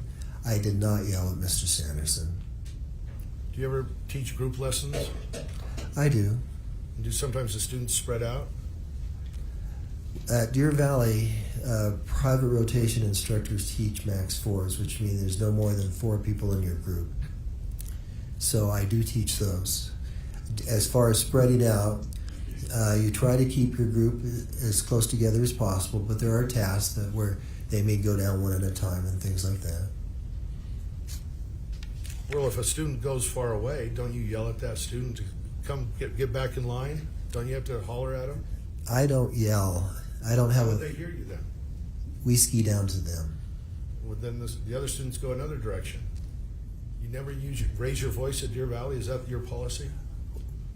If I raise my voice, I lose my voice very quickly. I can't yell. As far as talking to students, you try to maintain a class situation where we will stop at certain places. We'll gather together. We try to always gather at the edge of the run so we're out of the line of traffic. But no, I don't go around yelling all over the resort. I didn't say that. I just said, do you ever yell once at a student who might be too far away from your group and you want them to come back? No, they can't come back. If they're below you, you have to go to them. They're not going to come up the hill. You can't say, hey, come back over here, Bill. Oh, I might. If they're just across the run, I will say things like that, but I'm not yelling. You're whispering? Or No, I'm talking in a normal voice. But if there's a lift machinery or there's noise or something, you never raise your voice at all while you're ski instructing? This is getting a little silly, don't you think? I don't know. You're the one that says you never yell while you're ski instructing. I find that hard to believe. So you didn't see the crash, but you saw injury and soreness, and you didn't get the plaintiff's name, even though Ms. Paltrow may have been hurt. Doesn't that seem like a violation of what you're supposed to do as a ski instructor at Deer Valley? What I was relying on was the comments of both parties. And both parties said that they were okay. As far as Mr. Sanderson being injured, he had a wonderful opportunity to tell patrol, I am hurt, I need help. But instead, he refused help and had patrol continue on their way. Those are when things like that happen, I made the decision that he was okay, and so once I had his skis on, I put my skis on and I left. Within maybe 3 minutes of you leaving this crash scene, Mr. Sanderson was talking to a ski patroller who actually wrote a report and said he had sore ribs and disorientation. Well, Second, yes? there's an objection. Overruled, asking if the witness knew. Okay. That may have happened then, but he did not report that to me. And that was after I had asked him. And once again, patrol had asked him. The mystery patrol that you don't know the name of, right? I do not know the name, but they know who it is from the log. Basically, they have a log where they write down when they go out to make a ski around. So they do know who that individual is. But once again, if you're a ski patroller and you come up on someone and you say, do you need help? And they say they do not, and you ski on, 3 or 4 years later, it's very unlikely that they will remember that incident. I wouldn't. Correct. You just said that the incident that you report, which is Terry Sanderson waved off the ski patrol, is in a log, the ski patroller's log? No, their rotation of who would be going down would be in the log. Okay, but there's no report of this in the ski patroller's log that you just reported is in there. That's because they stopped and he did not ask for assistance. And so there's no reason that they would go down and write in a log, stopped and talked to this person, they didn't need help.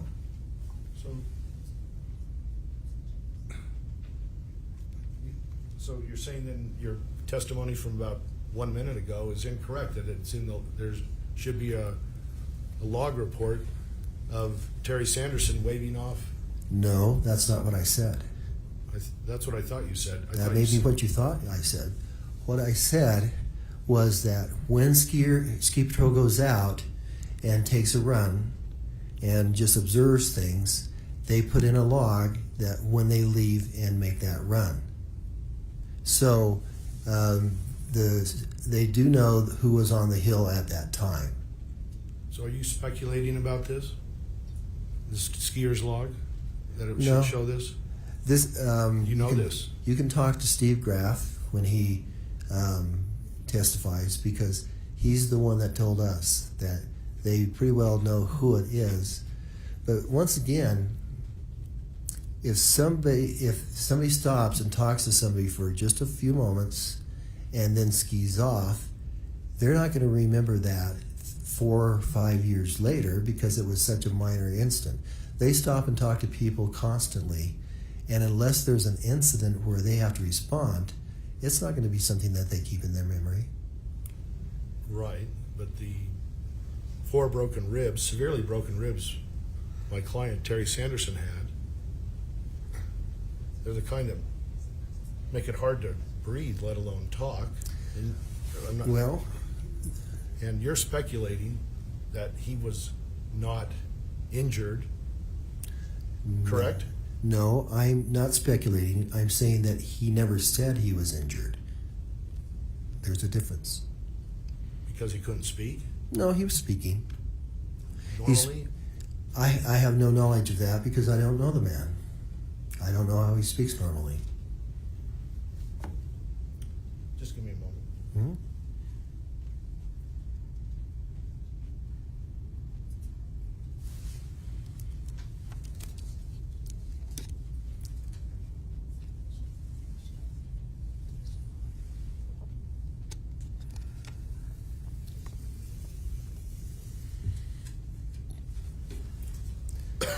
Excuse me.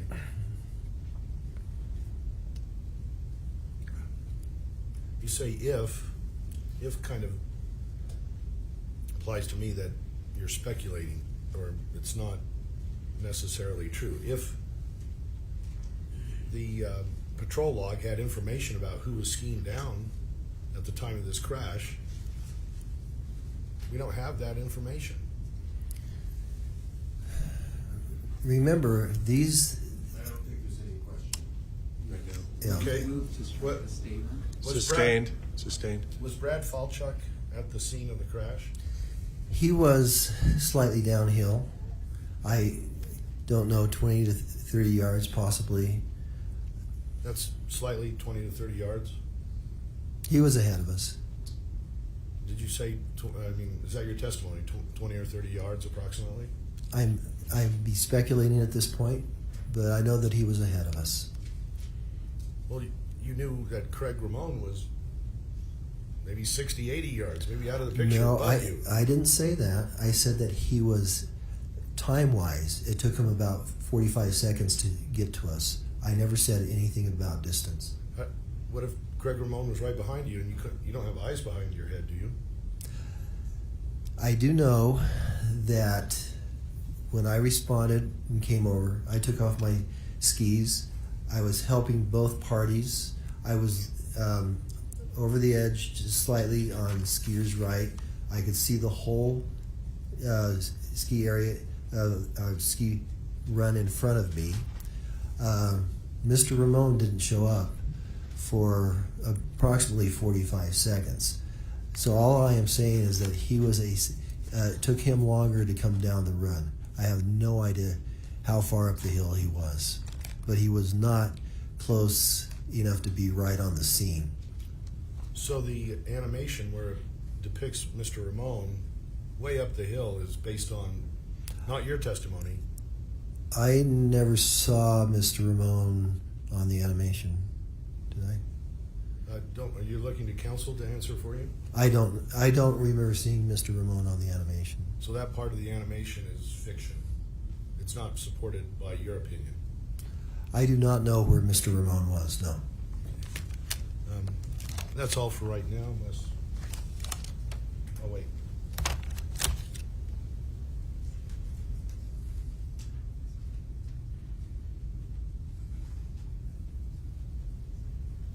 If Brad Falchuk said he was first on the scene, is that true? I think that misstates his testimony, Your Honor, so object to the form of the question. Overruled. Okay. I would say that I was the first one on the scene.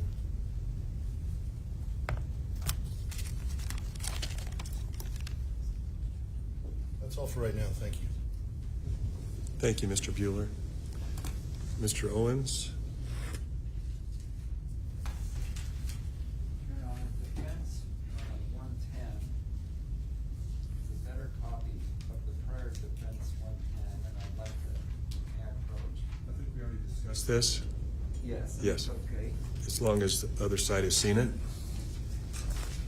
Oh, you're giving, are these my copies? Yes, for Okay. your binder, and may I put this, give Sure. this to the witness? Yes. And James, could you bring this up?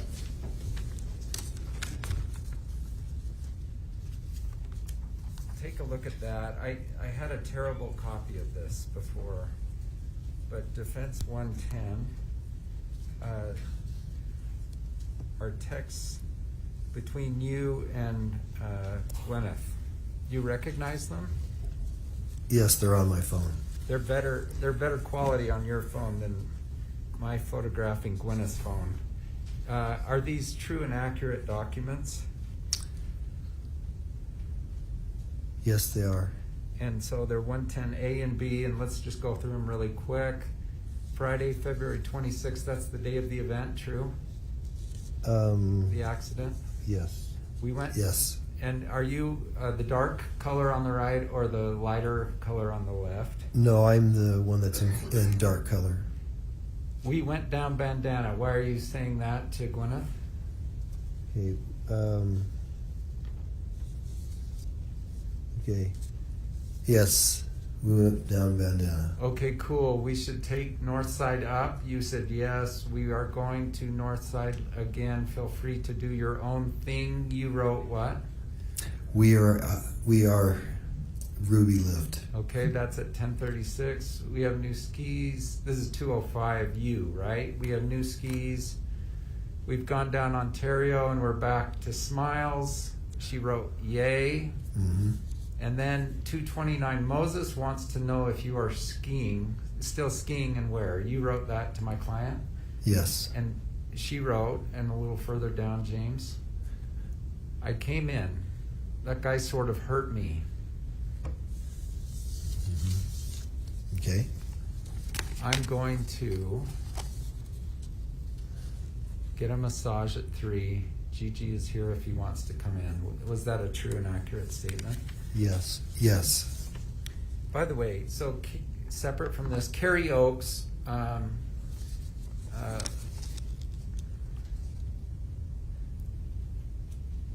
she has some memories. Would you defer to her on what she remembers? I know that she could testify about Mr. Sanderson's turns because we both observed him making fast white turns down the hill. And Brad Falchuk has some memories, and he's gonna.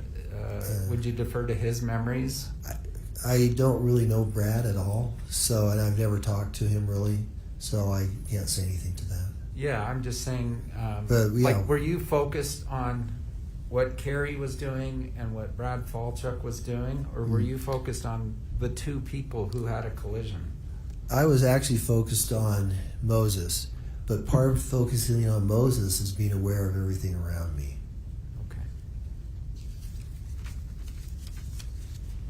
Those are all my questions. Thank you. Okay. Thank you, Mr. Owens.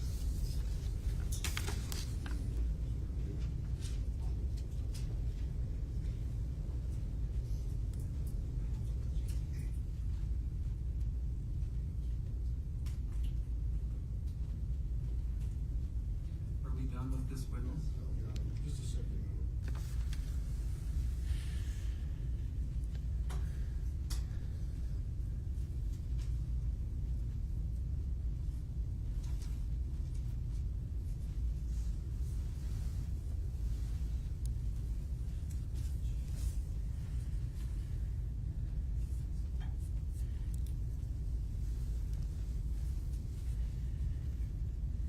Just no time for a short break. For a little bit. Sure. Let's take a short break now.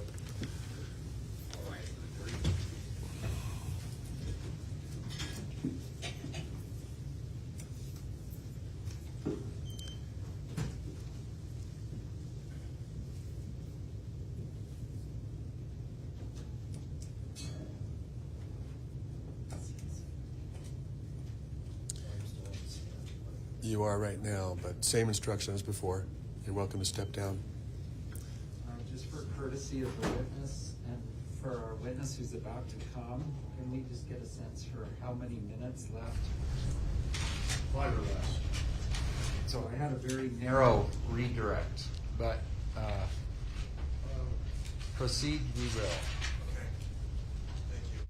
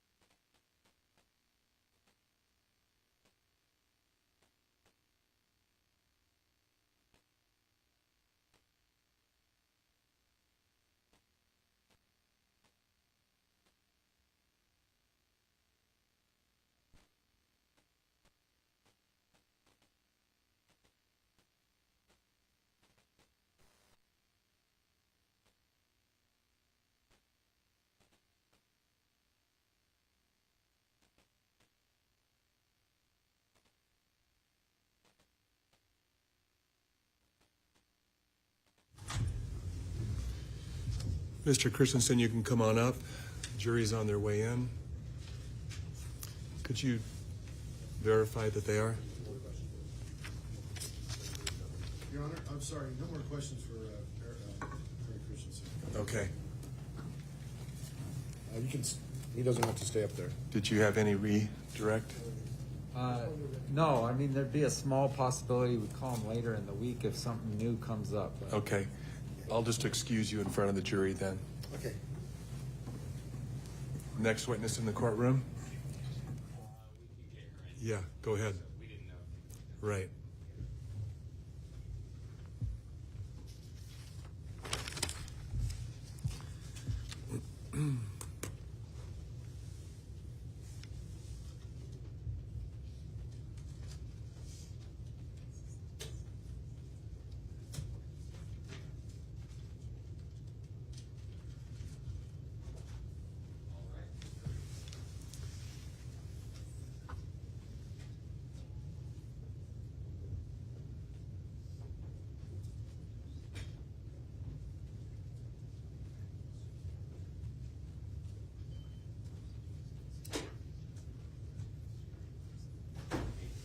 Thank you. So, Mr. Christensen, there are no more questions for you from the lawyers, so you're excused for today, but you may be called back. Thank you. Thank you. Do you swear that the testimony you are about to give in the case now before the court will be the truth, the whole truth, and nothing but the truth, so help you God? I do. Thank you. You can have a seat. Good afternoon. Yes. And maybe once you get up to the microphone, if you could state your full name and spell it. Thank you.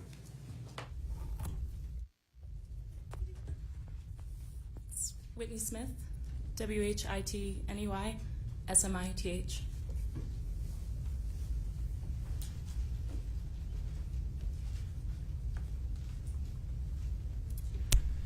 Whitney, thank you for being here, and we will try to get through you quickly. We're at the end of the day, and we want to make sure that we're respectful of your time here. We, again, appreciate you coming. Let's begin by asking you where you're from. I'm from Michigan. And have you ever met Gwyneth Paltrow? No, Have you ever met Terry Sanderson? I have. How did you meet him? I met him at Deer Valley, I believe it was in 2016. And what was the nature of that interaction? I responded to an incident on the bandana run where he was injured. Okay, and do you have memories of that day and those events? I do. Okay, and as I understand it, you also created a report about that? Yes. Okay, and we'll look at that report. But you were in, I think, the capacity of a ski patrol person when you came upon him, or when you were called to the scene, is that correct? Correct. And can you give the jury just a sense of your experience and training that got you to that point that you could be a ski patrol person? Sure. At that point I had my EMT basic, which is our level, and I think that was my second year patrolling. So we had some medical training, and we set up ropes, pads, boundaries, everything around the mountain, and respond to incidents. Do you have any EMT training? I do, yes. I'm an emergency medical technician. Okay. And can you give the jury just a sense of what that means? Sure. It's sort of basic first aid that we're able to render there on the slopes, deal with any kind of life threats, and then our main deal with ski patrol is stabilize the patient and remove them from a cold environment down to somewhere where we can reassess. Okay. And did you have that training at the time of the accident? I did. Okay. How many years had you been an EMT before then, do you recall? I think it was about 2 years at that point. So you had seen other accidents like that, or you had come upon other accidents with that EMT training to respond? I had responded to more than several incidents at that point. Okay. Do you have any rough estimate as to how many? No, I don't. Sorry. That's fine. Let's go with your memories first, then we'll go to your report real briefly. What do you recall caused you to go to that scene where Mr. Sanderson had called you? I don't have a specific recollection of the radio call, but I know that Flagstaff Mountain, which was where Bandana is, was called and notified that there was potentially an incident on Bandana, and then I was sent to respond to that. And what was your understanding at the time of what the incident was that needed a response? I wasn't sure at that point what it was. It just came in as probably, we call it a possible 1050, a possible incident, and the location. Got it. And then what do you remember seeing when you got to that point? Sure. When I came up, I saw Mr. Sanderson standing on the side of the run. You know, there's a mountain host present who I believe was the one who made the radio call, and a friend was there. And then I skied up and began talking with them. Okay. And what's your role? What are the things that you typically do when you respond to an incident like this? Sure. So as I come into a scene, I'm already doing a bit of a scene size up. Sometimes there's clues, right? If there'd been like skis up the run and someone's way down, you can tell something happened. So a size up to maybe get a feel for what's going on, and then I go in and I usually introduce myself, ask them their name, and just sort of, hey, what's happened, what's going on today, and then from there, do you have any pain or anything like that? And was it your understanding that there had been a collision? Not offhand, but once I had gotten there, when I asked what had happened, they said there was a collision. And who reported that to you? Mr. Sanderson. And what did he tell you? I don't recall specifically. I think when I asked, like, hey, what happened, they just said there was a collision up higher, and then they had skied down and decided that they couldn't keep skiing down and needed assistance. Got it. So you got to a site that was different from the collision site? Yes. Okay. And do you remember hearing anything from Mr. Ramon, the friend that was there? While I was doing my assessment, I don't remember specific words, but I know that he had mentioned a couple of times that there was a collision beforehand and who may have been involved. Did he ever tell you that he had witnessed the collision? No, he was mostly talking to Mr. Sanderson, and I was kind of overhearing while I was assessing. Okay. And what was your assessment in terms of the potential for physical injury? So as I was talking with him, I was asking him if he had pain. I do recall he was talking about some right-sided rib pain, so we went through and made sure breathing and whatnot was okay. And then he said he was able to answer all my questions appropriately, but did seem a bit rattled. Okay. Do you remember him complaining about anything related to his brain or his head? I don't recall.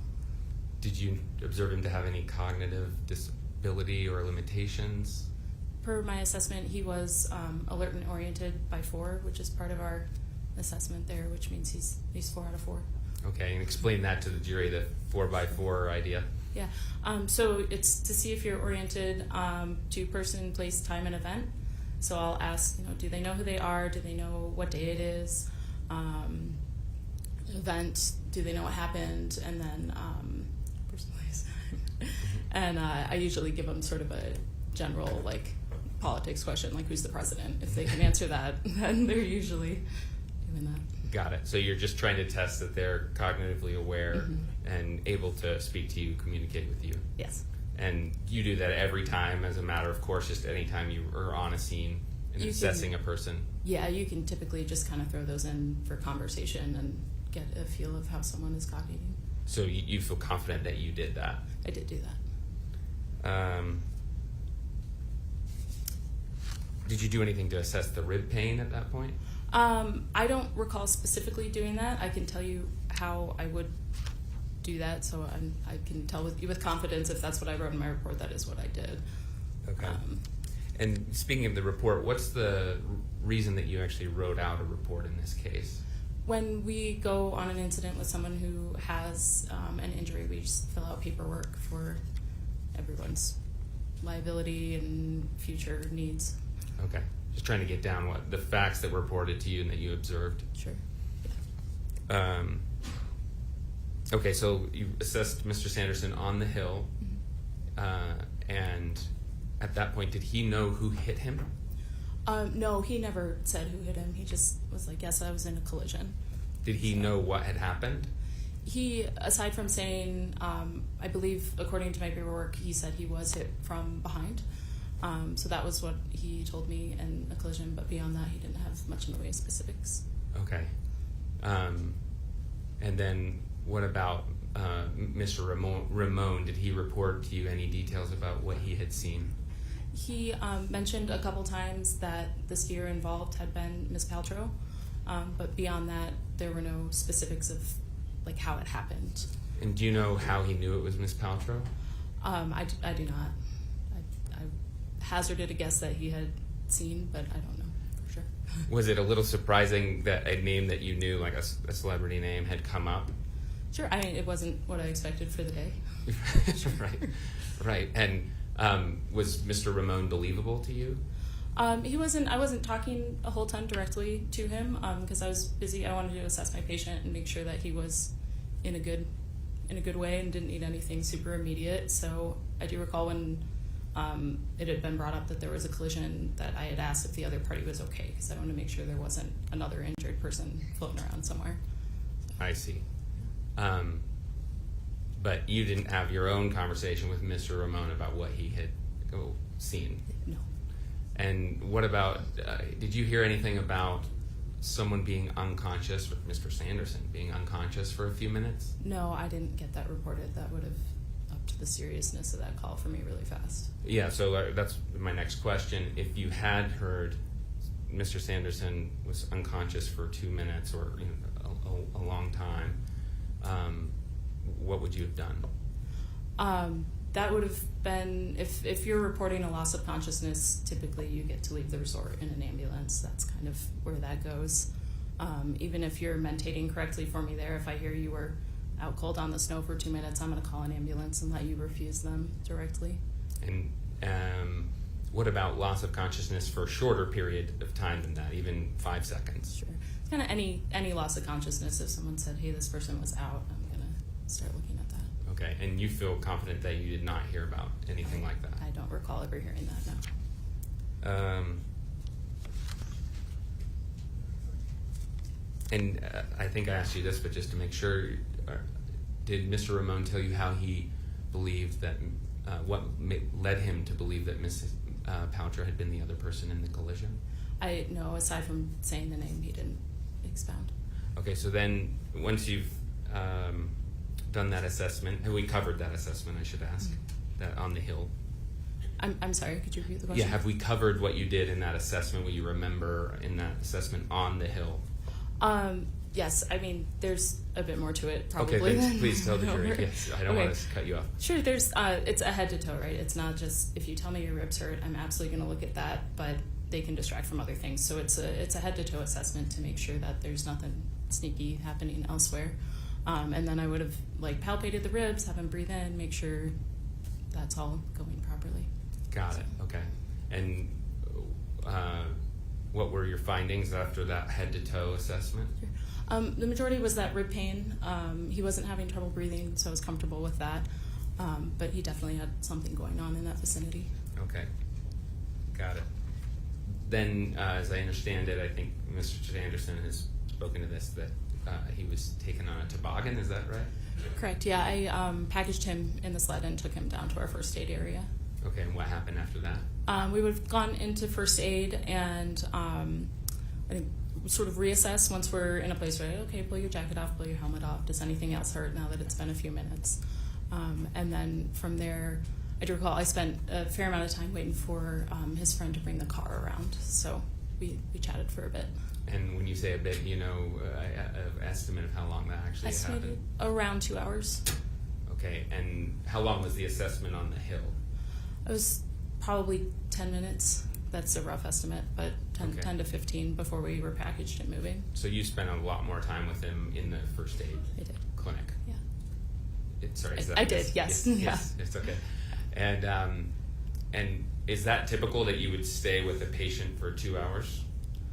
It's a bit abnormal. We do try and get back up into rotation, but also Deer Valley's customer service says that we stay with the patient until the end, make sure, A to B, they're on their way and are in a good spot. And it's also just good medical care to not say, see you, bye. Right. That makes sense. And was there any reason, aside from waiting for this car, that you needed to stay with him for 2 hours? I wanted to keep assessing and make sure that he didn't trend downward in any of his symptoms, which he did not. So that was the main reason, was just to make sure he got on his way. Okay. So, was there any indication early in the first aid visit, the reassessment down at the bottom of the hill, that he would need 2 hours of care from you? No. Okay. And why do you say that? He wasn't, trending downward. His symptoms were staying the same with his rib pain, and sort of that rattled kind of feeling that I'd noted on the hill seemed to be dissipating. We were able to converse pretty well. Okay. And was there any time during all of that afternoon that you spent with Mr. Sanderson that you saw evidence of a head injury or a brain injury? No. As time went on, I said this guy is ANO4, so I felt comfortable releasing him in private vehicle. And was that ANO4? Is that what you just said? Yes. Okay, and again, that means that he was alert to those 4 different categories you mentioned earlier. Correct. And I think he earlier told the jury that you gave him some things to remember. Yes. Do you recall that? There's a handful of sort of head assessments you can do, and that's one of them. I'll usually give somebody 3 words, and then sort of periodically throughout the scene time, I'll ask him to repeat that for me. Right, and was one of them your horse's name? No, that's not usually one I use. Oh, okay. I use Blue Snow 24 without fail the whole time I've patrolled. Okay. So. And let's see. So you were doing various tests to make sure that he was fully alert and his cognitive facilities were intact. Is that correct? Correct. And you found no concern. He was not trending downward. He was solid. But did you encourage him to go get further care at all? I did, yeah. And what was that for? He had the rib pain, and I told him if any other concerns came up, then you should talk to whoever sees you at the clinic. Okay, got it. So let's go to your report. Well, actually, let's finish the day. So you finished with him once he got a ride and you knew that he was okay, that he had someone to take him. What did you do after that? I would have rotated back to the top. I don't have a specific memory of that, but I would have rotated back to the top of a mountain and checked in. Okay, got it. And then did you talk to anybody else during the day after you had been with Mr. Sanderson about what had happened? Sure. When I came in for the evening, he was then our patrol director, Steve Graf. I just sort of mentioned, like, oh, hey, it's kind of a interesting sidebar. Somebody said they saw Ms. Paltrow on the slopes today, may have had something to do with my incident. And it was sort of just a 3-minute conversation, and then... And what was there any discussion about the injuries, or was it just the fact that it was Ms. Paltrow involved? Just the fact that maybe she was involved. I see. And you obviously were not there. I think you made it clear you weren't there at the actual collision. You didn't see what happened, correct? Correct. And you never saw Ms. Paltrow that day? I did not. You didn't talk to her? No. Right. Okay, I'm going to put your report on the screen here. It will also come up on that screen. Okay. I believe it has already been published to the jury. This is Defense 24A. Is that correct? Yes, and it's also Plaintiff's Exhibit 1. Okay, thank you. Okay, so let's see, this is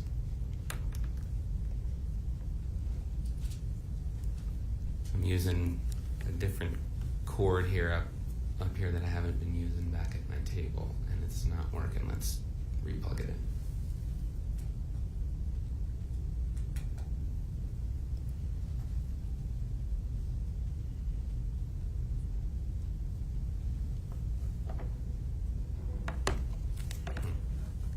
Sorry for that. Let's wait. It had been working.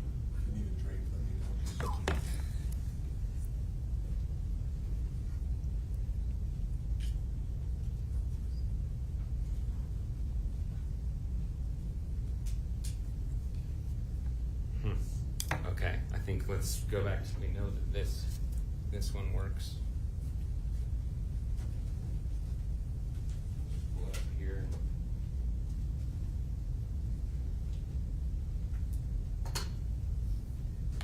Should be good.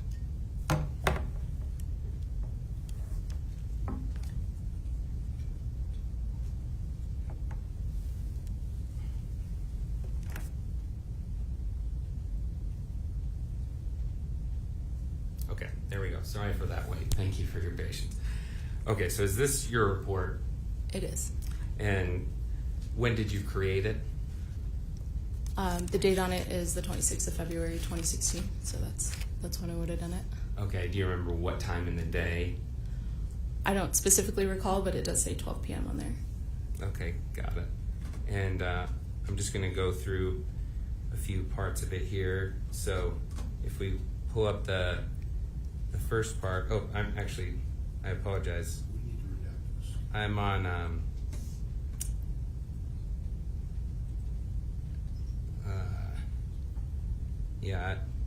should I redact that first part? I apologize. I had it redacted on here and it just deleted.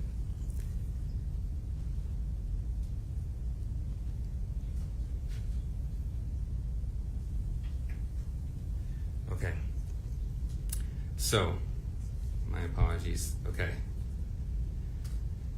So, I just want to point out a couple things. So here on the right side, there's a weight and a height. Do you see that? Yes. And do you just get that from a report from the patient?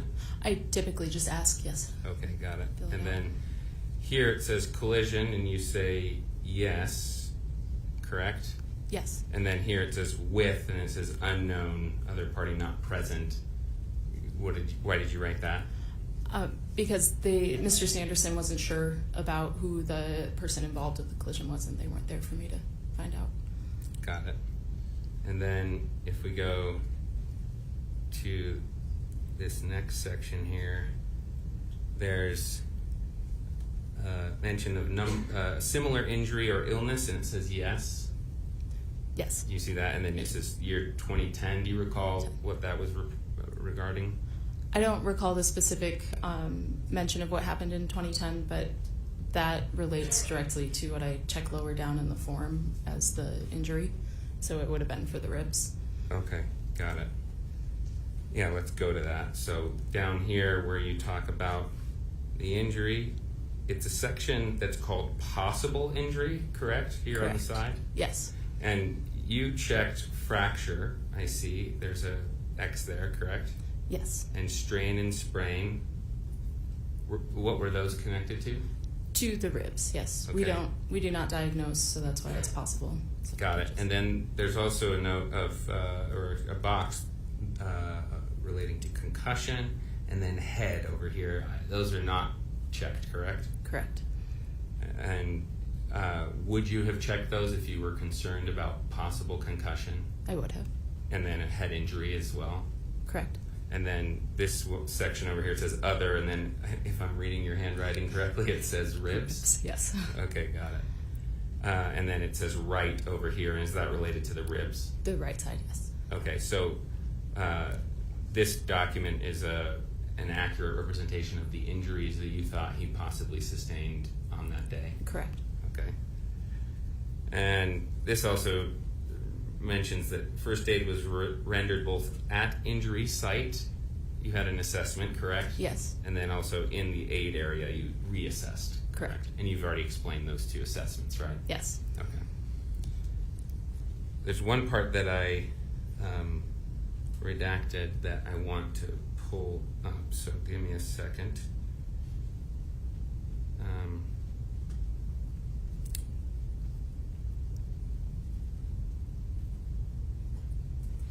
Okay, so this section here says corrective lenses required, and it says yes. Do you see that? Oh, whoops. It's gone, sorry. Yep, sorry. There Go it is. ahead. Corrective lenses required. Yes. Yes. And then it says worn, and you check no, correct? Correct. And why would you have done that? I'll ask them the corrective lenses question if they do need them. If they tell me yes and I don't visibly see glasses, I'll ask if they have contacts in. And if they tell me no, then I'll check no. Okay, got it. The second page of your report is Defendant's Exhibit 24B, and I think we've already published this, correct? No objections? No, we have Plaintiff's Exhibit 1, which is the exact same document. Similar, right? Okay, thanks. And then here I just wanted to point out there's various places where you get to kind of describe a little more detail, correct? Yes. And here's a section where you get to talk about what you did. And it says assessment. Do you see that? Yes. And then mild disorientation. What did you mean by that? So I put assessment, and then those would be my findings on that assessment. His mild disorientation when I was there was the lack of specificity for what had happened during the collision. He was able to tell me that there was a collision and not much beyond that, or who was involved, and then the rib pain that we found. Okay, so that mild disorientation, and when you wrote it, you didn't mean that to indicate any cognitive problems or concern for concussion, anything like that? I think it did originally spike my concern for a head injury because he wasn't able to tell me how he fell. But then as time went on, I became less concerned about that, as I noted later. Right, and are you referring to the reassessment that says disorientation lessened? Yes. Got it, okay. I also note on this page that there's a section down here that says witness, and there's contact information, identifying information you could have put here, but you didn't put anything. Is that correct? Correct. And why didn't you put anything? No one seemed to be a direct witness to what happened. Okay. If Mr. Ramon had told you, I saw this and here's what happened, you would have put his name here? Yes. Okay. And at the bottom, you can't see it that well with what I called out, but is that your signature at the bottom? Yes. Whoops. So sorry about that. If you go here, right at the bottom, it says, I carefully read the above statement and it is true and accurate. Yes. And then that's your signature That's after my that? signature, correct. Okay, and you stand by that signature? I do. Okay. Let's go back to 24A real quickly because there's one part I want to hit that I missed. Actually, I need more than that. There's this section that says injured's description of incident. And it says was hit from behind, correct? Correct. And am I reading this correctly that this was Mr. Sanderson Mr. Sanderson's description because he was the injured? Yes. Okay. Yeah. Typically, I ask the injured party what happened, and then I'll write down exactly what they tell me. Got it. Okay. There's also an addendum to your report, right? There is. And can you tell the jury why you made an addendum to your report? Sure. And I forget who exactly made the request, but it was just requested that I fill out an extra form with anything else I might have remembered. Okay, and this is Defendant's Exhibit 25B, and I think it has been published. No objection, correct? No objection. It's also part of Plaintiff's Exhibit 1. Great. Okay, so is this the additional comments that you made? It is. Okay, and there's a date down at the bottom I note that's 3/18/2016, which is obviously after the accident, correct? Correct. And so, again, why did you do this a few weeks later? Sure. To my knowledge, it had come to note that maybe Ms. Paltrow had been present on the mountain, and with all the different information coming through the office, I wasn't privileged to that. They thought that maybe they would want some more information for that, so they asked me to write it down. Okay, so was there a question in your mind initially about whether Ms. Paltrow actually was involved? No, it wasn't something I was really thinking about. Okay, so you weren't sure Correct. whether what Mr. Ramon said was true? Yes, I was just focused on patient care at that point. Okay. And if we go to the actual comments here, let's do your first paragraph. Do you mind reading it for us? Sure. I recall that upon arriving on scene on Bandana at the bridge, I found the patient, Terry, standing on the right side of the run in his skis. The mountain host that had radioed patrol was above doing traffic control.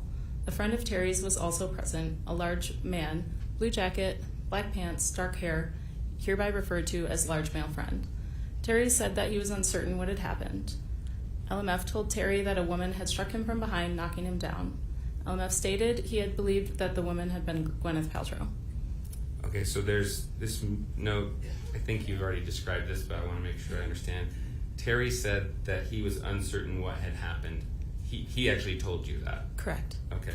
And then LMF, who you understand is Craig Ramon, is that right? Yes. Had told Terry that a woman had struck him from behind, knocking him down. So that was something you heard Ramon tell Terry? Yes. He didn't tell you that? No. Okay. Let's go to the next section here. Do you mind reading it for us? I asked if anyone had spoken to the woman. Can I call him Craig? And this is that all right? Sure. I mean, you know who it is that Craig you met. said he had asked her if she was all right. He said she had told him she was fine and skied away. During assessment, transport, and time in first aid, Craig continued to say that the woman involved in the collision was Gwyneth Paltrow. So you remember that he kept bringing up this point of Miss Paltrow's involvement. I do. And you don't know how he knew it was her. No, I don't. Okay. And then I think the last section, which I guess is a couple paragraphs. Sorry, I cut that off. So at Empire First Aid, we were met by 3 others from Terry's skiing group. Do you remember that? I do. And who were those?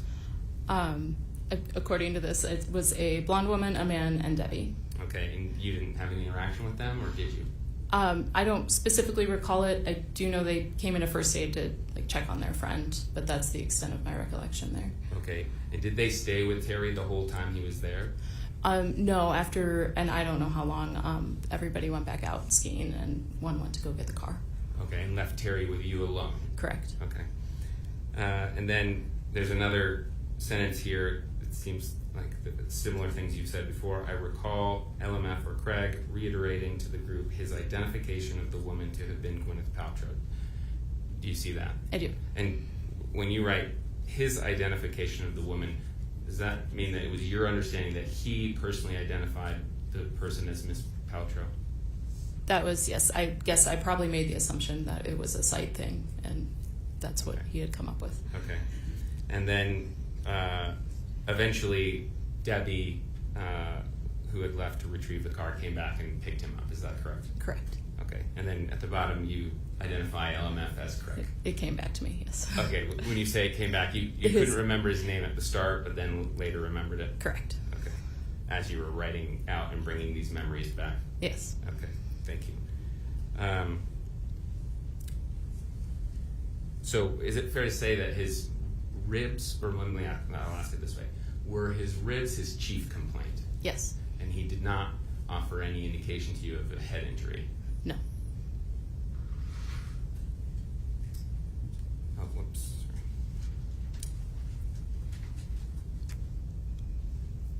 I have just one last thing I want to look at, and then I think we're done. So dizziness, loss of balance, did you observe anything like that? No, I was monitoring for those things and didn't see them. Blurred vision? No. Ringing in the ears? No. Sensitivity to light? No. Sensitivity to sound? No. Mood changes? Not that I observed. Was he dazed or confused? No. Did you talk about a headache? No. Nausea? No. Vomiting? No. Fatigue?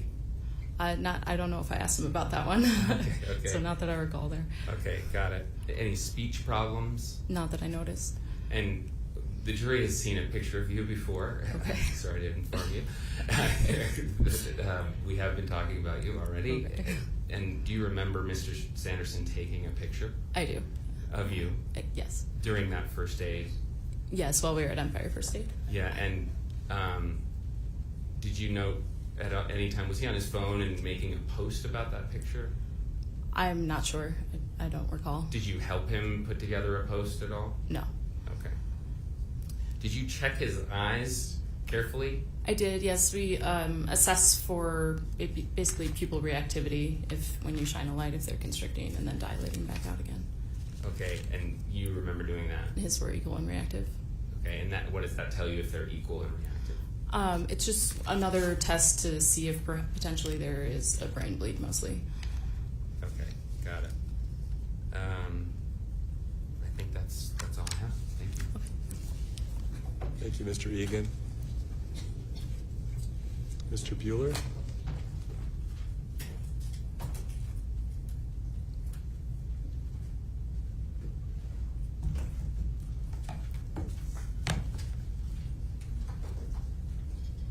I think the plaintiff's or defendant's exhibit of your report is a little bit clearer. The one we have is a little less clear on page 3.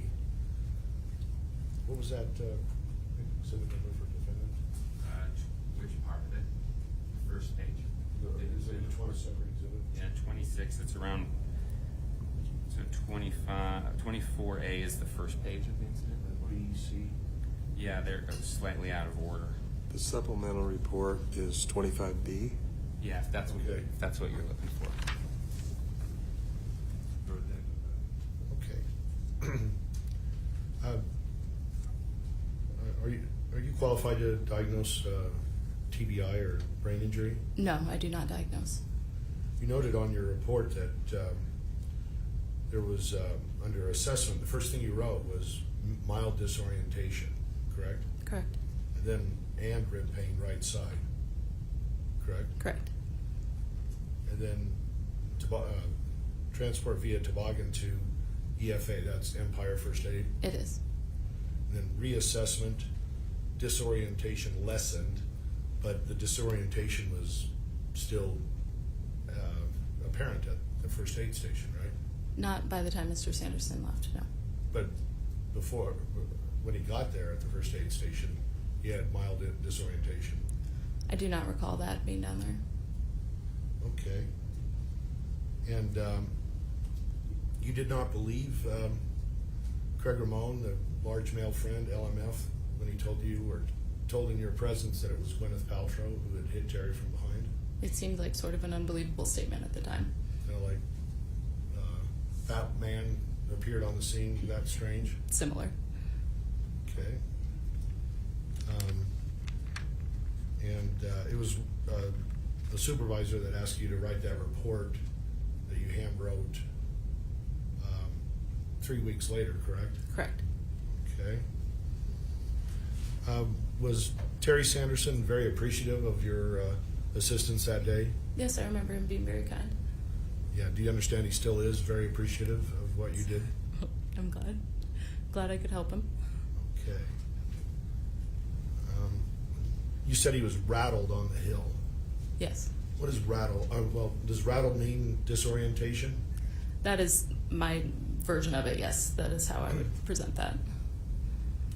So is rattled or disorientation, is that a possible sign of a concussion? Not in the way that I was presenting it, but I can see how it could come off that way.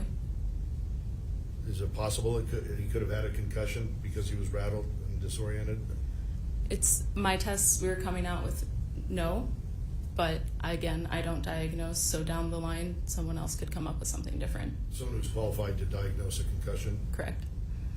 Okay, and you're not qualified to diagnose a concussion? I do not diagnose. Okay. You encouraged Terry Sanderson to go to the clinic, correct? I did.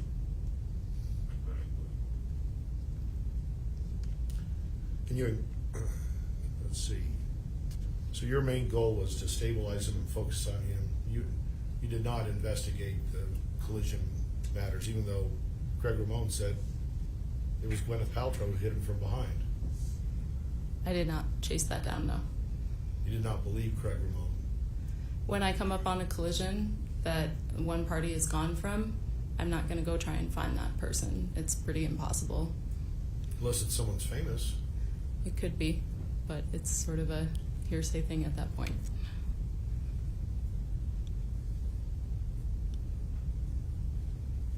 Just give me a moment, please.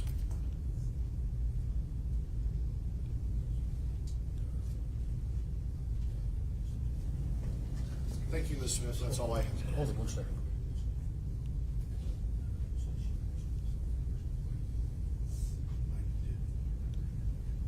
Thank you. I just have one more. Sure. Ms. Smith, there was a question about you being asked to write those additional comments. Do you recall that? I do.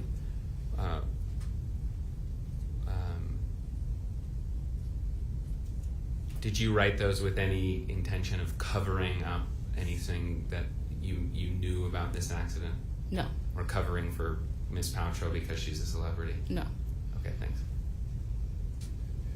Mr. Bueller?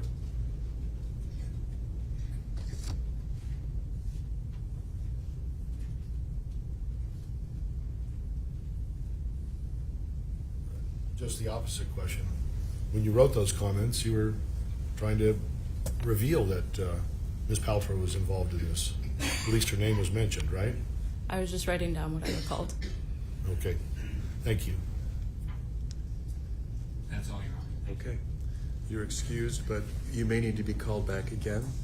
So please don't discuss the case with anyone, and don't watch the proceedings. Thank you. We'll now call Steve Graf. And I think he's out there, so we'll have to go grab him. Sure.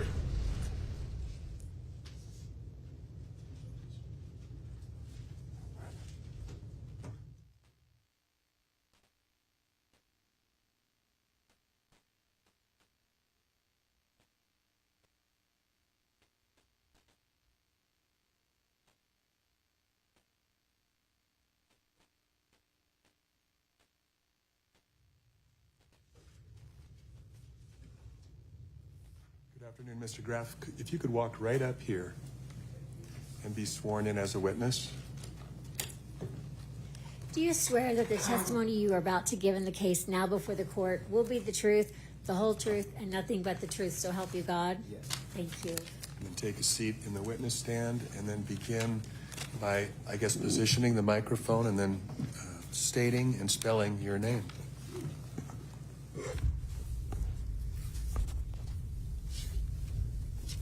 I'm Steve Graf, Graff. Thank you. Your Honor, as we walked in, the witness told me that he is thirsty. Do you mind if I give him a drink? Yeah, please do. Thank you. I got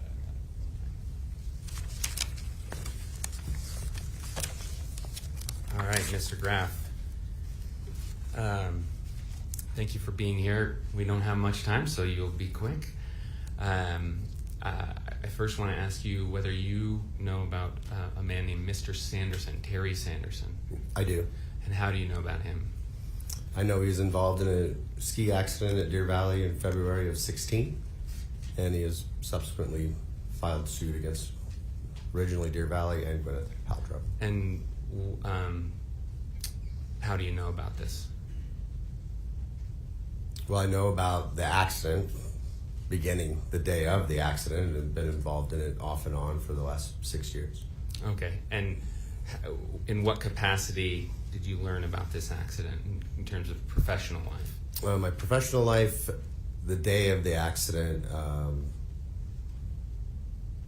I spoke with Whitney Smith about it at the end of the day, Okay. About the accident.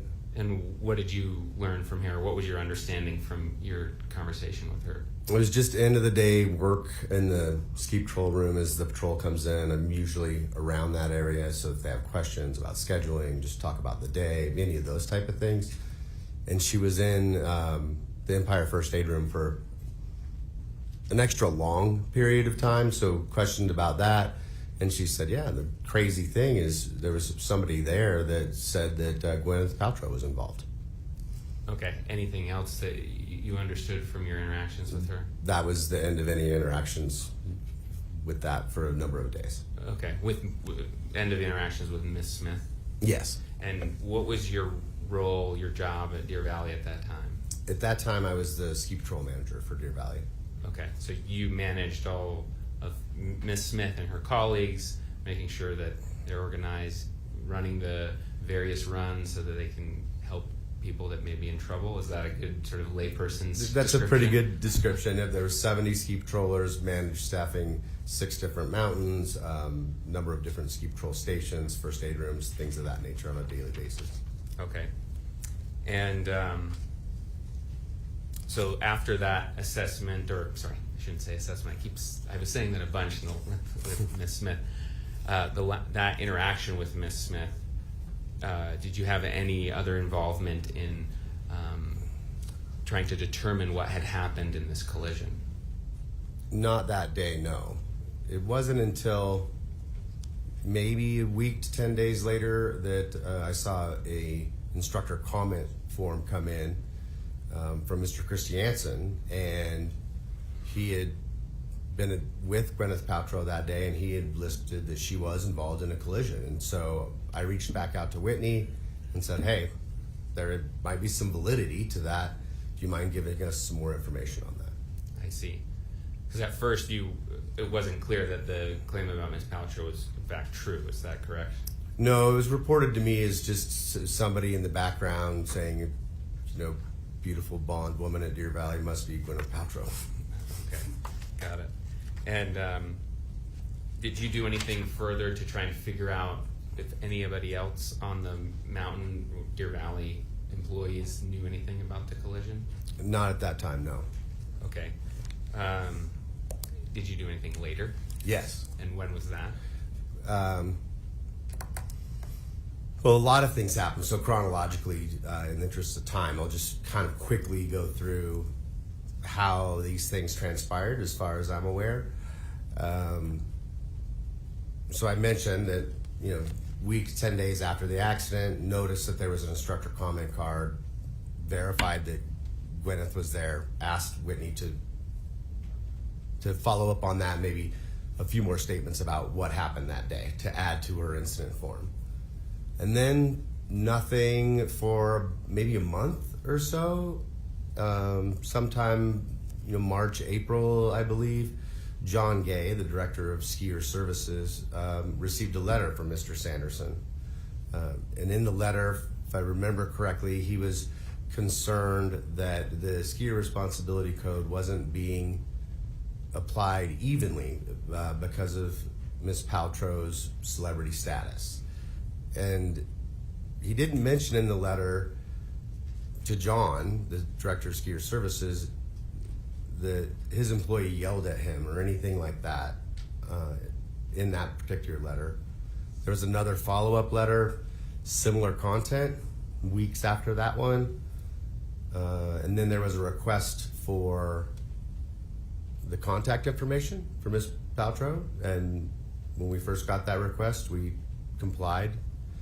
How it typically goes, and it didn't go any differently in this case, is that we reached out to Ms. Paltrow and said, Mr. Sanderson has requested your information. We're giving it to him. We reached out to Mr. Sanderson, said, here's Gwyneth information. We're giving it to her, as we would with any other case. Got it. I see. And what about any attempts to find, well, I should back up and ask you some foundational questions. In learning about this incident, did you ever hear about any ski patrollers coming on the scene of the actual collision? Yeah, that was later that we started digging more into that. We supplied that information. It wasn't until 2019, I believe, when we were served, and we really started digging into what had happened and getting statements from people and depositions and all of that. And through that process, we dug a lot deeper into, I believe it was Christensen that said a ski patroller came by the scene while they were still there and everybody was present, or mostly present. And so we looked into that, and there were two potential people that matched the description. I believe one of them was on Empire and one of them was on Flagstaff. Bandana Ski Run connects both of them. So we reached out to both of those. They didn't recollect skiing by and asking anybody if they needed help. But that's not unusual. That, on any given day, it's probably more unusual on a ski run that I don't ask somebody if they're okay. It's just very common occurrence. You go, you see someone standing there, someone looking at a map, someone picking themselves up. It's very common to say, are you okay? And yep, everything's okay, and then moving on. And there's no documentation of that. It's just routine business. I see. And were there patrol logs that were connected with this? I think the jury's heard some description of logs that are kept about who's on which run in terms of the patrol people. Is that right? Yes, that's true. There's logs on every mountain, and not every run is logged, but if a ski patroller goes down a run, they come back. They're like, yep, I did bandana at 11:24, and they would write that down and put their initials on that. Got it. I believe I have those logs, which are defendants exhibit 26A and through C, and I don't believe that we have published these, so I would ask for permission to publish these and admit them. And how are they been marked for identification? Defendants exhibit 26A through C. Through C? Yes. Okay, any objection? Just a sec, Your Honor. Didn't even find it.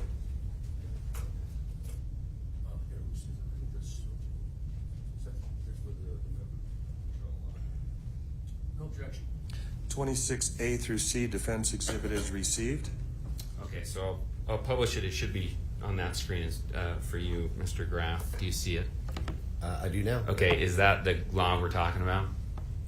Yes, this is the Flagstaff patrol log. This isn't the section I'm talking about. It's a 2-page log. Okay, so This maybe is it. This is the 20, log. 26B, is that Correct. the log, or do I have to keep going? So this would be the run log. So you see where it says opening run check.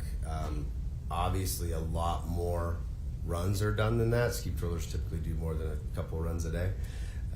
But they're trying to make sure that all the runs get checked. So on this particular one, and as it pertains to this, we're looking for bandana. And it's at the very top. And Here at the top. yep. I And see. it looks like 11:40, and then there's another time and a couple initials in there. Okay, got it. And then, just for the sake of completeness, then there's 26C. I don't know if that makes a difference here to you. Was that part of your? Was this record a part of your attempt to figure out who those patrollers were? Yes, this was part of us trying to get all the information we could about this. And this 26C document, does it offer anything additional? If you Zoom go down out, to zoom out, yeah. So this is sweep, so that's after the accident, so it doesn't offer anything additional there. The page that you showed previously has Okay. names of the people that were on the mountain that day. Is that this page? That's this page, correct. I see. So at the top there. At the top here. Okay. Yep. So Caleb, Jess, Whitney, and Tom were there. Steve Campbell was the snowmobiler. And If I you remember sorry, correctly, I asked Tom specifically because I saw his initials in that log. But not only did I look at Flagstaff, but knowing that Bandana is a connecting run to Lady Morgan and Empire, we looked at those patrollers as well and asked them if anybody on the mountain that day recalls saying, "Are you okay?" to some people on Bandana, and we didn't get any affirmative response to that. Given your experience with managing patrollers and responding to various incidents, if there had been an incident where someone was unconscious for a long time, would you expect to have heard about it? Yes, most definitely. And would you expect those patrollers to remember it if you asked them a number of years later? Yes. And they did not? They did not. In this case? Okay. Even if the person wasn't necessarily injured, but wanted a ride or had an equipment problem, or if there was anything other than, "No, I'm okay," it most likely would have ended up in this log. I see. And it does not. You've reviewed these and you don't Does see not. any. You don't see any indication of any such event. No. Okay. And do you know who Eric Christensen is? I think you mentioned him earlier. I do know who Eric Christensen is. And did you ever receive a report that he had yelled at Mr. Sanderson? I believe that was in one of the claims in the lawsuit, but never in our investigation. Okay, so you had heard about it in terms of claims in a lawsuit, but never aside from that. Never since, no. Got it. So there wasn't a patroller that said, "Hey, we need to respond to Mr. Christensen. He's not treating our customers properly." Right. In our investigation of all of our employees that were involved or could have been involved, that's never come up. That question, that no one ever said yes, that there was yelling or even raised voices. Or And if that had been reported, how do you respond to those things? How do you, investigate an incident like that, maybe discipline employees?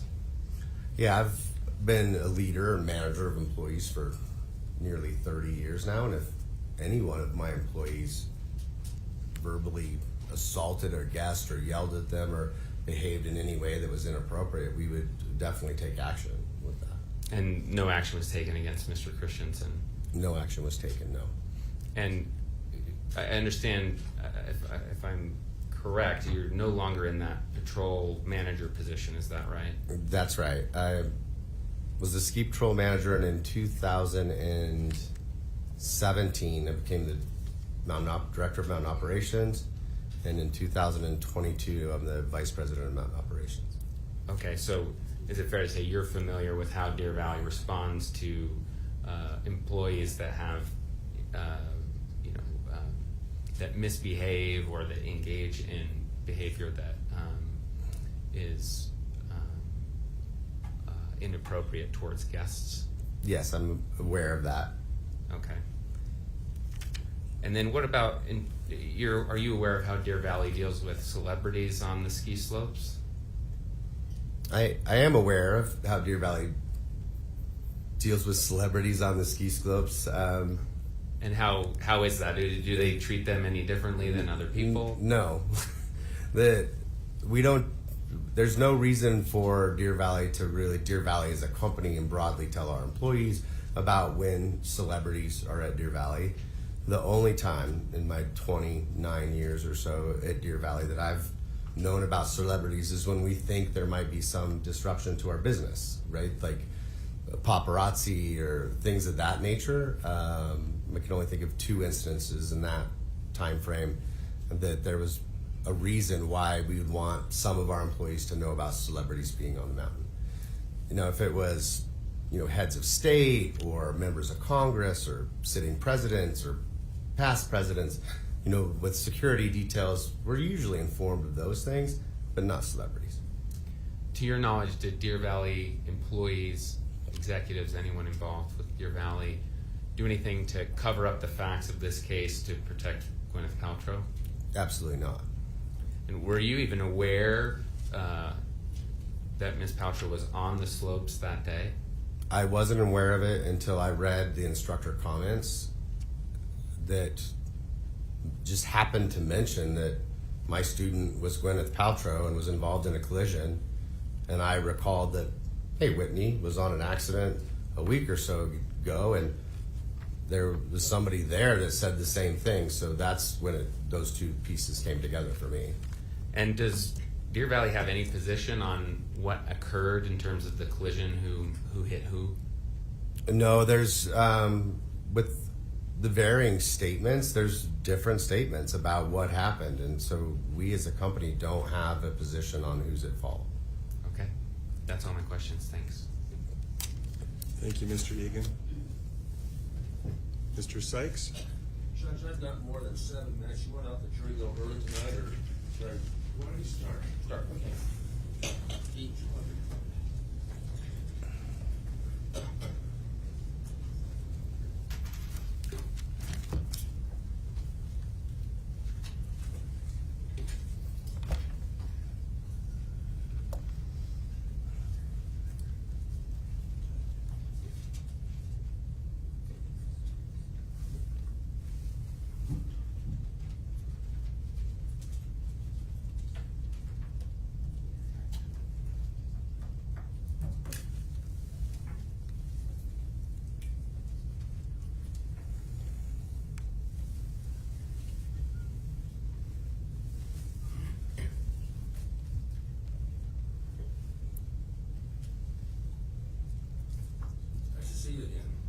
Nice to see you, Mr. Sykes. We know each other from other cases, don't we?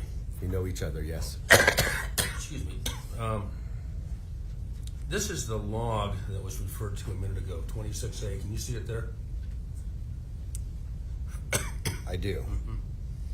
9:58 a.m. Skier assist. What was that next word? Can you read that? Well, knowing that it was on Flagstaff Mountain, I'm going to say it's Sidewinder. Okay. Sidewinder is a run there.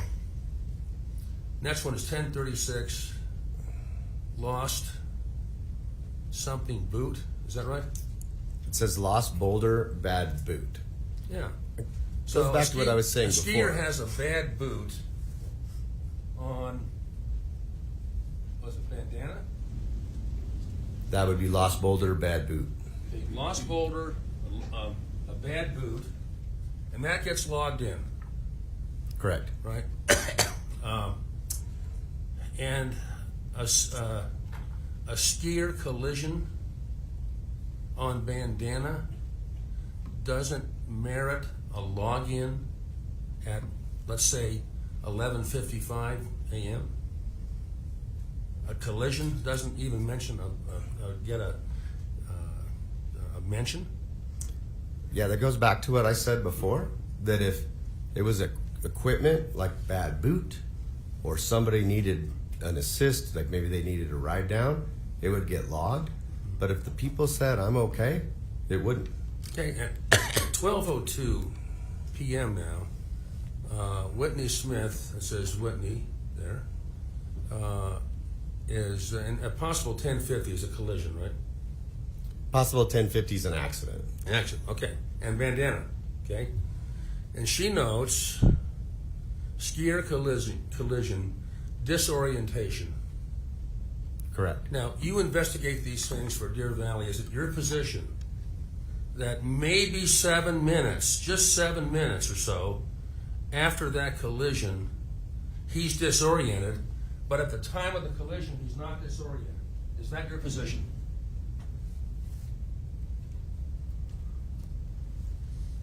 I don't have a position on that.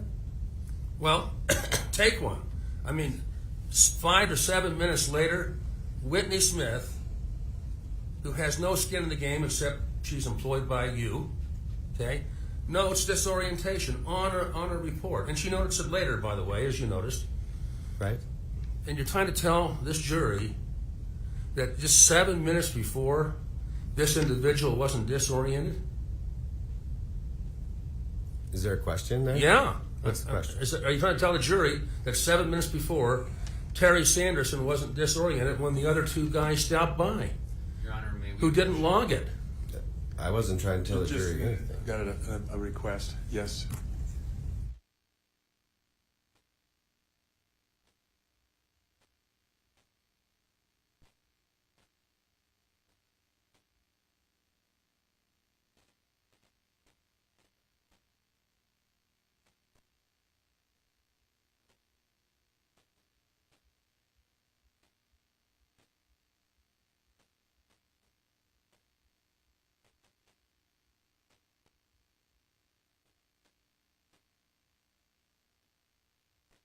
You may proceed, Mr. Sykes.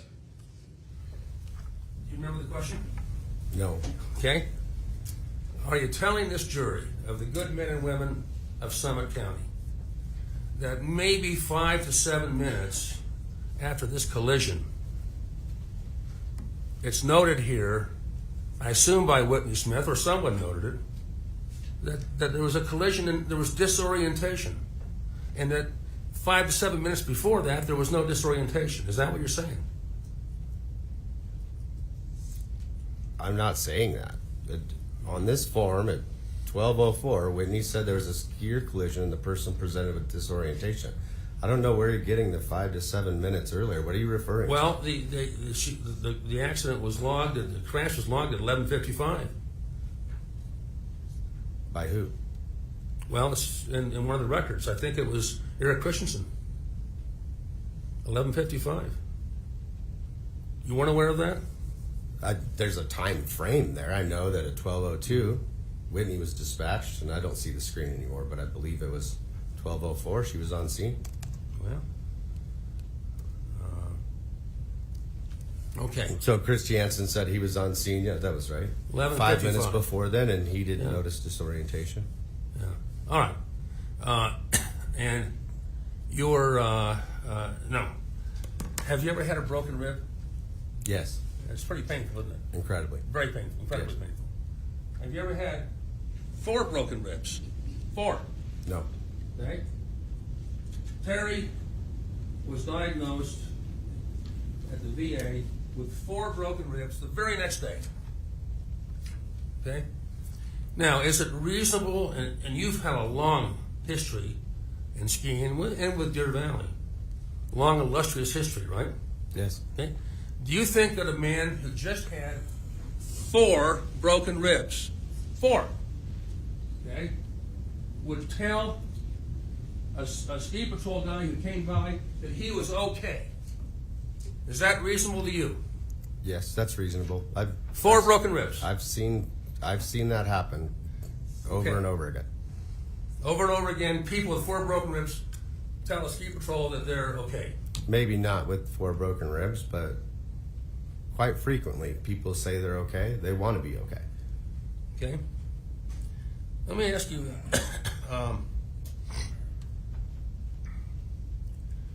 Pete, would you find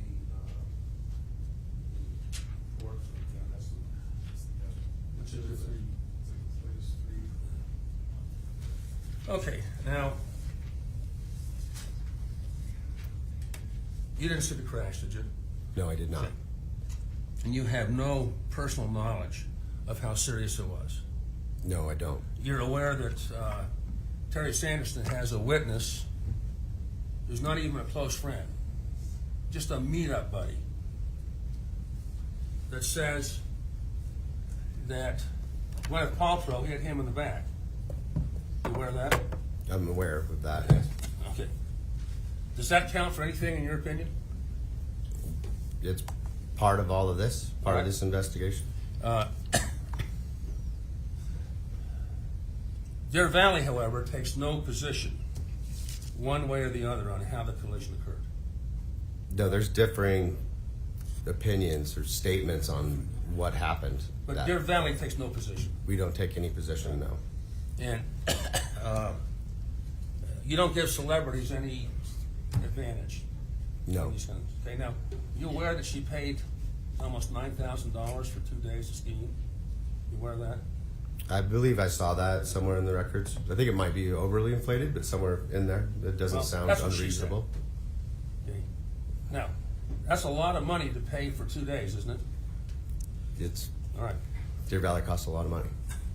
Mr. Sykes, I hate to interrupt you, but we can either recess now, or if you just have a few minutes of questioning, you could finish. Well, I hate to hold the jury late. Why don't we recess and I'll finish tomorrow? All right. Is that okay? I have an objection to finishing tomorrow. Why don't we address that at after the jury's excused? Thank you. Members of the jury, we're going to recess now until 9 a.m. tomorrow morning. So remember my admonition not to talk about the case with anyone, not to do any of your own investigation.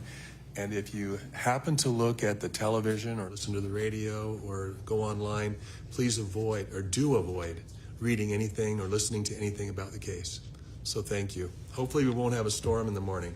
All right.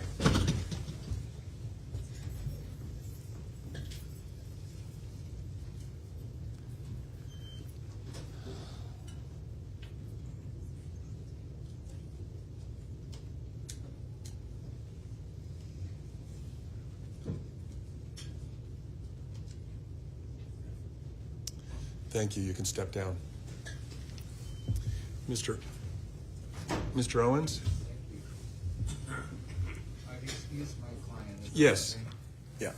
Did you have something you wanted to talk about? Yes, thank you. Your Honor, the plaintiffs still have not rested. That was supposed to take place Friday at the end of the day. I had Apple Martin, Moses Martin, and Brad Falchuk all ready to go this morning, and they were unable to testify. As I understand it, plaintiffs will not oppose Apple and Moses having their deposition transcripts read into the evidence. Can we confirm? Mr. Sykes? That's correct, as long as our additions are added, which I've given counsel. Thank you. And Brad Falchuk is still, we still haven't made a decision. We may need to read his transcript in too. We have 2 full days tomorrow. The court hasn't made a decision about what? Oh, sorry. Brad Falchuk is the husband. with me? And what decision do I need to make about that? I'm sorry. We, You need to make a decision. Okay. you. I'm speaking through a mask, which makes it hard. Tomorrow, Tuesday, can I give my lineup? What's the lineup for tomorrow? McMahon. Well, that's Oh, for you're them to giving the tell us. lineup. You're giving the lineup. Okay, go ahead. I'm starting with, finish up Mr. Graf. We're gonna nod. My, Is he available? my objection to, we're already terribly behind. Just a minute. Mr. Graf in the room here? Maybe you better run out and grab him and make sure he's going to be here at 9 o'clock in the morning. Somebody from the plaintiff's side. So 4 of our witnesses have been thrown off, just to let you know, because we had 7 planned for today. And We that's can't- your choice, counsel, to throw them off. So each side gets 50% of the trial time, and you're making a decision about how to allocate that time. Based on the assumption that plaintiffs would be done on Friday. And that's between the two of you. Okay, I'm not complaining, I'm just putting this on the record. And so we have 8 experts, 4 tomorrow, most out of state, 4 on Wednesday. So we're lumping in now people onto Thursday morning. Anyway, You see that I've got in the time for Thursday morning, it's 2 hours and 7.75, 2.75 hours or something like that. That includes closing arguments. wow, that means 0.75 hours. Well, Tuesday morning or Thursday morning. It's just an estimate of what's available. If we take up a lot of time in out of jury hearings, that'll get smaller. And you're running an excellent court. I'm just saying an hour for closing on both sides means essentially no evidence on Thursday morning. Well, you can start your closings earlier than that. It just depends on when you rest your case and when the plaintiff rests their case. But your half time includes your closing argument. See, thank you for telling me that. I hadn't focused on that. So you envision the jury commencing deliberations at about noon? That would be in a perfect world. Okay. And I understand, we don't live in a perfect world. And so if they have to be charged a little bit later than that, they have to be charged a little bit later than that. Thank you. But that would be in a perfect world. All right. So my concern, sorry to be so long on this. We have Michael McMahon, a physician assistant, Paul Bogger, our ski expert, Irvin Scher, our biomechanical expert, and Stephen Edgley, our neurorehabilitation expert. They are not flexible. So my concern with having Steve Graf come back tomorrow morning is that it's going to throw off these folks that are not flexible. Okay. I would rather Steve Graf come back, for instance, Thursday morning, so that we can get our experts who are time. Sure. Thanks. So you've got an expert that's ready to go at 9 a.m. in the morning? So Michael McCahan is actually not our expert, so I may have misspoken. He was the treating physician assistant at the Instacare. Sure. And he is, Ready at 9 a.m.? yes. Okay. All right. Well, Your Honor, I'll probably only have about 10 to 12 minutes to finish this up. Why I don't could we- wait, but I'd rather just get it done. I realize that, but we do have some professionals that we need to make some accommodation for, and so why don't we wait with completing Mr. Graf's testimony until we can fit it in sometime a little bit later. Maybe later tomorrow, or if you want to schedule him for a specific time, we can do that as well. So, Steve Graf has flexibility to show up anytime. I don't know. And he's not. I don't it's only control the Steve best Graf. snow season in the world. This year of Salt Lake City, but And I would add that Michael McMahon doesn't remember the treating Terry Sanderson. It's just a record review, and there's very little he would have to offer because he has no recollection of ever seeing the plaintiff. I think he will be short. So why don't you speak with counsel for Deer Valley and find out when you can schedule Mr. Graf? When makes sense to schedule him. Can you give him some blocks of time when he could schedule that? Yes, I mean, so if we can hold them to 10 minutes, we can live with it. In the What we morning? Tomorrow morning? Yes. What we can't live with is it's 10 minutes and now it's 2 hours. Well, are you going to do another 10 or 15 of redirect? James is on it. Probably not. I will commit to 10 minutes. All right, then we'll call him in the morning. Mr. Graf did say that he's available. Okay, so why don't we get him back in the morning, and we'll start as soon as the jury's here. If they're all assembled at 10:02, we'll start. And Judge, just for the record, I've been in lots of trials, lots of jury trials. I've never seen so many sidebars in a case as this one. Is that a Requested compliment? by the defense. Is that a compliment or a criticism? It's a compliment. You're working very hard, Judge. Thanks. Anything else, counsel? Thank you, Judge. All right, so come early. The jury has been asked to be here at 8:45. If they're all assembled, we'll start. 8:45? Yeah, let's start it then. Okay. Thank you. Thank you.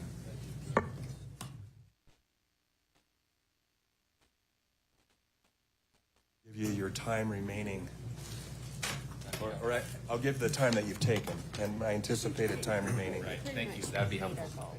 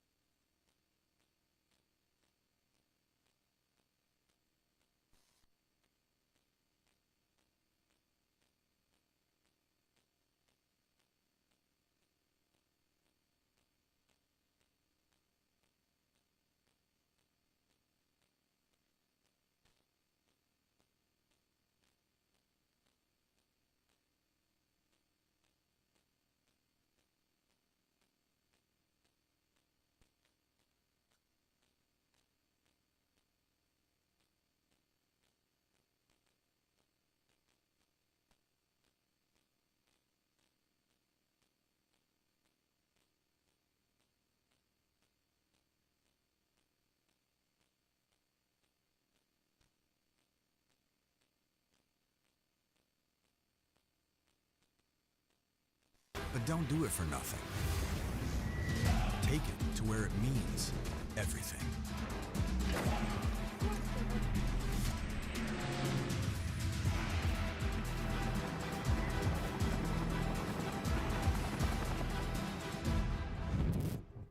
When I started my new kombucha business, I thought there would be a lot more kombucha and a lot less business.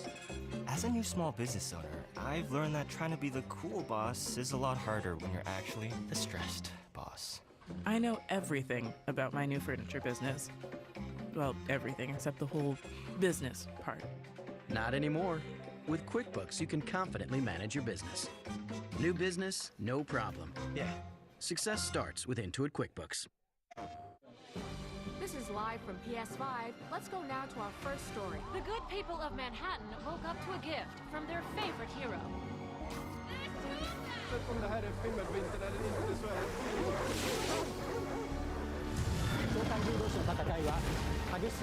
Experts are linking all of these events to an increase in activity on PS5. This was live from PS5, bringing you the extraordinary. Rated RP2M. PlayStation. The NCAA Women's Championship is presented by Capital One. What's in your wallet? Sunset in Greenville, South Carolina, and before the game, listen in to the Maryland locker room and Brenda Freeze. We don't have to beat South Carolina 5 out of 6 times. The beauty of the NCAA tournament is you only have to beat them one game for 40 minutes. And I'm tired of people talking about their defense and their rebounding. You know what? You're going to see what our defense and what our rebounding looks like, because, again, when you are locked in for 40 minutes, possession by possession, you can't measure the size of someone's heart that we have in this locker room. We set the tone for 40 minutes, and we came here, like I said, to complete what we came here to do. Go out and show them Maryland basketball. Zone off the timeout by Coach Freeze, the first possession of that we've seen. But here's what I think you have to do to be able to beat South Carolina. You got to play them one-on-one in the post. We're watching that. You have to have 5 scorers on the floor. We see that right now. You got to be able to handle their pressure and believe you can do it.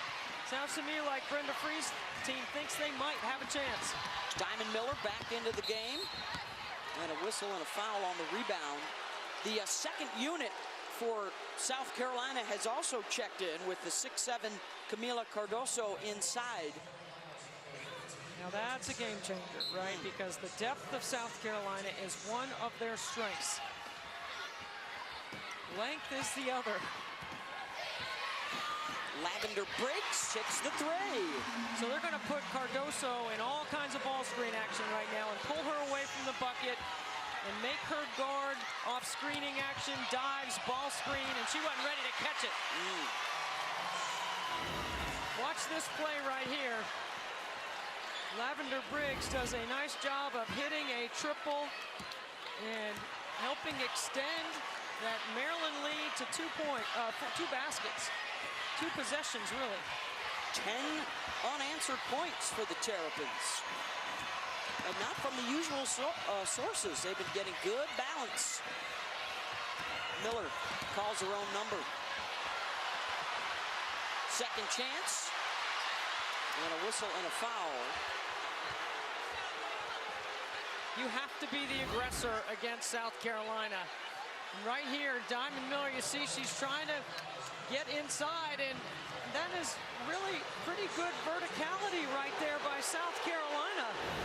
And as the play is shown on the scoreboard, they don't like it in here. This is like a home game for South Carolina. Fouls on Bree Hall. Hey, the NCAA Women's Championship continues tonight with the second game of our doubleheader, Ohio State and Virginia Tech, for that last spot in the Final Four. All building up towards the national championship next Sunday in Dallas. Not only do you have the call of the game, but you've got Burton Tarasi back again as well this year. Going to be a lot of fun in Dallas. We already know that Iowa is there. They will face the winner of this one next Friday, and LSU is there. They will face the winner of Virginia Tech, Ohio State. Very nice job by South Carolina, attacking that full court pressure of Maryland and moving the ball, switching sides of the floor. Ramon here hits on the first. What a night it was with LSU picking up a win here in Greenville. And then last night, Caitlin Clark with the 40-point triple-double to get Iowa back to the Final Four for the first time since 1993. One of the greatest performances in the 41-year history of this NCAA tournament. I think she's been great all year. You already mentioned Taurasi when you were talking about the Bird Taurasi show. I think when you start talking about some of the greatest offensive players in the history of our game, you got to put Caitlin Clark on that list with Taurasi and Kelsey Plum and Kelsey Mitchell and Jackie Stiles, just to name a few. Yeah, the great scorers in history. Nice dish, Cardoso from Cook and one. Oh no, they're gonna wipe it off and call it an offensive foul. Yes, they are. Look at this, Myers making another play. She gets established outside the restricted area. She obtains legal guarding position. And Zaya Cook runs her over outside the arc. So that's the first on Cook.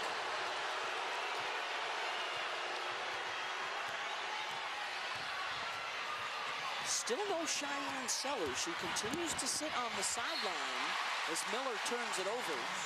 You know, they're running a lot of stuff for Diamond to her left hand as Brenda Fries, and Diamond's a right-handed player. You know, and sometimes when you like to do that misdirection stuff and you get going left, when you have a shot blocker, you're going to have to come back to the right, and I think that's why. You want to get to your strong hand if you can. Raven Johnson. They are making them take a lot of time off the clock. Down to the final minute of this first quarter. Winner is going to Dallas in the Final Four. Zaya Cook pulls up off the mark. Cardoso trying to clean it up. Maryland clears. Look at Cardoso run at 6'7".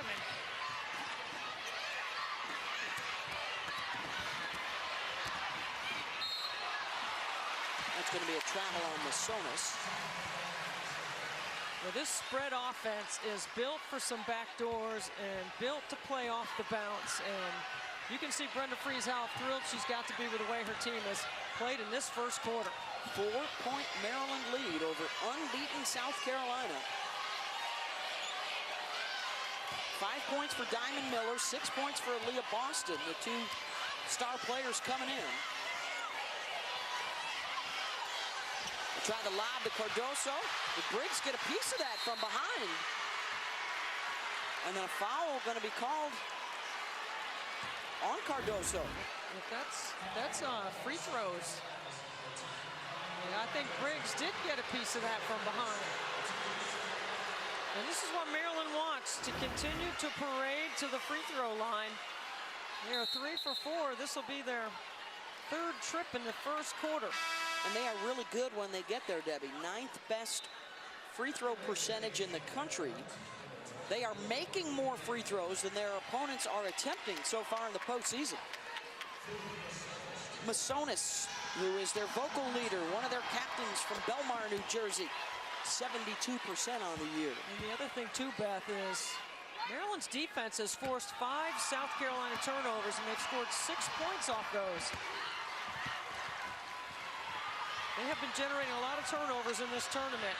22, as a matter of fact. Johnson takes it all the way, in and out. Offensive rebound, and maybe here, that's blocked out of there. And that'll take care of the first half. Maryland scoring 16 of the last 20 points in the quarter.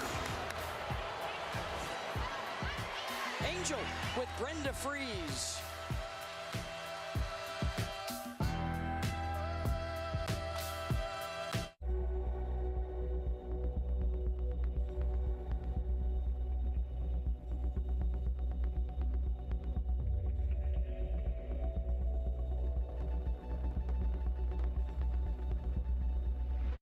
Ozzy, are you going to help me pack these boxes or what? We've got a flight to England. Hang on, Sharon. I want to play with my PlayStation VR 2. Is that a friendly dinosaur? Oh my God, what the? Ah! Oh no! Gun! Rated T for teen. This is amazing! PlayStation. Follow this thread and bam! Tax credit. Maybe. Filing your taxes can feel like a big mystery, but TaxAct gives you everything you need to solve it for less. File this one under maximum refund. College sports fans, get ready for game day with officially licensed merchandise from the NCAA official online shop, ncaa.com/shop. Get the whole family geared up with the best collection of apparel and accessories, including t-shirts, sweatshirts, headwear, championship gear, and more. Visit the NCAA shop for today's special offer and rep your favorite team now. Only at ncaa.com/shop.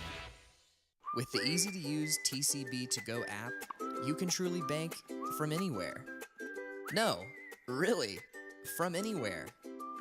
The Citizens Bank, member FDIC, and equal housing lender. Little history to find themselves in a final. Obviously, you're going to defend in transition. That's going to be not overawed at all. When you have Spectrum Mobile, your mobile and Wi-Fi combine for a seamless, reliable connection in and out of the home.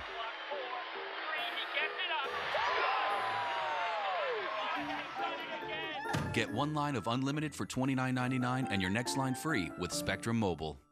The Citizens Bank goes with you wherever your day might take you.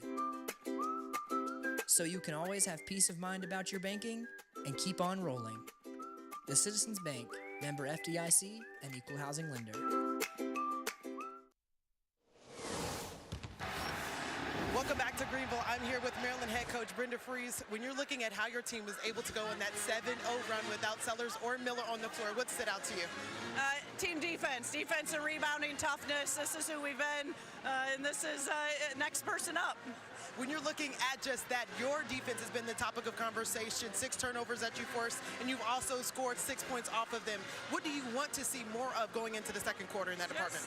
Continuing to be aggressive, the toughness, not backing down. I love our start, but it's a 40-minute game. They come in waves, and we've just got to continue doing it one possession at a time. Thanks so much, Coach. Thank you. Maryland went on a 12-0 run, and because they've been able to get to the paint, 5 different players have scored. They've got South Carolina's D all spread out. Look how wide open the paint is. No help D, great screening action. The offensive attention to detail has been outstanding for Maryland early on, and they are shooting 50% from the floor in the first quarter. Brenda also mentioned the defense, Debbie. They are holding South Carolina to 33% shooting. And that includes the Gamecocks missing their last 7 shots. And they didn't have a basket in about the last 5 minutes of that first quarter. Well, here's the thing, right? Like, everybody's been sitting in the paint and forcing them not to be able to score inside. Make outside shots, yeah, right? make outside shots. And the guards have been playing horse, quite frankly. That's what they do at South Carolina. But not the way Maryland has chosen to defend them tonight. They have decided to get up the line. They have been spreading them out on offense, and they are looking to attack off the bounce and get to the free throw line. Let's see how Cheyenne Sellers responds now. She wasn't in foul trouble in the first quarter, but she only played 3.5 minutes. She was a little amped up early. McDaniel working inside, and a foul on Boston. Her first.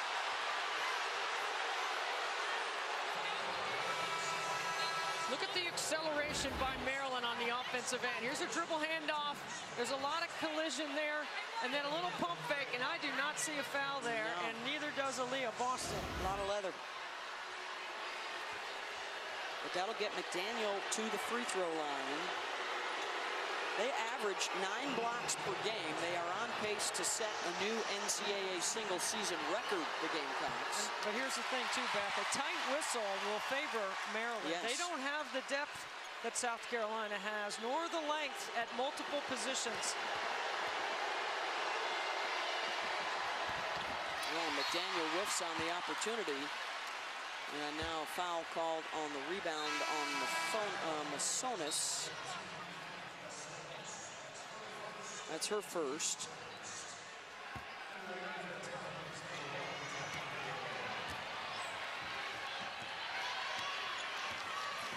One of the best scoring offenses in this NCAA tournament. Maryland against one of the best defenses in this tournament as Boston already with 8 points here in the first half. Miller will go take it in and turns it over again. That's twice that Miller has lost the handle. But Maryland's tempo is getting